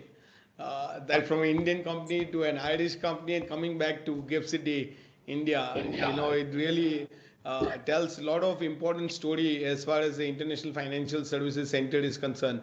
But I think let me just pick up 2 important points which has been evolved in the discussion. One is, we are sitting on a huge demand as a country, and we are seeing what is happening in iPhone 12 today. I was reading the newspaper, it's been getting manufactured right here in India. We are talking of so many things that we've been importing over a period of time, has been now under the some or the other initiative of the government, is in a way coming back to India in terms of whether it's a manufacturing, whether it is now services. This is what we really believe, that the massive efforts which have been put in by the government of India, and I mean witness to the energy of Vandana Agarwal. I think although this is a webinar, I must tell you that I've seen her work in a way which was unprecedented. The way she was driving whole agenda, from starting to the CEO of a bank or to the secretaries at all levels. I think one single agenda was that, why can't we bring the aircraft leasing back to India? I think that energy has brought us to this level where we are now talking of some few line items which needs to be resolved. I understand from the players which were speaking today, but you can imagine that we were at some point of time, I've never imagined that this type of business can actually come back to India, to a situation that few line items needs to be resolved now, which means that as we move ahead, we can actually replace many of the services which we are availing from outside to onshore. This is for us really a fundamental objective which every one of us should contribute towards. Why should we be dependent on others for when we are generating the demand, when we are putting all the efforts, we are growing as a nation, but when it comes to providing services, we just look next door, we just go out and we avail those services from outside.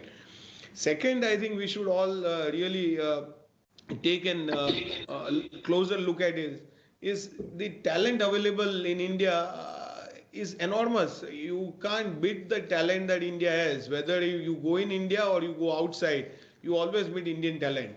And that is really driving, I think, many times in this corridor where I'm sitting right now, we do laughingly, discuss that two cities that India has really built over a period of time is Singapore and Dubai actually. It was built on our businesses, built to provide services more efficiently to India, and more and more manpower got exported from India to do India business from those countries. And we are now standing up very strong. Probably we are taking some steps, but the idea is that we are really going in the right direction to bring those businesses which really can be done more efficiently and more cost effective in our own country. Last point I want to highlight is, I think it's a journey. You just can't stop. In India, the regulatory changes has to be matching to what has been the global best practices, and that's what at the IPSCA I was just late in this meeting. Before this meeting, we had a call with our chairman, with one of the largest investors in London, and his bottom line was the way the IFFC authority is looking at the regulation is benchmarking with other global financial centers, and is not inward looking; it is more outward looking, which is what the outsiders are feeling, that I have a better chance to go back and do business in India rather than spending such an expensive offices in the overseas location and spending so much of money on the manpower there. So I think we have a very strong story as far as international financial services is concerned.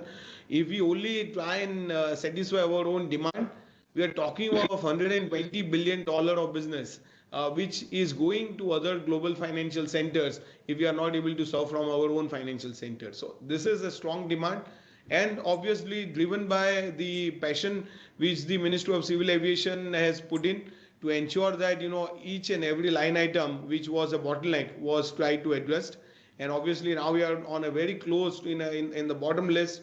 I think 2-3 items more which needs to be resolved. And I was told by Vandana ma'am last evening, are you coming for meeting on Monday? We are resolving the another 2 issues which are left out. So I think she is really behind getting everything done. We as a regulator are playing our role, and that's what we are doing. We are not doing any extraordinary work. We are just doing our job, and we want to ensure that our regulation and our businesses are provided proper platform with the right regulatory framework. Can I send a list? Ashaji and you, Dipesh, thank you. Sure. Thanks, Dipesh. And I've seen the passion with which Dipesh has been pursuing this opportunity, and and thanks for that. So I'd like to go back to Vandana ji, ma'am. I think for very few times when I speak to industry panels, there's been so much shock and awe that the government has moved so quickly, and I think a lot of work has been put in by the Ministry of Civil Aviation. And this is a pandemic year, so now what happens next? There seems to be a number of small issues that are pending. Are we going to resolve this on Monday? Yeah, so let me, I'll counter your question whether everything gets resolved on Monday or not. But yes, Monday is a big opportunity for us to address some of the niggardly issues which need a bit of change. And it's not that those changes have to be put in place before we can move on our contracting or our putting our money where we have been seeking government to move on, where government has already moved. But let me start with some of the remarks that had been made by others. In a sense, a big ticket, one short change in the ecosystem for aircraft financing and leasing was possible simply because we did not have domestic interests which were entrenched enough to pull us back. I'm choosing my words very carefully. It was an open field. We could work to look at 100 things that needed to be doing across different legal jurisdictions within India, that is some for finance ministry, some for on the taxation side, some were non-tax side, some were export related, some were with corporate affairs, some were, they were spread out all over the place. And we managed to put everybody on the same page. And kudos to finance ministry and kudos to the Gift City, which worked with us in unison from day one. This is again not to press the point too much, but Dipesh was literally, and a couple of others were literally midnight partners, because that is the only time we would get to work on an issue for hours together, fleshing it out, seeing what needed to be put and how it should be put so that it is digestible. That said, some issues did remain, and we are conscious of it, that these need to be done, and the priority for us was immediate. Let's put out what has already been brought out, and we moved swiftly. So 26th February was when we went out to the world and said, this is what we have done. And now you also tell us what else do you need? Where are the little changes that are needed? The next thing that we are trying now to address is something that has been raised by many of you, which is the financial part. Whether it is alternate investment funds, whether it is something else. Our next big move is going to be with our banks, with our alternate investment funds, with our high net worth individuals, etc., and take it to them and ask them, what is it that they need? And although Bharat did say that it's time we move to profitability and got over the notions of survival, I am sad to say that in a sense, aviation got pampered with assured returns of 16%. Today, the investor in aviation, whenever we speak to them, they look for assurances, even though they are not in the public sector. So while the government can reassure itself, but to reassure the investors in the private sector that yes, government is now going to give you an assured return of 16%, and then also something more is needed. It frankly just amazes me. Where is the entrepreneurship in that? Where is the risk and reward in that? There is just a reward and there is no risk in that. So we do need to get into that. And we all know as to where the financial health of Indian aviation is getting frittered away. It's an open forum, so let me not be my usual blunt self as I am with many of you in private. It's time for everybody else to grow along with the country. Let me just state that, and let that be a message enough. Now, Dipesh has very helpfully said that we are benchmarking the governmental control with the best in the world, or something which is the most encouraging to entrepreneurship, which is the most encouraging to operations.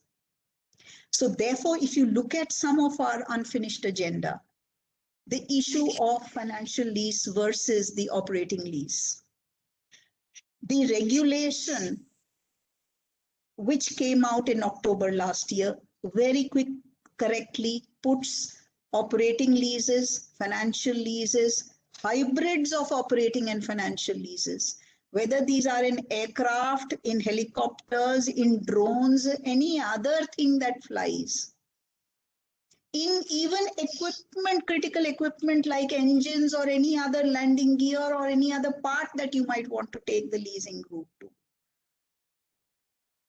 It puts it all within the ambit of the IFSC authority.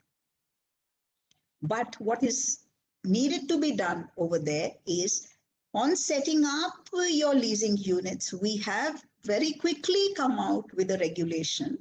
You know, IFSC authority is not even 6 months old in terms of the powers that it got. On 1st of October, it actually got all the powers to regulate, etc. It's still in the process of recruitment.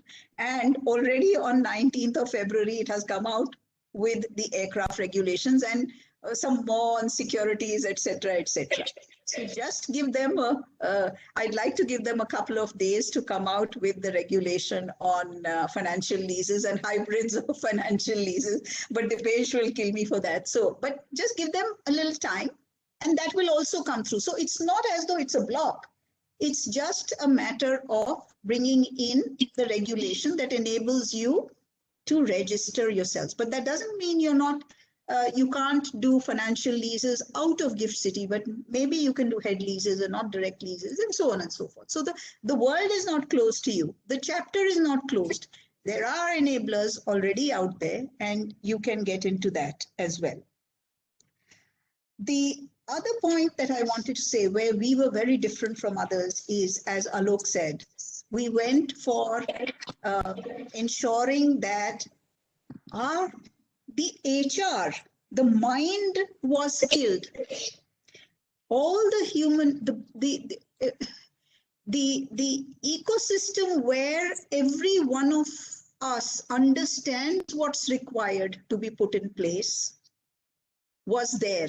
And the more you are skilled in understanding what a leasing transaction is and all the risks and other checks and balances that need to be covered, then the problems are easy to solve, because all of you will then come to us with solutions and say, look, this is the problem and this is how we can solve it in a manner which is balanced and which can be sustained over a longer period of time. So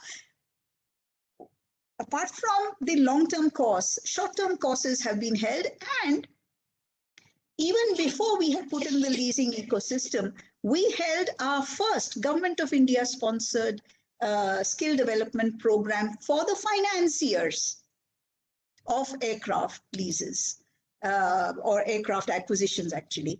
We held it in August 2019. So it's as far back as that we held it. And so therefore, we started working on this aspect in parallel. It was to make sure that what we put in place is sustainable, it's workable, and it can be a platform for us to leap from and not to crawl from. So whenever I hear that we must take little baby steps, it makes me feel as though I will be crawling, when not really so. I think India, with the third largest order book, which is actually almost second largest because we are just 9 aircraft short of China, which has the second largest order book, we can afford to take slightly more mature steps in this. Another point that I have always heard, and it has never ceased to amaze me, is, okay, you've done this, all very good, now let's go for more. Till you do some more, nothing's going to happen. So it's again asking government to move in a vacuum, if you like, whereas it's far more easy for us to tweak systems as and when people perceive problems, especially when the big ticket issues have been done. It also gives us confidence that what we have put in place is attracting the interest it requires. And believe me, the interest is palpable, because I'm getting endless calls. I'm getting endless emails saying, can you please just confirm this? I say, yes, confirmed. It's more like that. It's not as though we're not getting it. So we're getting there. Now, the important thing is not to let the protectionism that is seen in today's world get us down. And that is something that I cannot tell you that it's giving me hair. And we will get over the protectionism if the OEM, the MRO, the lessor, the lessee, which is our airlines, or any other airline, global airline, and the regulator, they collaborate with each other. The more we do that, then we would have tied up, in a sense, all elements. I've purposely left out the financier, because on the financier, while the global financial systems could work, after all, for the discerning financiers of aircraft across the world, if the ecosystem that we have put in place is cost competitive, and it is, because the numbers that have been run for us, not just by ourselves, we could be biased. We've had the airlines run the numbers for us from their perspective. We've had the OEMs run the numbers for us from their perspective. We've had a multiplicity of lessors run the numbers for us so that this time we don't get it wrong. And all of them say, we have put in place a system which is better than the best. It does not mean that we are seeking to replace the existing hubs. As was said, India needs to have a competitor worthy of its salt so that we don't fall into a regime where price is of no concern. We have seen this in the aviation sector far too much, where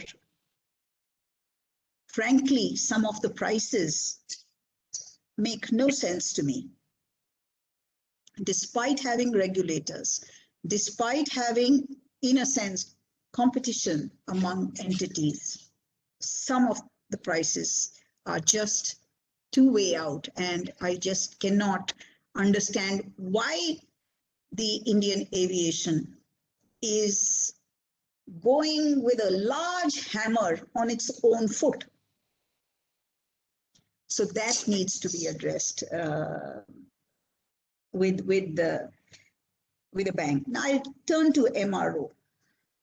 We recognize that in aviation there were a number of areas where we did not have sovereignty. So how do you give the aviation sovereignty that Bharat seeks? Huh, Bharat? So you give it by picking up individual elements where we are vulnerable. We were vulnerable on aircraft leasing and financing. We've tried to bring that in. It's not an option for us that the world's largest population of youngsters, and soon to be the world's largest population overall, and therefore the huge demand base for packs as well as for cargo. The world's among the top 5 economies of the world in manufacturing, among the world's top few in terms of services deliveries, services suppliers, that we don't have our own aviation system. Our penetration is just 12%, which means 12 Indians out of 100 have one flight per year. That is, the airline capacity that is offered is just good enough for 12 Indians out of 100 to take one flight. So given all that, the big demand is there. The manufacturing sector clamors for more from aviation. So we need it to be sovereign as well and not just dependent on the overseas. On MRO, I'm not really sure what is the chicken and what's the egg.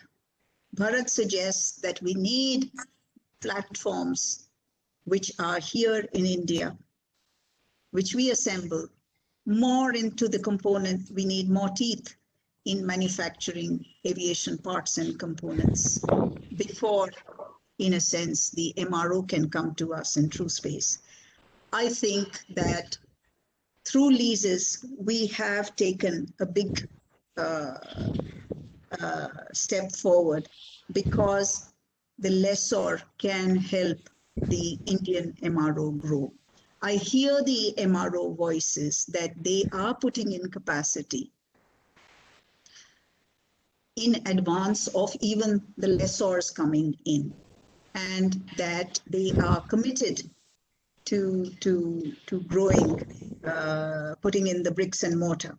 Now, we come to the crux of the matter, which is the IP regime, the intellectual property regime, and secondly, the certification regime.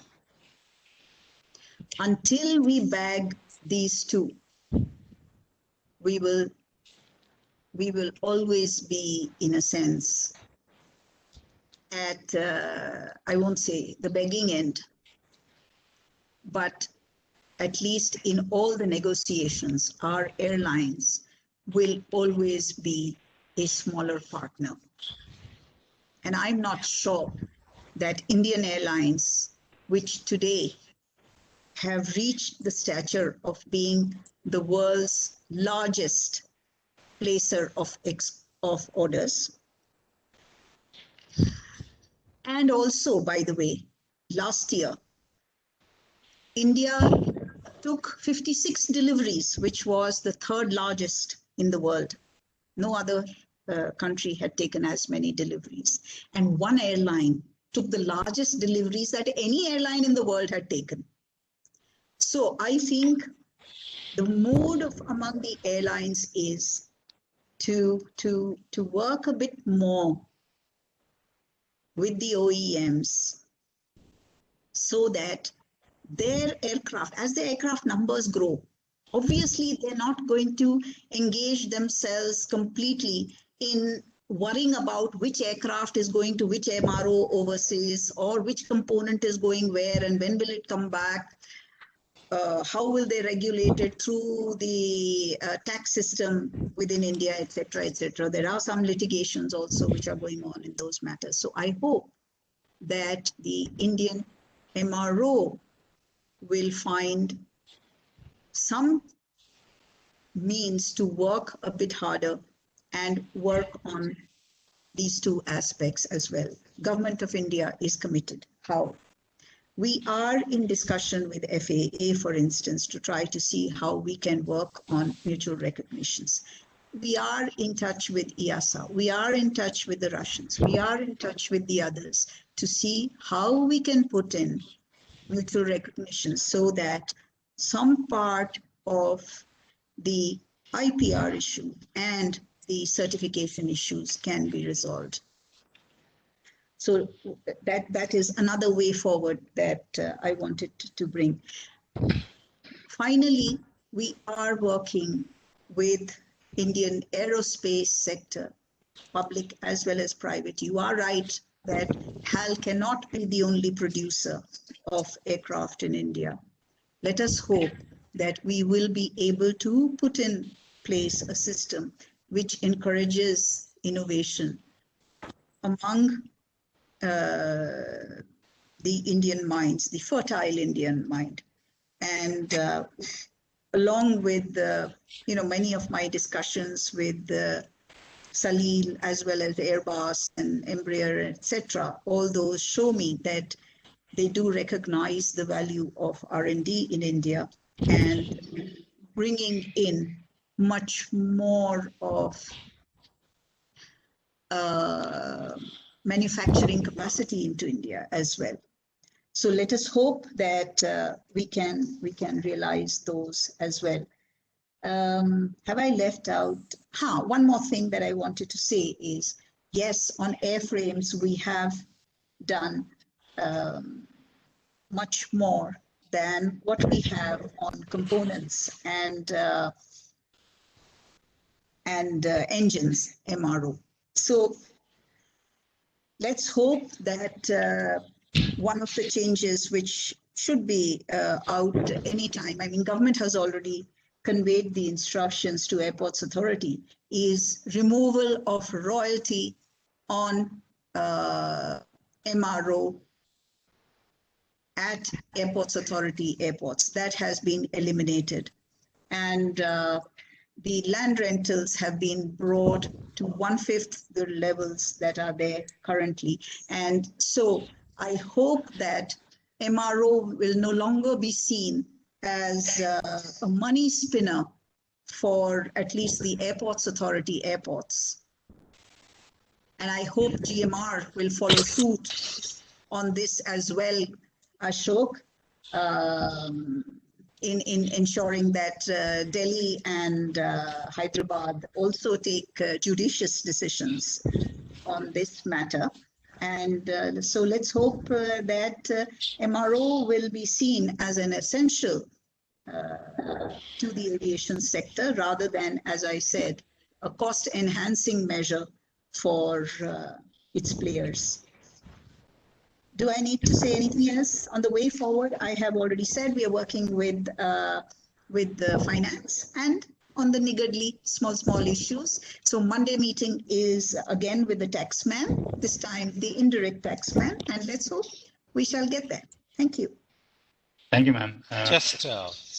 May I? I'm just conscious of time here, so I know.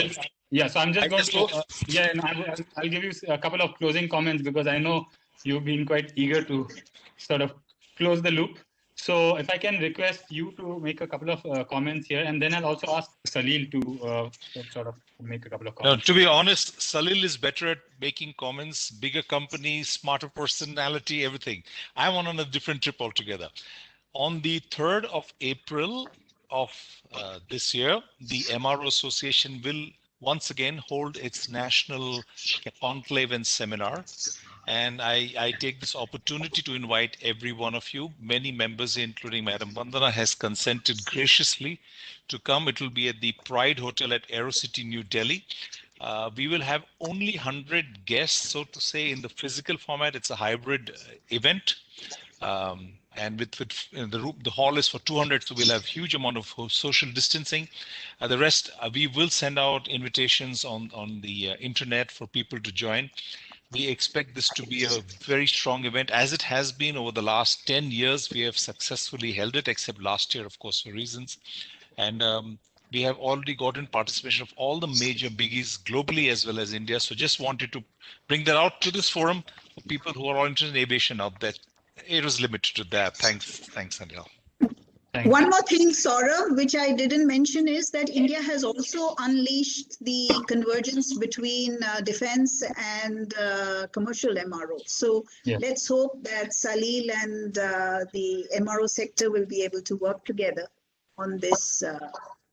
And we have also enabled leasing of defense aircraft, especially the non-militarized one, and it should be easy to handle that. They are a sizable share as well. So the entire leasing system of the PACE should be able to handle as many defense aircraft as you want as well.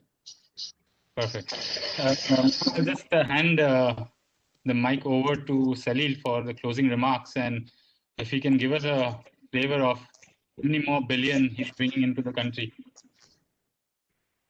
You know, I think the conversation that we've had here has been very encouraging in terms of there's been a lot of candor in terms of what needs to be done. We went through, some of the additional reforms, some of the, some of the topics on what is needed. One of the things that I want to point out is skills. And, it was very good to hear from Alok and Acumen about some of the training and that's being done around asset management. One of the things that I've always been curious about, I'll just give one example, okay, is asset management around the world is a very highly paid enterprise. And there's these consultants that do this type of work all around the world, and they're paid crores in dollars. Every year they're paid, $300,000, $400,000, $500,000 to do this type of work. And I've always wondered is why isn't there a consultancy in India, whether it's Alok or somebody else, that has an entire cadre of asset managers in India that are highly trained aeronautical engineers, highly trained in financial valuation, that can do this for the entire world. It has built service centers for the whole world in so many different enterprises. How is it that we're not able to do this? And the answer is there isn't really a good reason, right? It's just that there wasn't an aircraft leasing hub in India, and so it just wasn't done.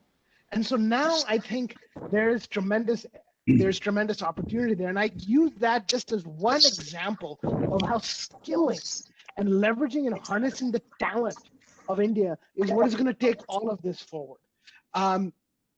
We're talking about opportunities in MRO. Again, as Bharat and Ashok had noted, if you go to Dubai or if you go to Singapore and you look at who is doing the actual MRO work as A&P mechanics and others, a significant percentage of them are Indian. If you go to Oman or other carriers in Northern Africa or in the Middle East, many times they're leaders of supply chain and they're leaders of maintenance engineering are of Indian origin. The list goes on and on and on. And so all of this, it's not just about us exporting the work abroad. This is a story where we have historically been exporting our talent abroad. And what this opportunity, whether it's leasing and MRO and manufacturing, finally gives us an opportunity to do is to insource our talent, maintain that which we have, and leverage it to grow this industry here from now going forward. And I think that's what all of these reforms have really given us the opportunity to do, because it starts and ends in this business with talent. And for decades, 70 years plus, that talent has been fleeing. No longer. So every single one of the topics that we discussed today is going to enable that talent to stay home and thrive as it builds this sector here in India. Back to you, Saurabh. Thanks, Ali. Yeah, I think we will be running out of time shortly, but I had a quick one for Vandana ma'am.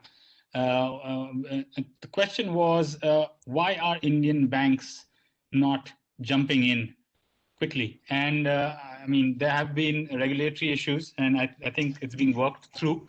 But if you can give us some idea of how do you think that would play out, and what kind of time frames? I know it's an unfair question to Ministry of Civil Aviation, but I mean, you have a ringside seat to it. So I mean, if you can give us some idea of what you think might be a time frame within which we can expect some of the big boys to jump in. So I can tell you that from day one, when we spoke to the big banks, the insurance companies, the pension funds, the Provident Fund managers in India, and also alternative funds that are out there, all of them were, I wouldn't say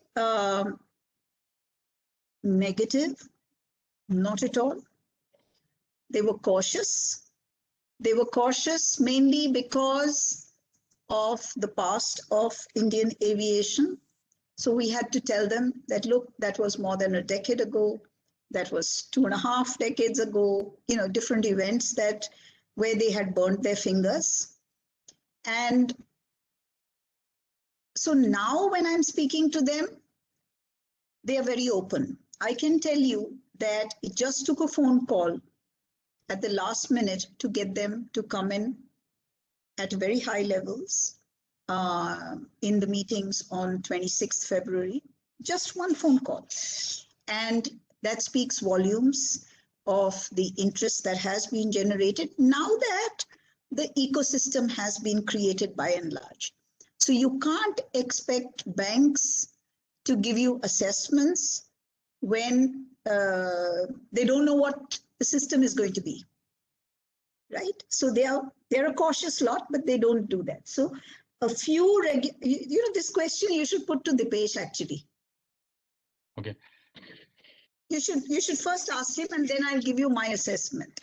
Dipesh, over to you. You're in the spotlight. I think in terms of the IFFC regulations, we already enable in our banking regulations that bank can participate in the aircraft leasing. As you are aware, if the banks are coming from overseas, obviously they don't need domestic regulators confirmation or approval. They can participate in the whole ecosystem. However, if the bank from India wants to participate, and Madam is aware that we had this issue of whether the operating lease is a financial service or not, which the IFSCA under the regulation have now brought in as a financial service. However, an Indian bank wants to come on in this side of the zone, they need the local regulators approval, the RBI's approval, in order to come and operate. So, and we were on that seminar on 26 where the SBI said they already applied to RBI for their approval to set up or participate in the operating lease in the IFFC. So we have to give that time frame where an Indian institution comes here, he has to take the necessary NOC or the approvals from the domestic regulators. As far as the foreign institutions are concerned, IFFC authority as a unified regulator can approve them, and they don't need any additional approvals to get started.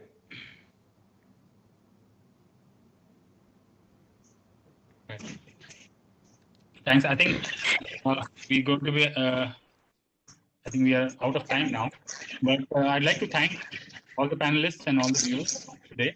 So thank you, Alok, Dipesh, Bharat, Ashok, Salil, and Vandana ma'am. Again, I think government and industry have really pushed for something which hasn't happened in decades. So we're really looking forward to the next decade of growth of Indian aviation. So I'm going to hand this back to the PhD Chamber of Commerce, and the next session starts in a couple of minutes. So thank you all. Thank you, Saurabh, and thank you, everyone else. Special thanks to Vandana ma'am for taking out the whole day for us today. And we are going to trouble her tomorrow as well, because tomorrow is the air cargo session. So tomorrow, first half, we will have a dedicated air cargo session where ma'am will be chairing, and if all the participants want to join. A big thank you to all these stalwarts, and we are really, actually grateful to have you on board, and we've learned a lot. So we look forward to your continued endeavors, and we look forward to your support, and our support is there. So thank you very much, everybody. We look forward to seeing you next time. Bye. Thank you. Thank you. Thank you. Thank you. Thank you, PhD.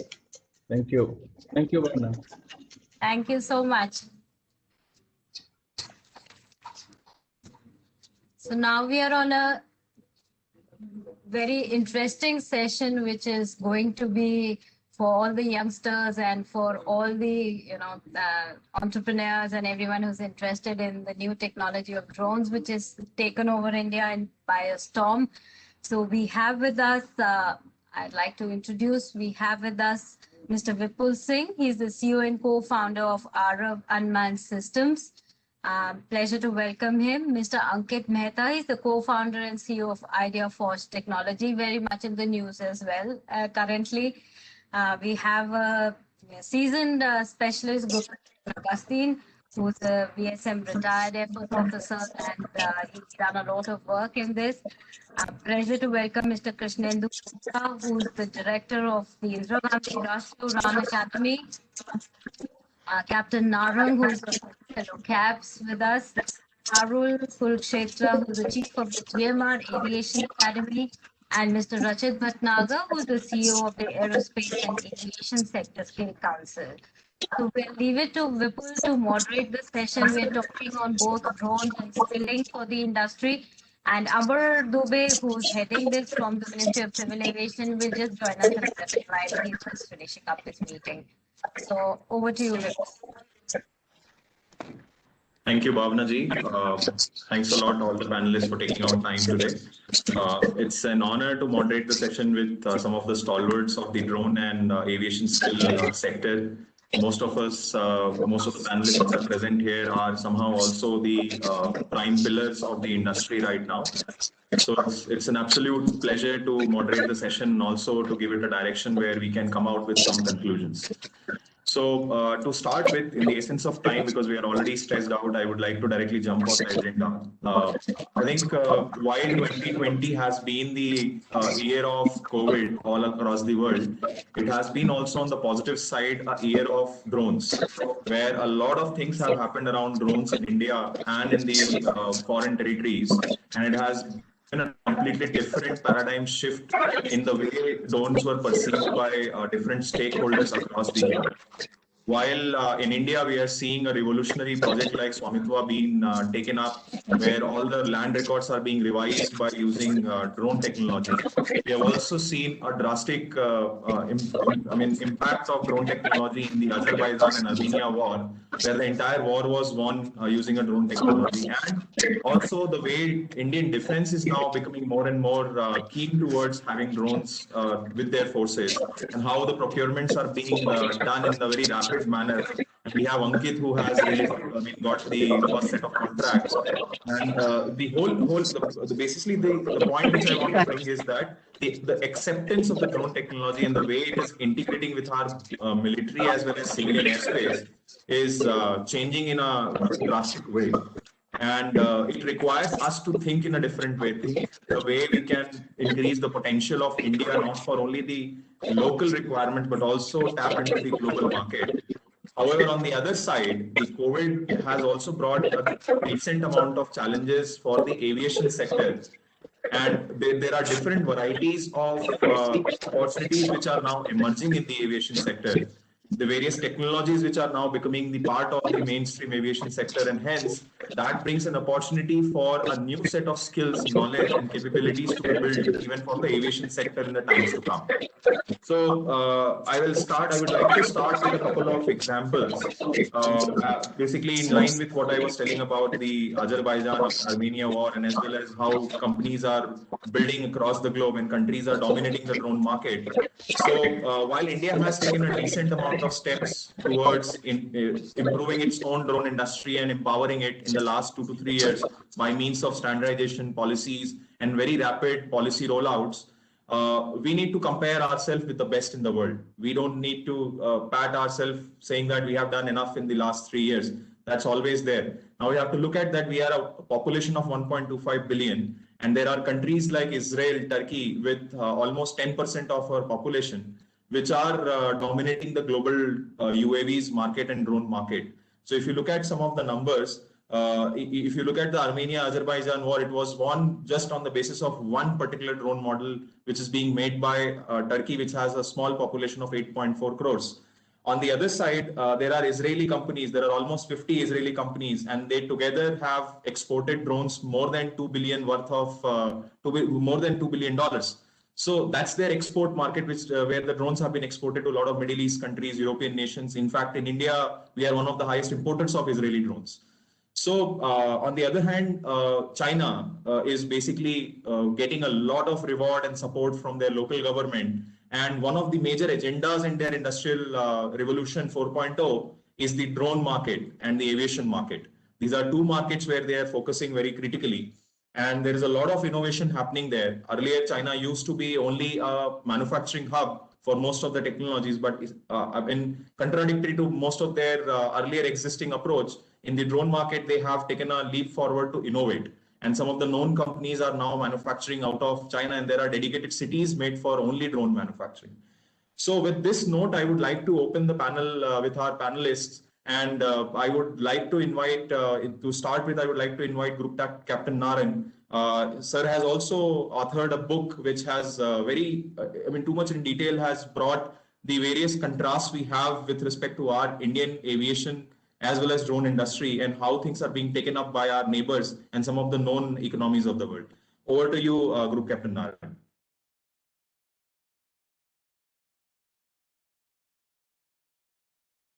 Sir, you need to unmute yourself. Bhavnaji, can I link my presentation? Can you allow me to link? Just a minute, sir. Yeah.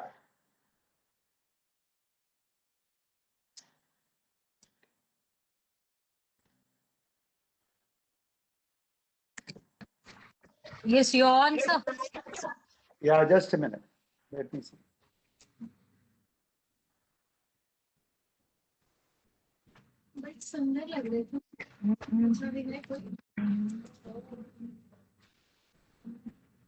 Okay. Okay.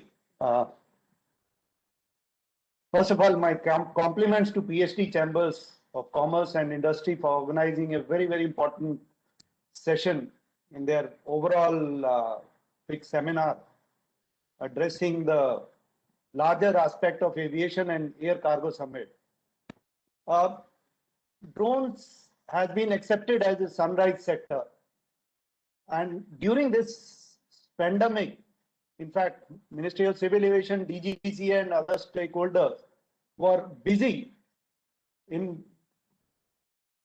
rolling out number of regulations, they operationalized training schools, initiated certification mechanism, launched BVLOs, beyond visual line of sight operations, formulated UTM policy, and most importantly, they established the drone directorate.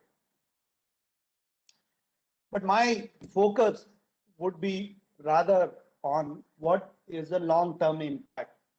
If we have to look at the future growth of drone industry in India, what is the role of government in drone R&D, drone testing issues, airworthiness certification, drone specialization in academic institutions, and briefly I'll touch about drone manufacturing. And rest of the business aspects, I will leave it to Vipul and Ankit to cover. Coming to the role of government in R&D, in the US, Federal Aviation Authority has established centers of excellence for US research. And they are doing it through a mechanism called Assure, Alliance for System Safety of US through Research Excellence. And it was established in 2015. This brings industry, more importantly, government and academia together. There are 23 universities and more than 100 corporate, government and associate partners. US Transport Department in 2021 has allocated $5.8 million for research. Assure undertakes joint US research, creates data which will be used for rulemaking. It takes technological initiatives which ensures integration of US's unmanned aerial systems, also popularly called drones. And this is managed through a university, Mississippi State University. And all the participants work on a model of 1:1 funding. And this funding ratio, I will talk about it a little later also. Now, if you look at the Assure model, all these partners are involved in variety of technology and enabling capability development initiatives. Some universities are involved in running of test sites, creation of data. They develop capabilities which create rules, and next generation air transportation program. Now, what is more important is initiative is by the government and funding is by the government. And again, for collaborating with the NASA to develop an unmanned traffic management system. And remember, these are the evolving technologies because unmanned aerial systems are not a finished product. These are developing capabilities. A lot of uncertainties are there. So you have a UTM system which is existing today. Tomorrow, it may have to incorporate new technologies, new capabilities. And so R&D is going to be a hallmark of drone industry. And this does not end there. Even USA, in addition to their own test sites, is collaborating with Canada, UK, France, Spain, ICAO, and other industry partners to advance US testing, develop equipment, systems, rules, and procedures for integration of US in their respective national airspaces. Remember, United States formed a FAR Modernization and Reforms Act 2012, which mandated they establish test sites in next 5 years. And today they have 7 test sites which are undertaking testing of variety of subjects, including related to US integration, safety verification, certification standards, US technologies, rule formulation, and all those. List is endless, but these are all essential technologies which are evolving. And they are going to create IP and they are going to create money in the long run. So testing sites become an important pillar of their drone ecosystem. I just cited 2 examples. They have been proactive in coming up with airworthiness criteria. They have been giving airworthiness based on performance, based on existing capabilities, and then developing their airworthiness criteria over a period of time to establish a robust system of airworthiness to promote their domestic manufacturing industry. Another aspect which is very, very important is development of drone specialization in academic institutions. In India, we have a very generic aeronautics research academic curriculums. World has moved into very, very super specialization. And our neighbor China is not far behind. Nanjing University of Aeronautics and Astronautics has design aspect courses, research courses on unmanned aerial systems. And the reason why China is growing in US can be easily related to that. And remember, not only their universities are there, the Civil Aviation Administration of China also undertakes research. And if you see the bottom, there is China Aviation Authority is deeply involved in aviation research. And of course, there are other US universities. Now, if you look at Embry-Riddle's curriculums, they have established certificate courses, they have bachelor courses in science on unmanned aerial applications, they have master's courses, and they have research programs. So, unmanned aerial system, if India has to be a force to reckon with, we have to have our academic institutions geared up to develop future technologies. So, what is the blueprint for India? The base of growth of industry is you have to have an innovation ecosystem. For defense R&D, we have grants to academia and PSU. There's a very good system of IDEX, which has started research and innovation development program run by a Department of Defense Production. Then there is a technology development fund sponsored by DRDO, and Air Force started in 2018 with the Meher Baba competition. It was a unique model where the research, design, and procurement was put into one project, which is rare. It faced few glitches, but I think it's a very good model to be evolved into a robust model for civil drone R&D. So now I come up with one proposed model, which we are learning from my research. Can we have an academia government industry collaboration? Today, the funding goes to academic institutions. Now, make a government partner and industry a partner in this. And tomorrow, if Ministry of Civil Aviation gets into drone commission or sub-commission, or Ministry of Civil Aviation itself initiates a project R&D program, because civil aviation would be the best place entity to steer drone integration related R&D projects, and processing it through other university problems will be overcome. This could be done through autonomous body or a special vehicle purpose, if required. They could select a nodal university as a key partner on a competitive model, depending on which university provides the best infrastructure, best proposal, and best thing.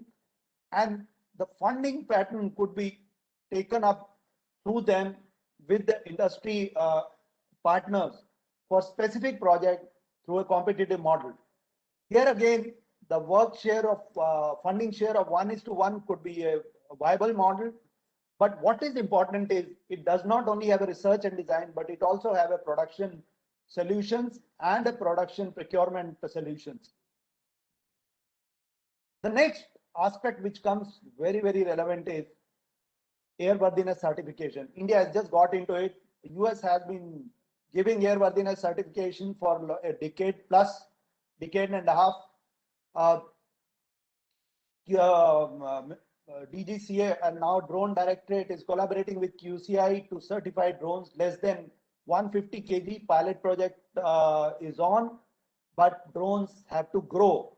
So we have to move beyond the pilot project, come to operationalization of certification bodies, and then subsequently the future, because since we are looking at a future growth, we need to start working on certification of drones bigger than 150 kg for civil applications.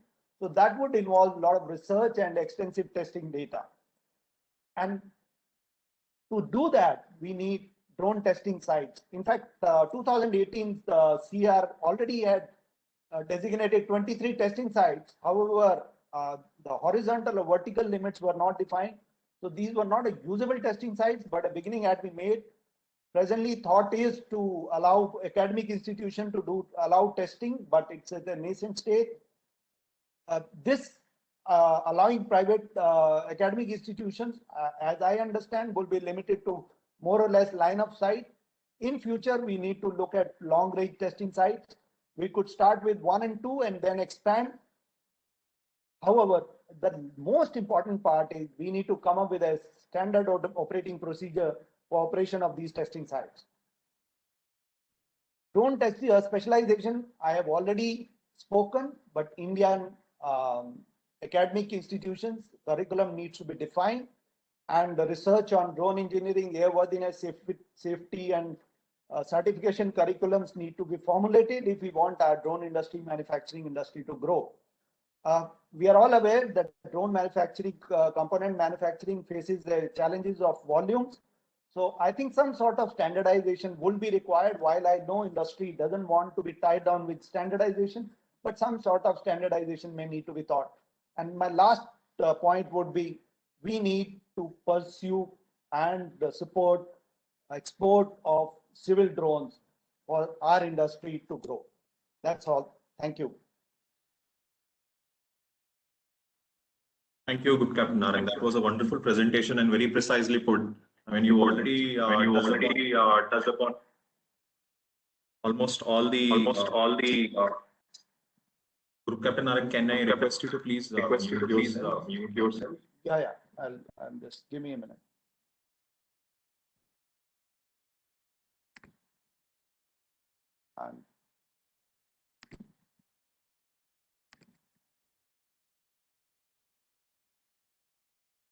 Just a minute.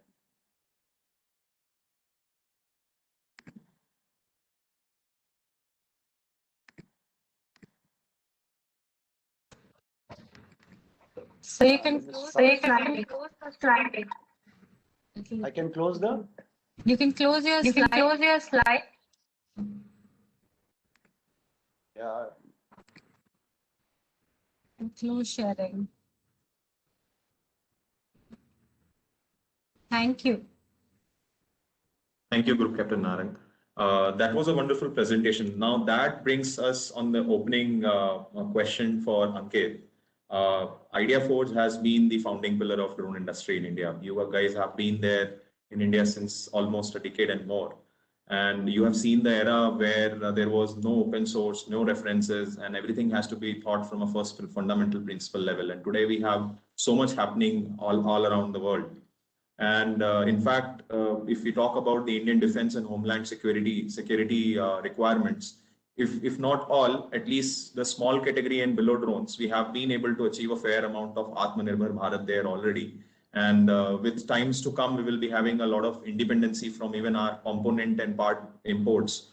So Ankit, from here on, being one of the stalwarts of drone industry in India, while I see a lot of our consumption production has been very domestic market centric, how do you as an entrepreneur who has seen the complete birth and the rise of the Indian drone industry see that India can play a vital role, and Indian entrepreneurs and companies like yourself can even start looking at serving the global market, and what we are missing and what we should do in order to make sure that in next 2 to 3 years we become one of the let's say topmost countries to export drones to other nations?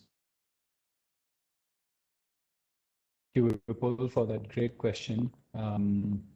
Thank you, PhD Chambers, for inviting for this very important event, and a warm hi to all the fellow panelists, the participants on this show today. Vipul, when you say that, what is it that we need to do going forward in order to be relevant globally? I think there is a fundamental strength in our industry for having developed products for the Indian environment and the Can you look at your your volume is coming less? Can you please increase that? Volume is low. Okay, just give me a second.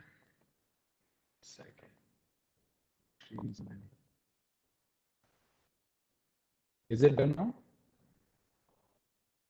Is it any better now? Slightly. Slightly better, is it? It's proper yet? Okay. Please continue. Sorry. Sure. So yeah, I was a little low on you earlier, so I will speak up.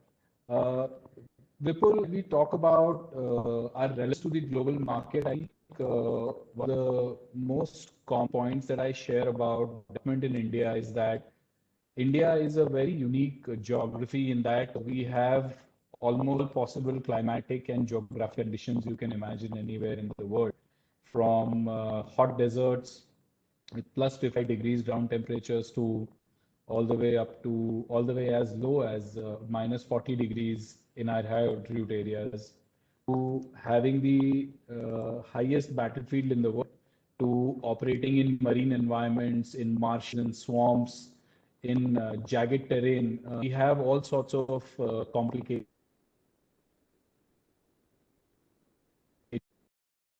relevant for all of our users, we already have to focus a lot in qualifying the product for all of these varied environments. So I see that we have that innate strength, and very, very interestingly, from day one, the Indian industry has been focused on performance along with qualification on our platforms. Since our earliest adopters were defense forces and police forces, and their environmental conditions and their operations all happen in extreme real world environments, or at least they don't stop when the environments go extreme, unlike consumer products. We've ended up ruggedizing our systems significantly for most of these use cases. And therefore, this ideal combination of very, very high performance for systems that can be literally operated anywhere in the world, I feel that we have that innate strength in our industry. As far as being globally relevant is concerned, and even to the extent of knowing that we are talking about an industry where it started from where there was nothing which was in the sense of shelf available, and we had to build a lot of things together. I think going forward, we will all have to build for a lot of interfacing standards. So when we talk about standardization, it may not happen at the component level, it may not happen at the subsystem level, but it should definitely happen at the interface levels, in the sense that if you have a USB standard, then the interface is a standard, and what you communicate over that interface or what you do with that interface is something you can do entirely in your own, by your own means or by your own standards, right? So I feel that will be the way in which we will become significantly more integratable over a larger period of time. We will have an even more dynamic and vibrant ecosystem where these interfaces become relatively more standard, and more people can build applications and products that can join together as a whole solution for the industry. As far as international presence is concerned, I think there has been an innate weakness in the Indian ecosystem in that we haven't had a very, very vibrant investment system in our country, and hoping that we will win large markets abroad without having any money in our pockets, or having an ecosystem which is so vibrant that it's generating enough cash for us to be able to invest in international markets, and our presence there is something which I believe has been lacking. So somewhere or the other, this resurgence of the Indian drone ecosystem, which had been held back by not being able to operationalize the drone segment in the country, which has now significantly been liberated by the kind of policy measures we have taken in terms of deregulating, and at least allowing, not exactly deregulating, but allowing operations while the regulatory ecosystem is under construction, right? So I think with that and a lot of ability for the companies here to generate cash from the business that we experience in India, we should see an increased focus in all of our companies to look at markets outside the country where our products remain relevant. The use cases we are targeting are definitely relevant globally in terms of surveillance, mapping, which are the two key use cases that the Indian drone industry is currently deployed for in vast majority in terms of volume. So I would think that with the increased business that we will do in this industry, we should be able to have a lot of players look at markets outside and build a larger ecosystem for the Indian manufacturing industry. Yeah, Ankit, I mean, I totally agree with you. With things, the way things are turning up, I am sure a lot of Indian companies, or at least few of them will, I mean, I'm quite hopeful that Idea Forge also will be seen among the first movers towards the global market. While you mentioned one of the points, I have a follow-up question on one of your point about the investment market in India and how the mainstream financial market and investment market has been looking at the drone sector. And you are one of the companies which has raised the highest amount of VC investment so far in the Indian drone market. So what's your understanding about the way the VCs have been, or venture capitalists have been dealing with rest of the other sectors, especially around the convenience of the people and B2C market, and the way they have been dealing with the hardware focused market, especially the drones? And vis-a-vis, when you look at your counterparts who started with you somewhere in Israel, somewhere in US, and somewhere in China, what have been their capital raise journey, and what were the challenges which IdeaForge faced in the capital raise journey while having an equivalent or better product being in India. I think that a level of insight would be really helpful for all the viewers today to understand and maybe also strategize their capital raise journey accordingly. Absolutely, Vipul. It is a tough journey off the bat, I can say that. And it has been tough all the way around in the sense that we've always had to prove that the business can be done. And money typically only follows when you prove that the business can be done. Unlike a lot of other industries where ideas or a conversation over a beer is enough to give you seed capital. That's something which is different as far as our industry is concerned.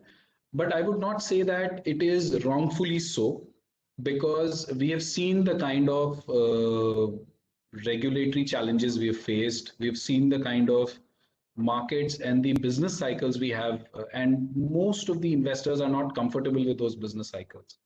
However, things have changed drastically over the last year or so, and therefore a lot of these concerns around the market, the regulations, as well as the nature of the business are, I think, systemically being removed at a very fast pace.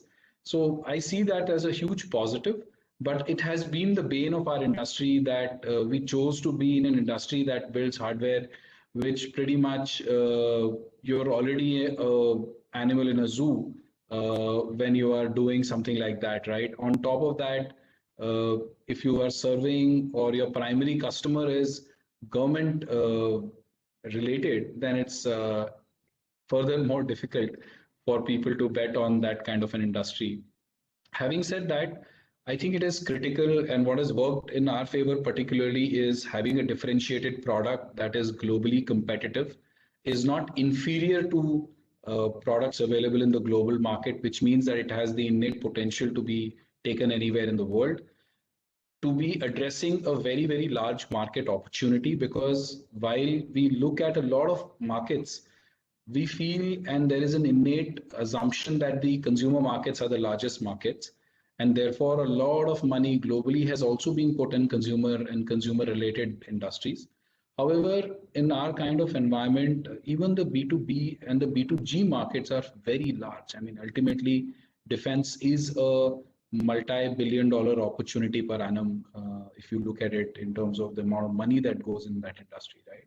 So even so, from that standpoint, serving a really large market is super critical, and differentiated technology is something which we believe that investors cannot overlook that, and therefore they find it very, very hard to invest when there is a Me Too product looking to raise capital in a sunrise industry.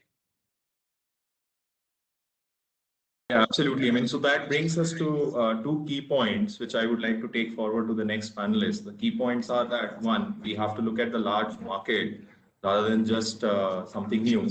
And also, while we are looking at the large market, we have to also look at the differentiating factor so that the product which a company is making is not a Me Too. So that is not only something which an entrepreneur perspective should be looking at. I think from a national perspective also, we should look at that how India nurtures the companies which are looking at some of the large or building solutions for some of the large problem statements.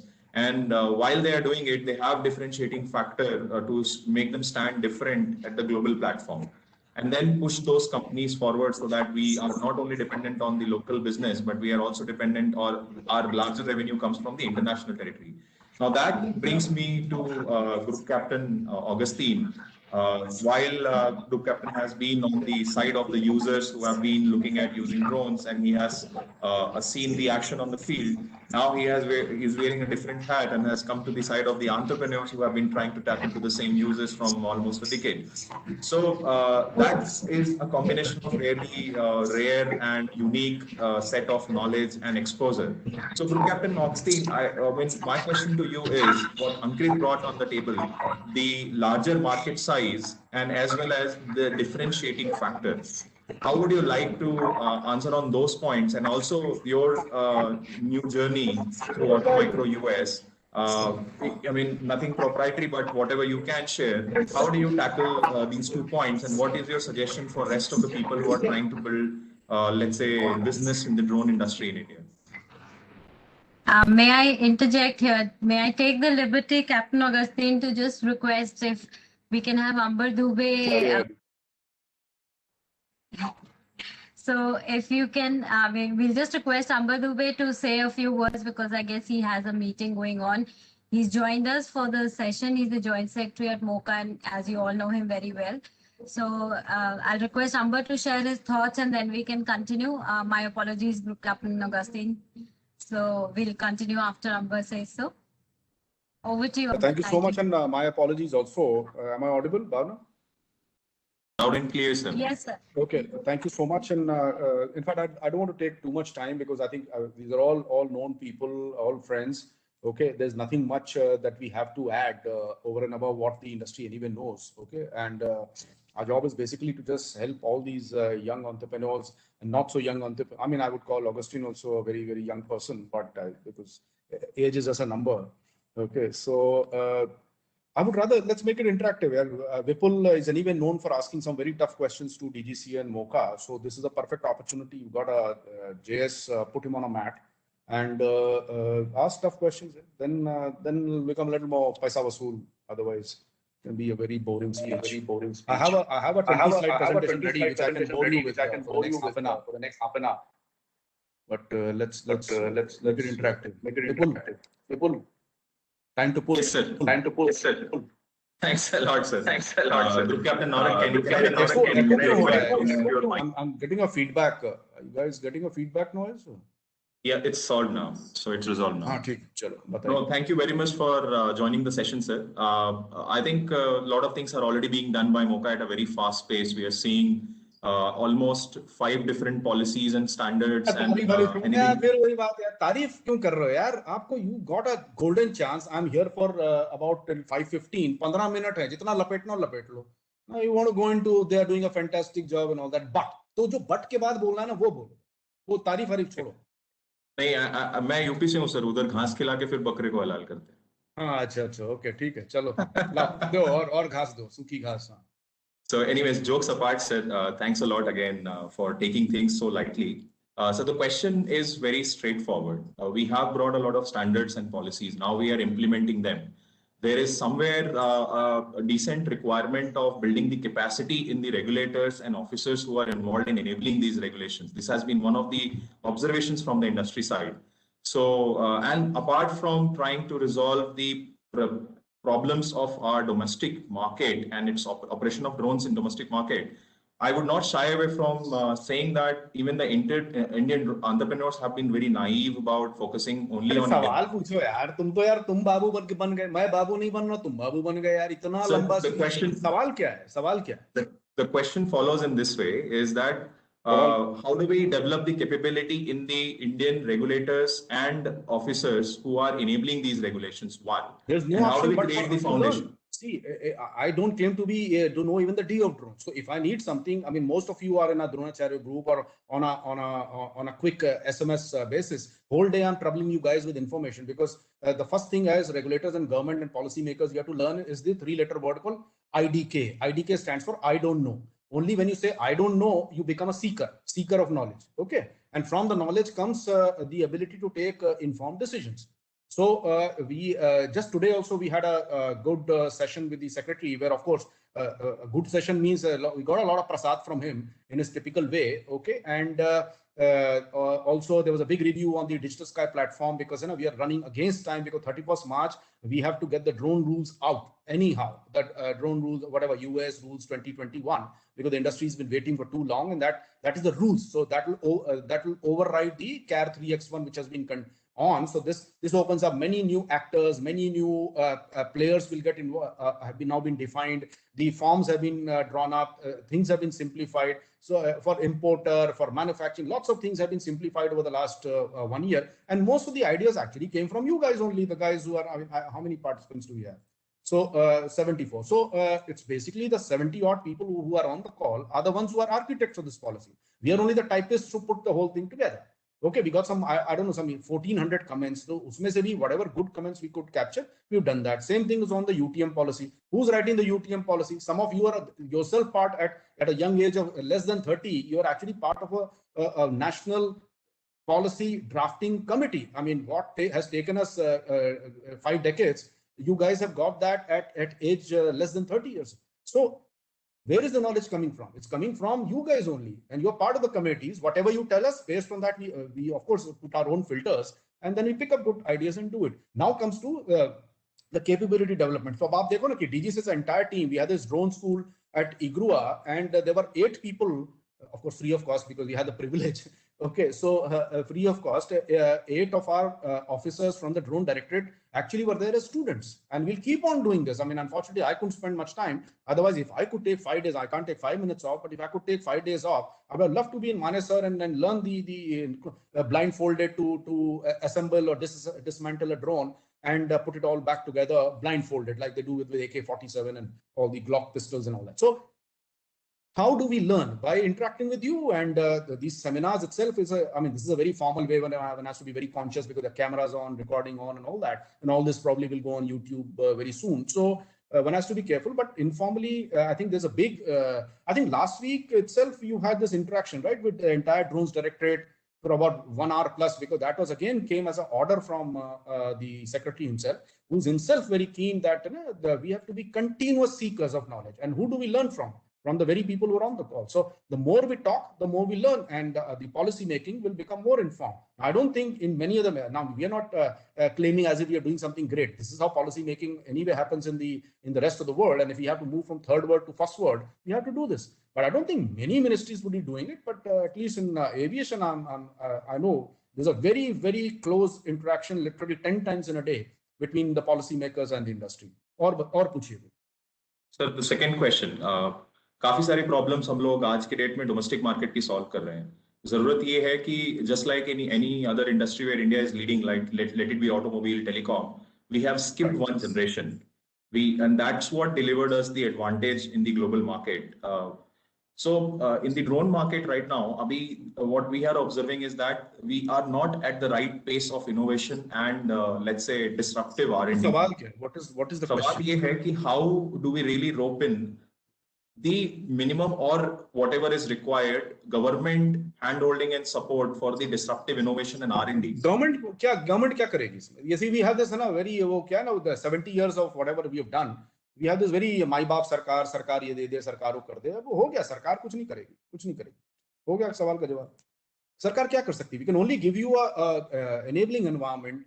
The huge government ministries which are, say, agriculture, mining, this, that, railways, NHAI, those we are anyway in close touch with, and we are encouraging them to put more and more RFPs out. The military ke saath we are in close touch with all the 3 forces and trying to push as many drones as possible. Many of you on the screen have got some good orders from there. We are also giving up a very transparent ease of doing business kind of an environment, both at DGC, where again and again we have been told the interaction should be minimal. Now, there's so many people who call us, we want to meet you for 5 minutes, 10 minutes. We discourage them. We tell them, why do you want to meet us? Why do you want to meet us? हमसे मिलके क्या मिलेगा? ना तो हम पैसा देंगे, ना कोई काम करवाएंगे आपका. Whatever work you want to do over a phone call, email, WhatsApp, we'll finish your work. We'll do your work. If the work is not done, then probably you can tell us a week or 10 days or maybe a month later. Like you were struggling with that Odisha mining, we were in touch and we found a way to help that out. I don't know whether it's still sorted out or not, but if it's not, it will get sorted out. So that's why we are discouraging people from even coming to Delhi. We don't want you to come to Delhi and waste time going from one department to the other. Most of you, this is the diktat we're getting right from the top. All your approvals should be done by email, WhatsApps, and video conference or whatever. Don't need to come to any ministry, even to do dua salam and tofa kabul and all that, and good morning or happy anniversary or happy new year. So isse zyada aur kya government kar sakti hai? We cannot innovate for you, right? We can't design a new battery motor propeller or a ground control station. That only the industry has to do it. We can only give a good environment, which we're trying. And where we are lacking, tell us, we'll fix that. Vipul? I just started and you came in. So should I cover my points? Vipul? 3-4 minutes है. Unfortunately, यार वो parliament session चल रहा है. I have just 5 Dr. I think Ankit has some points to make here. Ankit, so, please. हाँ बोलिए, but सवाल पूछ लेना यार. I mean, put a JS on a mat. मैं कुछ शुरू किया था, आप आगे थे, तो मैं कवर करूं. तो बोलिए. Hey, just question पूछ लो so that I can leave. Because unfortunately, I have to leave, but I just wanted to spend 15 minutes answering some questions, and then unfortunately, I have to leave. So sorry for butting into your moment of limelight. I'm not here to crib. The couple of things that we need to really take it forward, and I mean, I say this at the cost of repetition, and I said this when you had just taken over, and I had foreseen this problem, and that was it. How do we address the issue of ownership of airspace? Ownership of airspace is Indian Air Force. This needs to be addressed from at the topmost level. We can't say that nahi yaar Indian Air Force kar nahi raha hai, chhod do. See, look at. I mean, let me give you an example of European Union, sir. European Union post World War II, there was no European Union, you know that. Post World War II, everything was clamped down. Entire airspace was asked you that this fight some was going on, but they looked at it from the prism of development and economy. We need to look at it from the prism of development and economy.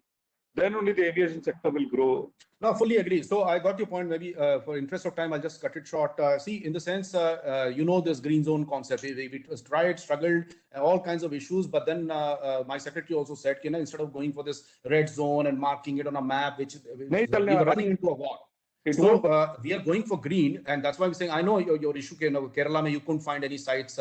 So tell us about a specific area within Kerala and looked at in 3 dimensions. Airspace, Europe looks at airspace in 3 dimensions. You say that this dimension ke niche, is height ke niche, is a volume of airspace does not belong to Indian Air Force. That is it. This volume of airspace does not belong to civilian manned flight. That is it. We can't resolve all our issues on a PhD.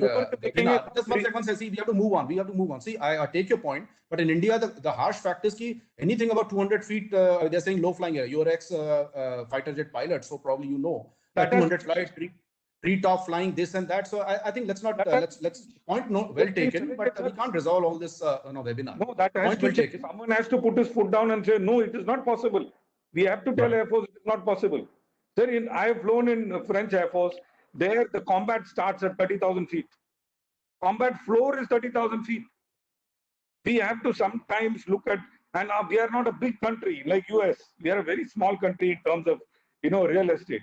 So unless we look at it in this prism, आप ना spray कर पाएंगे, आप ना agriculture data gather कर पाएंगे, ना कुछ कर पाएंगे. There is so much of piece of pie to be had. We are not having this piece of pie. Why? We have to look at it from the prism of economy, from the prism of development. Nahi, sir, just have a word. I got your point. Just have a word with Ankit. In fact, Ankit is himself a member of the UTM policy, wherein we are looking at traffic management of drones and this interaction with the Air Force and with the civilian this thing. Share your points with him. And he's somebody who has one of the somebody experienced also needs to be, you know, calling this calling spade a spade. How will you bell this cat? I don't know. अच्छा चलो ठीक है, point taken. We'll call a bell the cat and all that. चलो और बताइए, और कोई सवाल है? Otherwise I'll Amber sir, a few words on the new normal for skilling post pandemic. If you can just share a few thoughts on the new skilling initiatives that skilling on drones में तो बस वही है कि वो 15 अगस्त पे for over two years there was no skilling overall for the aviation industry. We have the skilling industry also with us. See, I understand. I mean, but it's too short a time. There's no point is rushing through. See, skilling anyway is a focus area, and we have a aviation and aerospace sector skill council, ASSC. They are based in Bangalore, and we are. There is a feedback now. So, hello. So we are encouraging them to. I mean, Wing Commander Rachit Bhatnagar is also there. I think he's one of the speakers also. I can see him on the screen. And so it's best that he speak about it. We are also encouraging them to have a branch in Delhi, because bulk of our airlines and airports and cargo companies and even aerospace and MRO, many of the companies actually, especially the OEMs, are headquartered here. And skilling, of course, is the future. Otherwise, abhi kya ho raha hai ki each company is now hiring people and then training them. And they already have prepared a list of some 74 odd 70 plus job roles.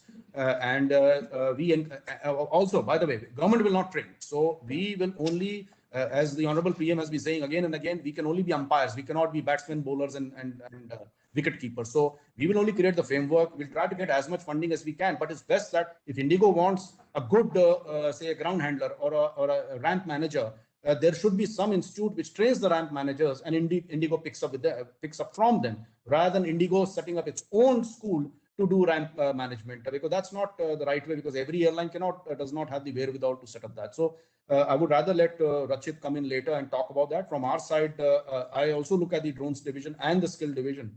Okay, and whatever help is required from a policy perspective, I'll be very happy to come in. Bhavna. Amber sir, I had a question. What is Please go happening ahead. is that some of these exemptions that we are giving, one of the challenges is that after the exemption is given, there are additional permissions that need to be taken, and by the time the exemption period is over, the permissions don't actually come for some of the other divisions. Can we have that subsumed into the exemption permission, that back-end work happens at a faster pace at other ministries to get that one-time go-ahead once we have a letter from the government? अब वही classic chicken and egg है कि जब तक वो ना राधा क्या Norman तेल होगा ना राधा उठ के नाचेगी. So I mean, we can keep on waiting forever for MOD or whatever.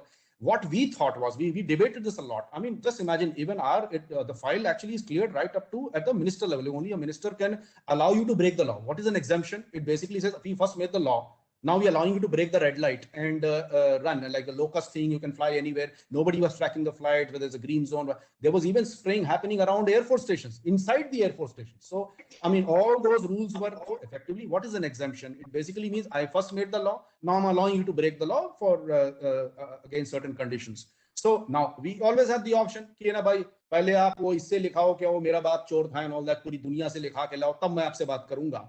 So we thought, forget it, we can make it easier for our players by at least जो हमारा काम है, जो DGCA और जो मोका का काम, हम अपना काम कर देते हैं. और उसके बाद once you take that letter, see everywhere you go, जैसे इससे लिखाओ, उससे लिखाओ, राम से लिखाओ, श्याम से लिखाओ. So we said यार, we are राम, चलो यार हम लिखा के दे देते हैं इनको. So it was just a tactical move कि once we give you a piece of letter, now a letter from, I mean, even an Indigo and a SpiceJet flies every day with a letter from DGC only. Na? Every flight path is approved and you get a flight permission. So once we have the letter, at least when you go to DGFT, import करना है, MOD के पास जाना है, local किसी SP या DM के पास जाना है, at least वही बोले भाई लिखा के लाओ, ये देखो DGCA से, central government का है, minister से approved है, joint secretary ने sign किया order पे, it's on the website. So it just makes your job easier. So that's why we came out here. देखो, see, this is a country which is evolving. Don't forget it कि जितना हम drones के बारे में बात करें, वही borders पे, as I keep talking, Jammu, Rajasthan, इधर उधर, राजस्थान वाले सब पकड़े जा रहे हैं drones, and you yourself know this. You are part of some of those investigations, right? So you know it's not an easy thing to do this balance. Okay, that is the key driver. Now ये सब तब तक है जब तक ये हमारा ये distress sky शुरू नहीं हुआ था. Most probably by 31st March we'll have the distress sky coming in a small way. So we have now 32 green zones. The 32 will become 300 green zones. तो धीरे धीरे करके ऐसे बढ़ेगा. Now if you think ये सब कुछ भैया एक मैजिक वॉन्ड हो, ऐसे अंबर दुबे जी आए सब करा दें, या खरोला साहब बस कुछ बोल दें और हो जाए, ऐसे नहीं होता है. ठीक है. So we are evolving. As I said, the movement is positive, and as we keep on increasing the green zones, most of the drones will then have to take a UIN and come on the NPNT model. Once they come on the NPNT, then the green zones are already approved by Air Force and MOD and some 7-8 different agencies. Then you don't need to go anywhere. ये तभी तक है जब तक हमारा ये NPNT system हम उसको पूरी तरह से लागू नहीं करते. Next question, please. Next question, please. Amber ji, can I ask one question? हाँ बस ये कि भावना का 5-20 हो गया यार, फिर से feedback group captain, can I ask? Somebody just mute. Narayan sir. My question is, we have drone testing sites. We had worked on some sort of SOP. We were almost I don't know, toward the end of the SOP. Can we get that SOP implemented sometime soon, so that testing site modality utilization can be finalized? The SOP as in who drafted the SOP? It was an informal group. We were working on it, and How do you send it to us? You send it to us. Of course, look into it. Of course, while we respect independent groups, but independent groups cannot. I cannot form an independent group and write it to the country. There's a process. Again, there's a feedback. I'm listening to my own sounds. Thank you. So, as I said, we really welcome those inputs. वो आप भेज दीजिए उसको ministry में and WhatsApp कर दीजिए. You don't even need to meet anyone or do whatever. Just WhatsApp it to us. We'll run it past through the system. And whatever we can capture, we'll capture, because drone testing, of course, innovation come from drone testing only. Our future wars and future weapons will come from drone testing only. So we will fully support it. Sir, Gasti wants to ask. Chalo, Gasti, last question, and then we'll go. There are two things. One is this certification process cannot be as stringent as aircraft certification process. It has to be role specific, task specific. A testing site for certain class of drones is not required. It will take us to again license Raj. Again, there's SOP. Yes, sir, these are lodestones which will just stop us from progress. All this is bakwas, if I may say so. We have आपको बकवास बोल देगा तो ऐसा we can do name calling for the next half an hour. How will we achieve all this? Odisha में बनाएंगे, कौन उधर जाके छोटा कंपनी करेगा वहां पे? बताइए sir. For a micro category drone, will I go to drone testing site and test? So the panel is mainly to learn about how we can use the drones. The point Group Captain Augustine wants to bring here is basically how to enable more easy testing. See, first of all, just because we are on a webinar, let's maintain some decorum. Let's not use word. For every gali you give, I can also give 5 galis. For every blame you put, I can put 5 blames. So, let's maintain decorum. So let's just talk about the drones. I'll frame the question, sir. I'll reframe the question. You have to look at it from a point of view. Whatever perspective you look at it, but let's maintain some decorum on a webinar. No, let's identify the problem instead of really trying to you are the moderator and you ask questions.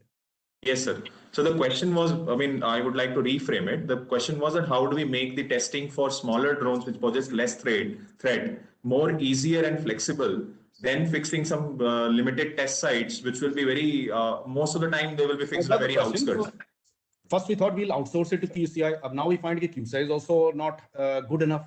So QCI is QCI on the call. I don't know whether is Manish Pandey or somebody on the call. Best is to engage with them and give us some specific feedback. मतलब हमें तो लगा कि if we outsource it, अब तो ये था कि भाई DGCA government के साथ हमें नहीं करना. And the government does not want to get into this whole testing business because we have no knowledge. We are very honest to say we have no knowledge. So we thought we'll give it to QCI. QCI also doesn't have the knowledge. So they then have set norms, and there are some very, very strong people in the steering committee. Most of us are outsiders, and most of them are technical experts. Now, of course, it is very disheartening to hear that even after all those steering committees and technical committees and certification committees, the final output is still not good enough. So if it's not good enough, again, you send us some formal note through some wiki or whatever, or through Drone Federation, and we'll look into that. If you have to disband the committees, we'll disband the committees. We'll restart the process. और क्या बोल सकते हैं? So I'm very surprised and very, of course, saddened to hear that after all this paperwork and all the drama that has taken months of government time, we have still created something which is not meeting the requirement. But ultimately, we are measured by outcomes, not by hardware. So if the outcome is not good enough, send us a formal but clear suggestion. For nano do this, micro do this, small do this, for this is whatever problems you have with the certification process. Tell us very not generic. ये सब बकवास है, सब आग लगा दो. But something very specific. A point 12.3 plus 17.6 tables so and so. Change this to this. Send it to us. We'll look into it. Ultimately, we are here to serve you, not to serve ourselves. So that is on the standards and testing for the standards. The question is also from the flight test site perspective, that how do we make these test sites for at least a smaller class, low risk drones more close to the cities so that entrepreneurs and smaller companies don't have to go to outskirts and limited areas.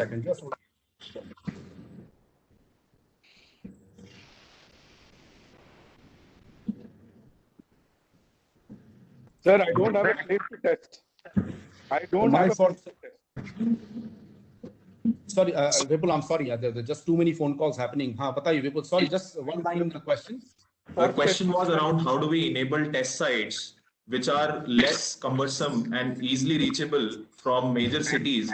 Rather, we define some conditions for test site which is not again fixed by set of regulations, rather don'ts and do's. Okay, or we say if these are the criteria, any site can become a test site for a small class. Yes. let's be. I know it's very fashionable to ask these tough questions, but see, we have this open system where you have to give us the green zone data. You've given the green zones. Some 32 are already done. Another batch of another 25, 30 is currently ongoing. Okay, and they are being cleared. So I have openly encouraged all. In every city there is some university or some whatever agency which is little away from any. Just ensure some distance from military sites. Any place can send us, all you have to do is send us the KML file and we'll run it past the security agencies. Once they clear, you can do any amount of flying. What's the issue? I'm still not able to understand. What is Absolutely. the issue? I think one of the examples is the recent clearance given to IGRUA in Manesar, which is right next to Delhi. So go fly in IGRUA. The IGRUA director is on this I see his face. Very handsome guy. So आप इनसे बात करिए. Who's stopping you? You can pay the rent. Of course, they'll charge you money because they've spent a lot of effort, time and effort, he and Chirag. I've seen the amount of running around they had to do to get this clearance and that clearance. You're most welcome to fly. Get any zone, send us, as I said, just go to Smith Shah or Sumit Gupta in FICCI. Ankit is also from FICCI. Any of the association, just send it to them. We'll run it past the airport authority and the security agencies and we'll give you the green zone. उड़ाइए आप जितनी testing करनी करो. क्या issue है? अच्छा एक और बात. Now it's my turn to put you guys on a map. ये जो हमने 32 जगह अभी निकाली है, ये 32 जगह तो आप ही के सजेशन से आई थी.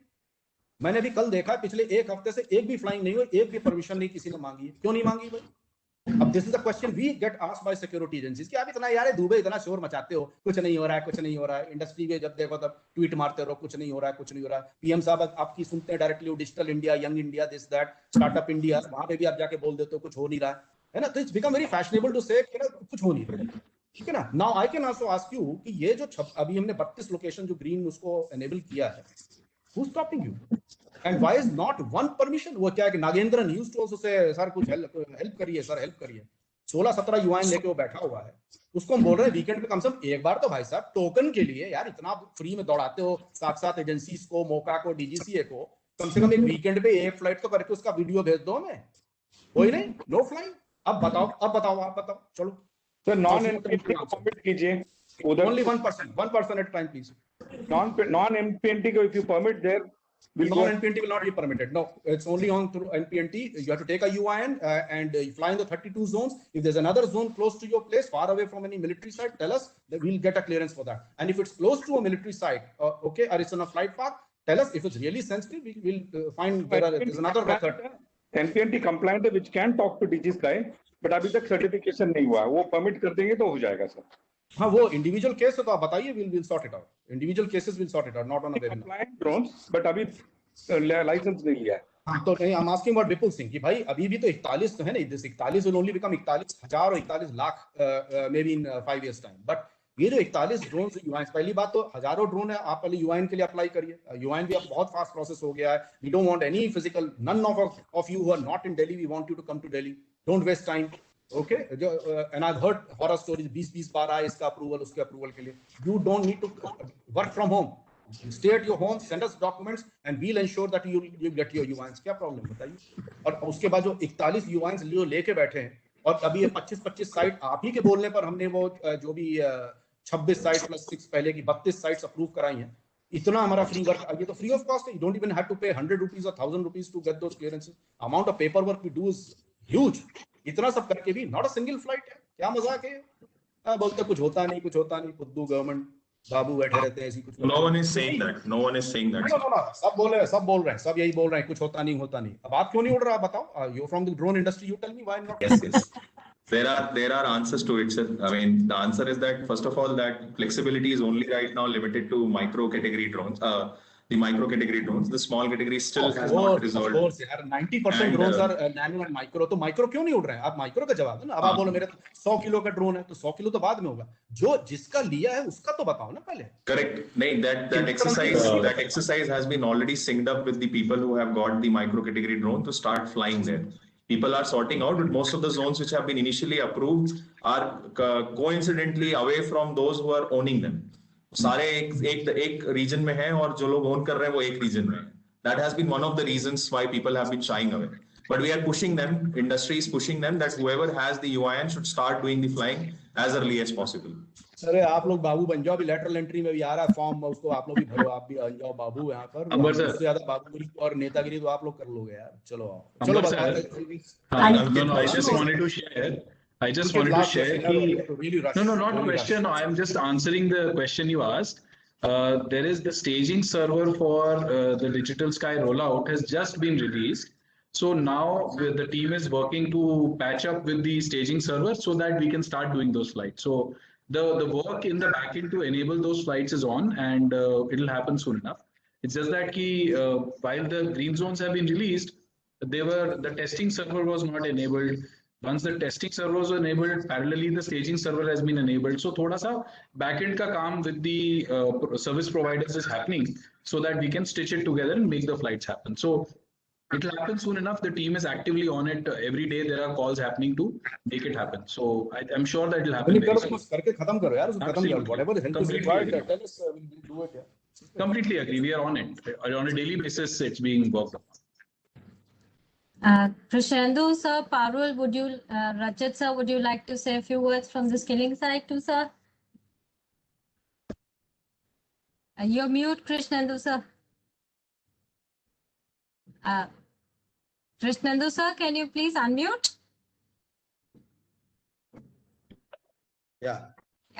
So, hello everybody. See, the thing is that from skilling point of view, what IGRUA is doing with help of being our RPA partner drone destination, just now Vipul ji was telling, basically we are into only training, first of all, and training is the first thing for skill development.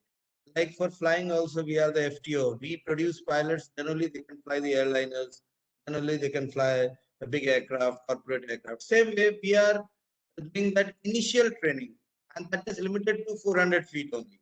So no testing, no development of that sort. Only and only we are, training people, because when all this started, and FTOs were given approval, the main question was, the main vacuum was that who is going to train? Because unless we have instructors, we can't train. So that was the most important issue. So that is why what happened, that IGRUA took this, you can say, start that we coordinated with the DGCA, we coordinated with the ministry, and we thought that let's start this training part, because unless the training is done, unless we produce instructors, then how are the people going to get trained for flying drone? How will we have drone pilots? Once we have the drone pilots, then only they can enter into various agencies, various sections and departments, like you all are talking about mining, agriculture, medical, surveillance, photography, whatever. So they are just like, in our civil aviation, what happens, like once the pilots come out from our organization, they go for type training on Boeing aircraft, type training on Airbus, type training on Embraer. So we are not training them on these aircraft. We are making them full-fledged CPL holders. Then they go into the market and they fly and take type rating on these aircraft. Same way, what we are doing at present as an FTO in the drone system also, drone ecosystem also, that we are training first the instructors, because we don't have instructors. Way back, a course took place in which there were some 34 odd people, and at that time people didn't have much know-how, they didn't have much interest. So any Tom, Dick and Harry went there and had undergone that training. So when finally everything became fine and such FTOs were given approval to give training for drone, then we thought, instructor hi nahi hai. We started going from pillar to post, instructor. IGRUA ko instructor nahi mil raha tha, main kya batau. Then only we thought ki sabse pehle hum instructor banayenge. Because IGRUA being such a big organization, and then we were the one we thought of starting in a very big way. But the saddest part is that we didn't have a single instructor. So हम लोगों ने सोचा कि सबसे पहले हम instructor produce करते हैं, क्योंकि इंस्ट्रक्टर प्रोड्यूस करेंगे तभी हम पायलट्स प्रोड्यूस कर पाएंगे. So that is how this thing started. And in Manesar, the approval that we have got, that is exclusively for training, And that is why all sections and departments and ministries have given us the approval. And I have personally went there, approached them, explained to them. So I got it. And now we are doing it there. What I am at present wanting to tell everyone is that I've already written mails to many people that what, as far as my knowledge goes, that various exemptions has been given for carrying out certain projects, certain work, in which the DGCA and the ministry has said that the pilots who will fly should be certified pilots. So that is why I request everybody in the drone federation, or you can say in the drone industry, that whoever are into such projects, specific projects, they are using some pilots undoubtedly. So they should first come and have the formal training and get DGCA certified, and then go back to their organization, whatever organization they're into. I've sent the mail to around 16 organizations, and I'm going to send these 16 organizations are government organizations, and subsequently I'm planning to send to some private ones. So my request, suggestion is that since they are into specific projects, specific work, so whatever pilots they are using, at present they are all under exemption. They may be ACE drone pilots, but they don't have any DGCA certification. So that is why they should first come to our training organization, get trained, and then get the DGCA certification, and go back to their organization and start. And subsequently, what will happen when we will be training people, and even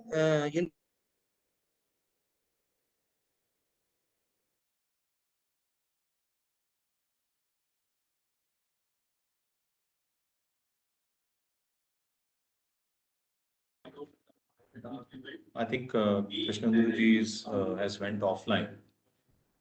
In addition to what Guruji was saying on training, collaborations are required in the industry also to develop the training content first. So, I mean, training, actual content has to be developed, the policies, guidelines, insurance related to any incidents that during training, of the actual drones was damaged. A lot of work has to be done by the industry. The government is pushing it as much as they can, but industry also has to come, like they have been asking about it for the testing sites, whether within a few hours, whether few of the closer testing sites can be used during the restricted hours, which are only for drones and which are not being used by any other entity closer to the cities.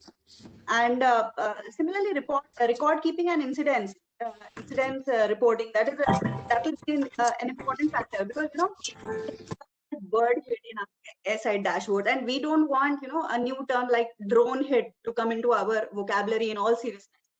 So it is important for various industries to come together, collaborate, and develop all these policies, guidelines, training, drone management departments by the major agencies in aviation. So a lot of work has to be put in before we could actually go and actually successfully apply the drones in aviation community per se, because I'm from aviation. Like in aircraft inspection, an aircraft inspection will take 4 to 5 days. I'll complete it in few hours if a drone is allowed inside an hangar in an MRO. So, but for it to reach that stage, there's a lot of work that the industry has to do through various collaborations, and a lot of development work has to happen in the next few months. Yeah. So Parulji, we have been talking a lot about. Because I think obviously you're the moderator, you can cut it. Yeah, please, Rajat, please go ahead. You want to make a point, please. So I just sorry, I went out of the whole scenario. I've come back again, so I'm there again. We are in a village, So, yeah. What I want to add on here is, this the whole, the group what we are, assembled about. It's not only for the drone. I think Bhavna also reached out a message, and it was also creating innovative, methods, aviation skilling overall. So let's just try to attack on the second aspect of the talk. So where we want to add on is like I want to say, being the CEO of ACC, which is primarily made for as a industry-led body for developing the aviation skilling in the short-term training. This thing. So Krishendu Saab and the IGRUA and of course RGNU and other people in the DGT are there in the long-term training, but ACC has been formed for a short-term training. So here, what after the COVID, we have learned the lesson now. So I just want to briefly, we have taken off some 10 action points, but very briefly, because the time is running out, I think we should have finished by 5 o'clock. So we're already running out, and the people must be waiting for the weekend beer or something. So anyway, I'll just quickly say the 5 action points what we are trying to evolve. One is to develop the robust digital learning infrastructure and to develop the e-contents for many of the job roles, which can be learned by the learners sitting at home, and only for the OJT and hands-on skilling, they go to the field. So that's the kind of a hybrid model we are trying to evolve. Secondly, we're trying to have some kind of strategy for online training of trainers and the training of assessors. So people don't have to go to the field and do it. Then some kind of emerging job roles that we are trying to evolve. Of course, one of them is a drone only.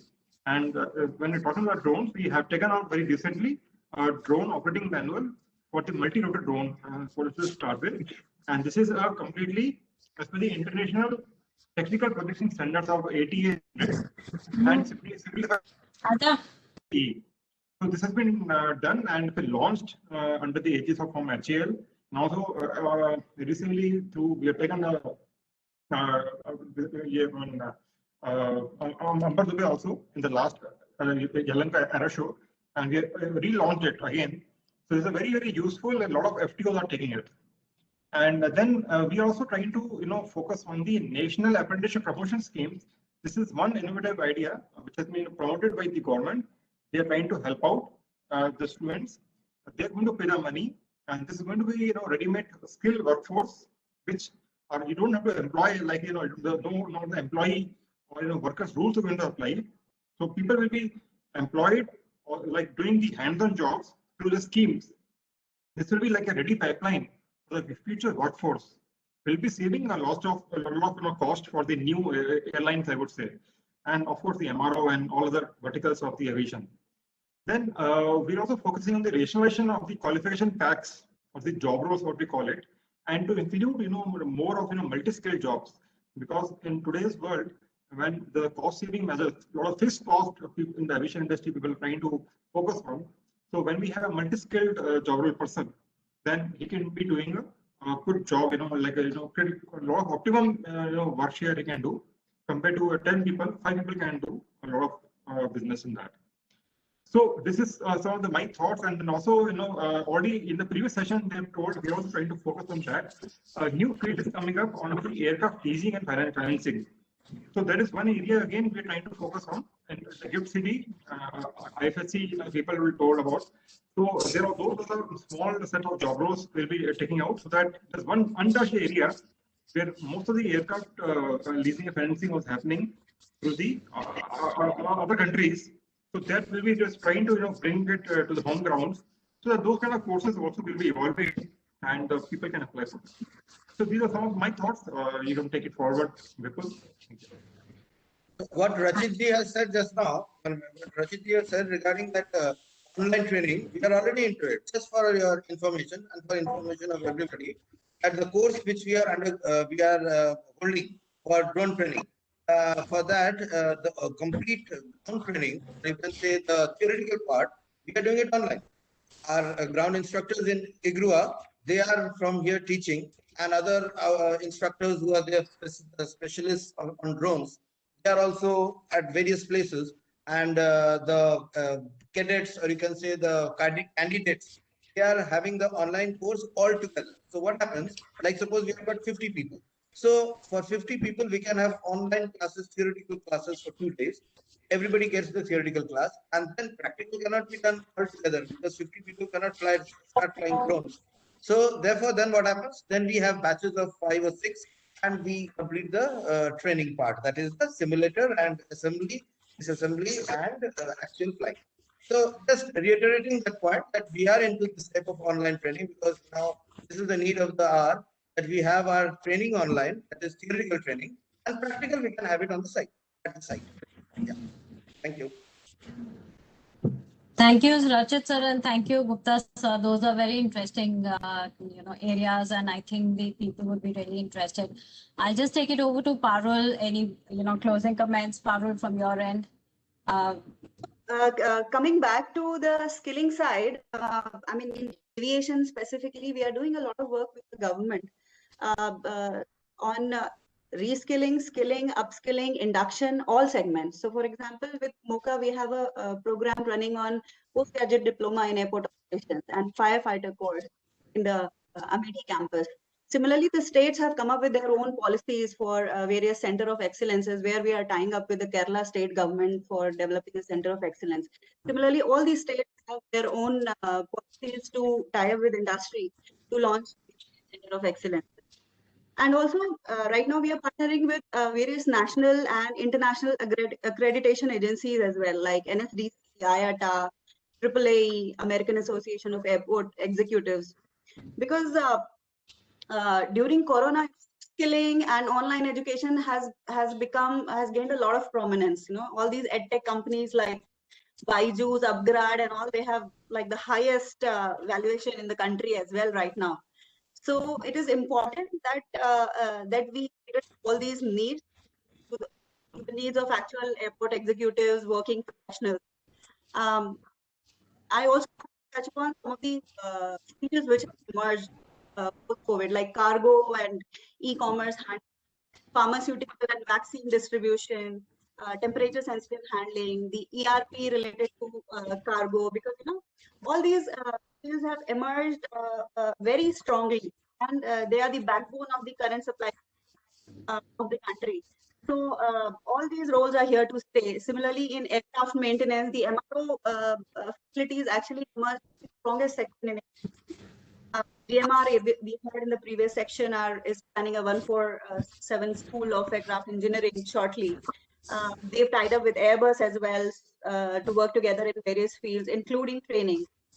Other fields that have emerged in aviation are all IT and industry related, like artificial intelligence, machine learning. Blockchain emerged as a very strong platform because with the paperless and faceless initiatives driven by the government, all the industries across supply chain came together, and blockchain is a distributed platform where a lot of trust can be gained between the agencies through data and exchange of data information. So ERP trained workforce is also the need of the hour in the aviation industry today. Cyber security, with a lot of work from home operations and access given, comes the risk of all the attacks. So we just saw that this platform used by the key Asian airlines got hacked recently. So there's a need to secure the cyber security field is an emerging field right now, and we are also launching on cyber security for the first responder, the boardroom, airport designers as well in the coming months. Thanks. All these fields are quite important right now in the aviation. I'm glad we are going way forward. So with the new e-commerce and the aviation leasings that Rajat sir has said, and plus what Mr. Gupta has said. So I guess there is a lot of skilling opportunities, and I hope there are a lot of job opportunities as well for the people after they do skilling. So Ankit, if you're still on with us, any closing comments from your end? I think Ankit and Vipul have. Yeah, thanks, Ankit. Hi, Bhavna. In fact, instead of me, I would actually request Group Captain Augustine to make his comments because, it was a complex time when he was about to speak. So I'll request Group Captain Augustine. I was just starting to him. So yes, Group Captain Augustine, sir, you would like to say your words? Yes. Just three key takeaways, Bhavna. Vipul and Ankit are sitting at a different platform. Most of the startups are sitting at much different platform. And Ankit rightly covered why there is no influx of money into this industry. So most of the startups are self-funding like us. I mean, we've been self-funding. Now, imagine sitting in Kochi for a 250 gram drone testing, I need to travel all the way to Bangalore or Orissa, find something wrong. I have to come back here, rectify, go back. It's not possible. Now, what is in reality, what is happening is someone is going inside some hangar and, in a closed space and doing the testing and come back. So that is what is happening. So that needs to be seriously addressed and quickly addressed. Otherwise, we lot of small companies will fold up, and that is sad. That will be sad to see, and that will affect the skilling industry as well. So that is my next question to Mr. Krishnendu. If can companies like us tie up with you for our training? How do we have can we have a kind of a handshake where we do the ground training part since we have the instructor on board and come for flying training only at your location? Is it possible? Yes, you can do that, of course. I mean, we have no provision for testing and all. That is a level higher. That is the manufacturing. No, not testing. Only for training my people, my guys. Yes, of course. Why not? We have already written to everybody. I will also send a formal request to you that in case you want to get your people trained, I mean, they must be already ace drone pilots, no doubt about it. But what happens that at present they are all exempted from the certification part. Now, if they get the training out here, then they will have a like DGCA certified drone pilot. So then after that, they will utilize their skill. So basically, at present, what we are saying that we are having a lot of drone pilots in the country who are very good flyers and who have the thorough knowledge, but they don't have the legal, you can say, certification or legal token. Like this is how I can fly. Like we have got like I'm an aircraft maintenance engineer. I've got an AME license, so I can certify the aircraft. Then a pilot who has got a CPL license or ATPL license, like that. These people can also have a drone certification and can do the work. So it's good in this forum when I spoke and when I heard you all, I can find out, I can make out that yes, there are certain issues which are required to be addressed even more in depth, because then only we can find out solutions to it. Like the testing part you said, very much, I am not in that field, but the way you spoke and whatever you spoke is absolutely correct. And that has to be taken care of. And similarly, for our training purpose also, I had some problems which I didn't speak out because already we have started it. So it's fine. Like the thing is that for training, I feel that those type of restrictions which are there should not be so much. Like even for our FTOs, when we are flying our training aircraft, the restrictions and the regulations which are there for an airliner, for a big aircraft, is not there for us. Same way for training of drones, which we know that it will be in sight, it is visual, then it is within a limited area, then it is only maximum up to 400 feet.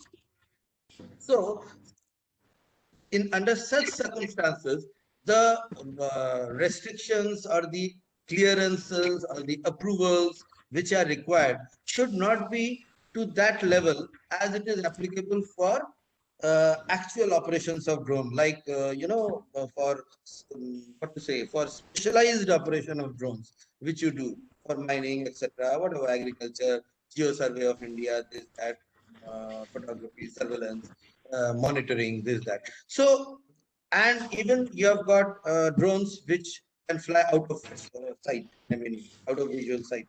So for them, whatever restrictions are there should not be applicable for trainer drones, which are, who are flying in a very localized area and who are only simply training an individual to become a certified drone pilot. After they get this certificate, it doesn't mean that he can now do any type of drone flying, high-level flying. No, then he has to get training on that specific, like a type training or a type rating, and then he does that specific work. So similarly, this issue I wanted to raise, but it's okay. I'm working on it. I'm talking with the headquarters. I'm talking with Home Ministry. I've already got the approval from Home Ministry, but how long we are going to go for it, because we are going to increase our area of operation.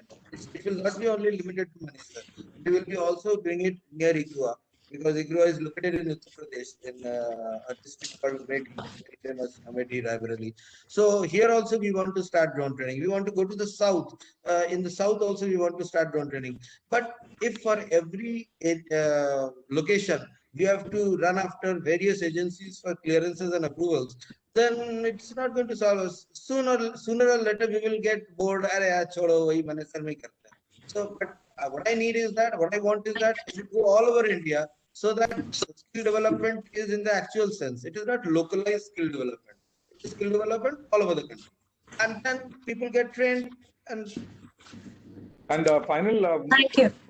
Final point, ma'am, Bhavna ma'am, for you to, do, if you can do something about it, is have I've been listening to speakers since morning.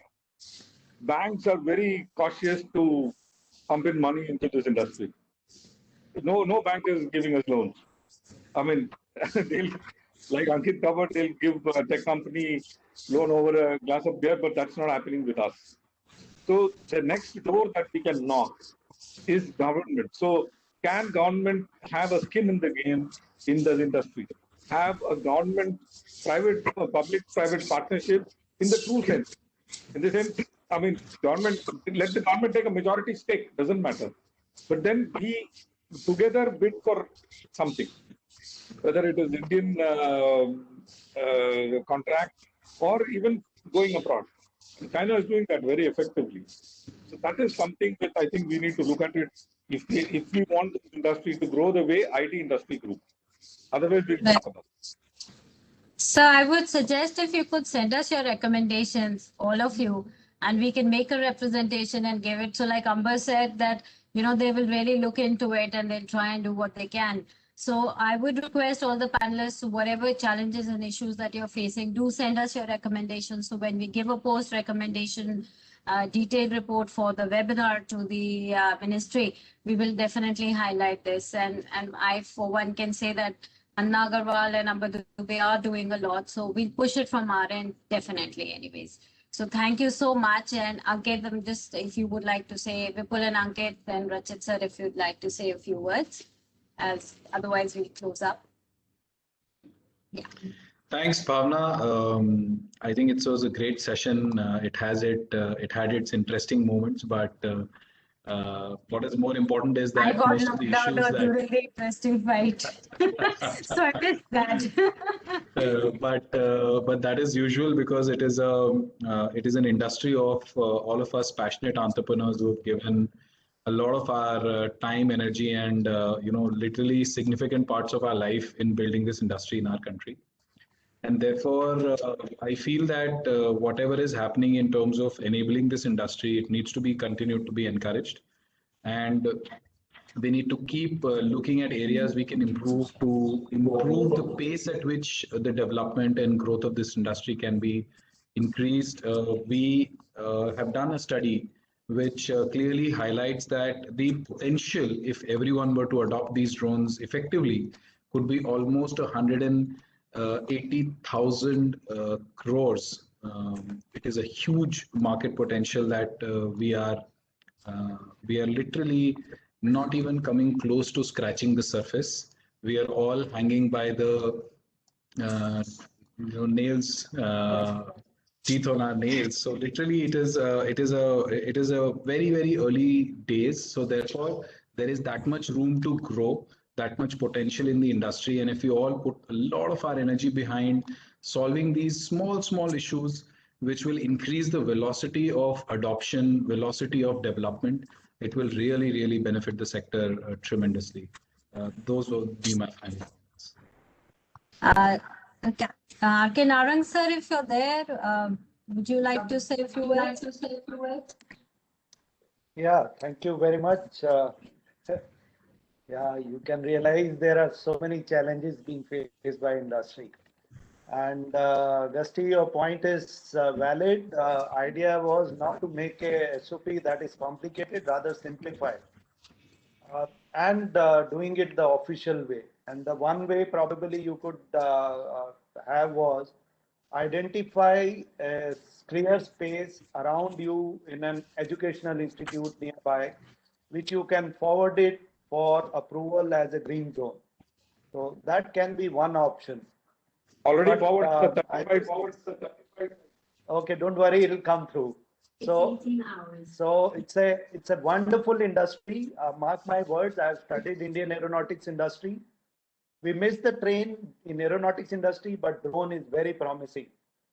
Ankit is an example. He struggled for decades, but he's held on. Augusti and all those who are listening to you, you have to follow the same model. You see the poise on Ankit. There's a lot of disturbance behind. You know, he's able to control that. So you have to have that poise which you had during your service career. Keep that, and you will bypass, get over these initial pangs. Thanks. It's a very, very promising time, and let's work together. Don't get bogged down. Find the right ways, and we'll succeed. Thank you. Mr. Narang, if you could share your presentation with us, that will be a big help as well. Sure, I will. Thank you. Thank you. Rachit sir, would you like to add any last comments? No, I don't think so at this time. Only to go. I mean, I have to leave the Fine. So I'll just request Vipul to wind up. Thank you so much, everyone. Vipul, are you still there?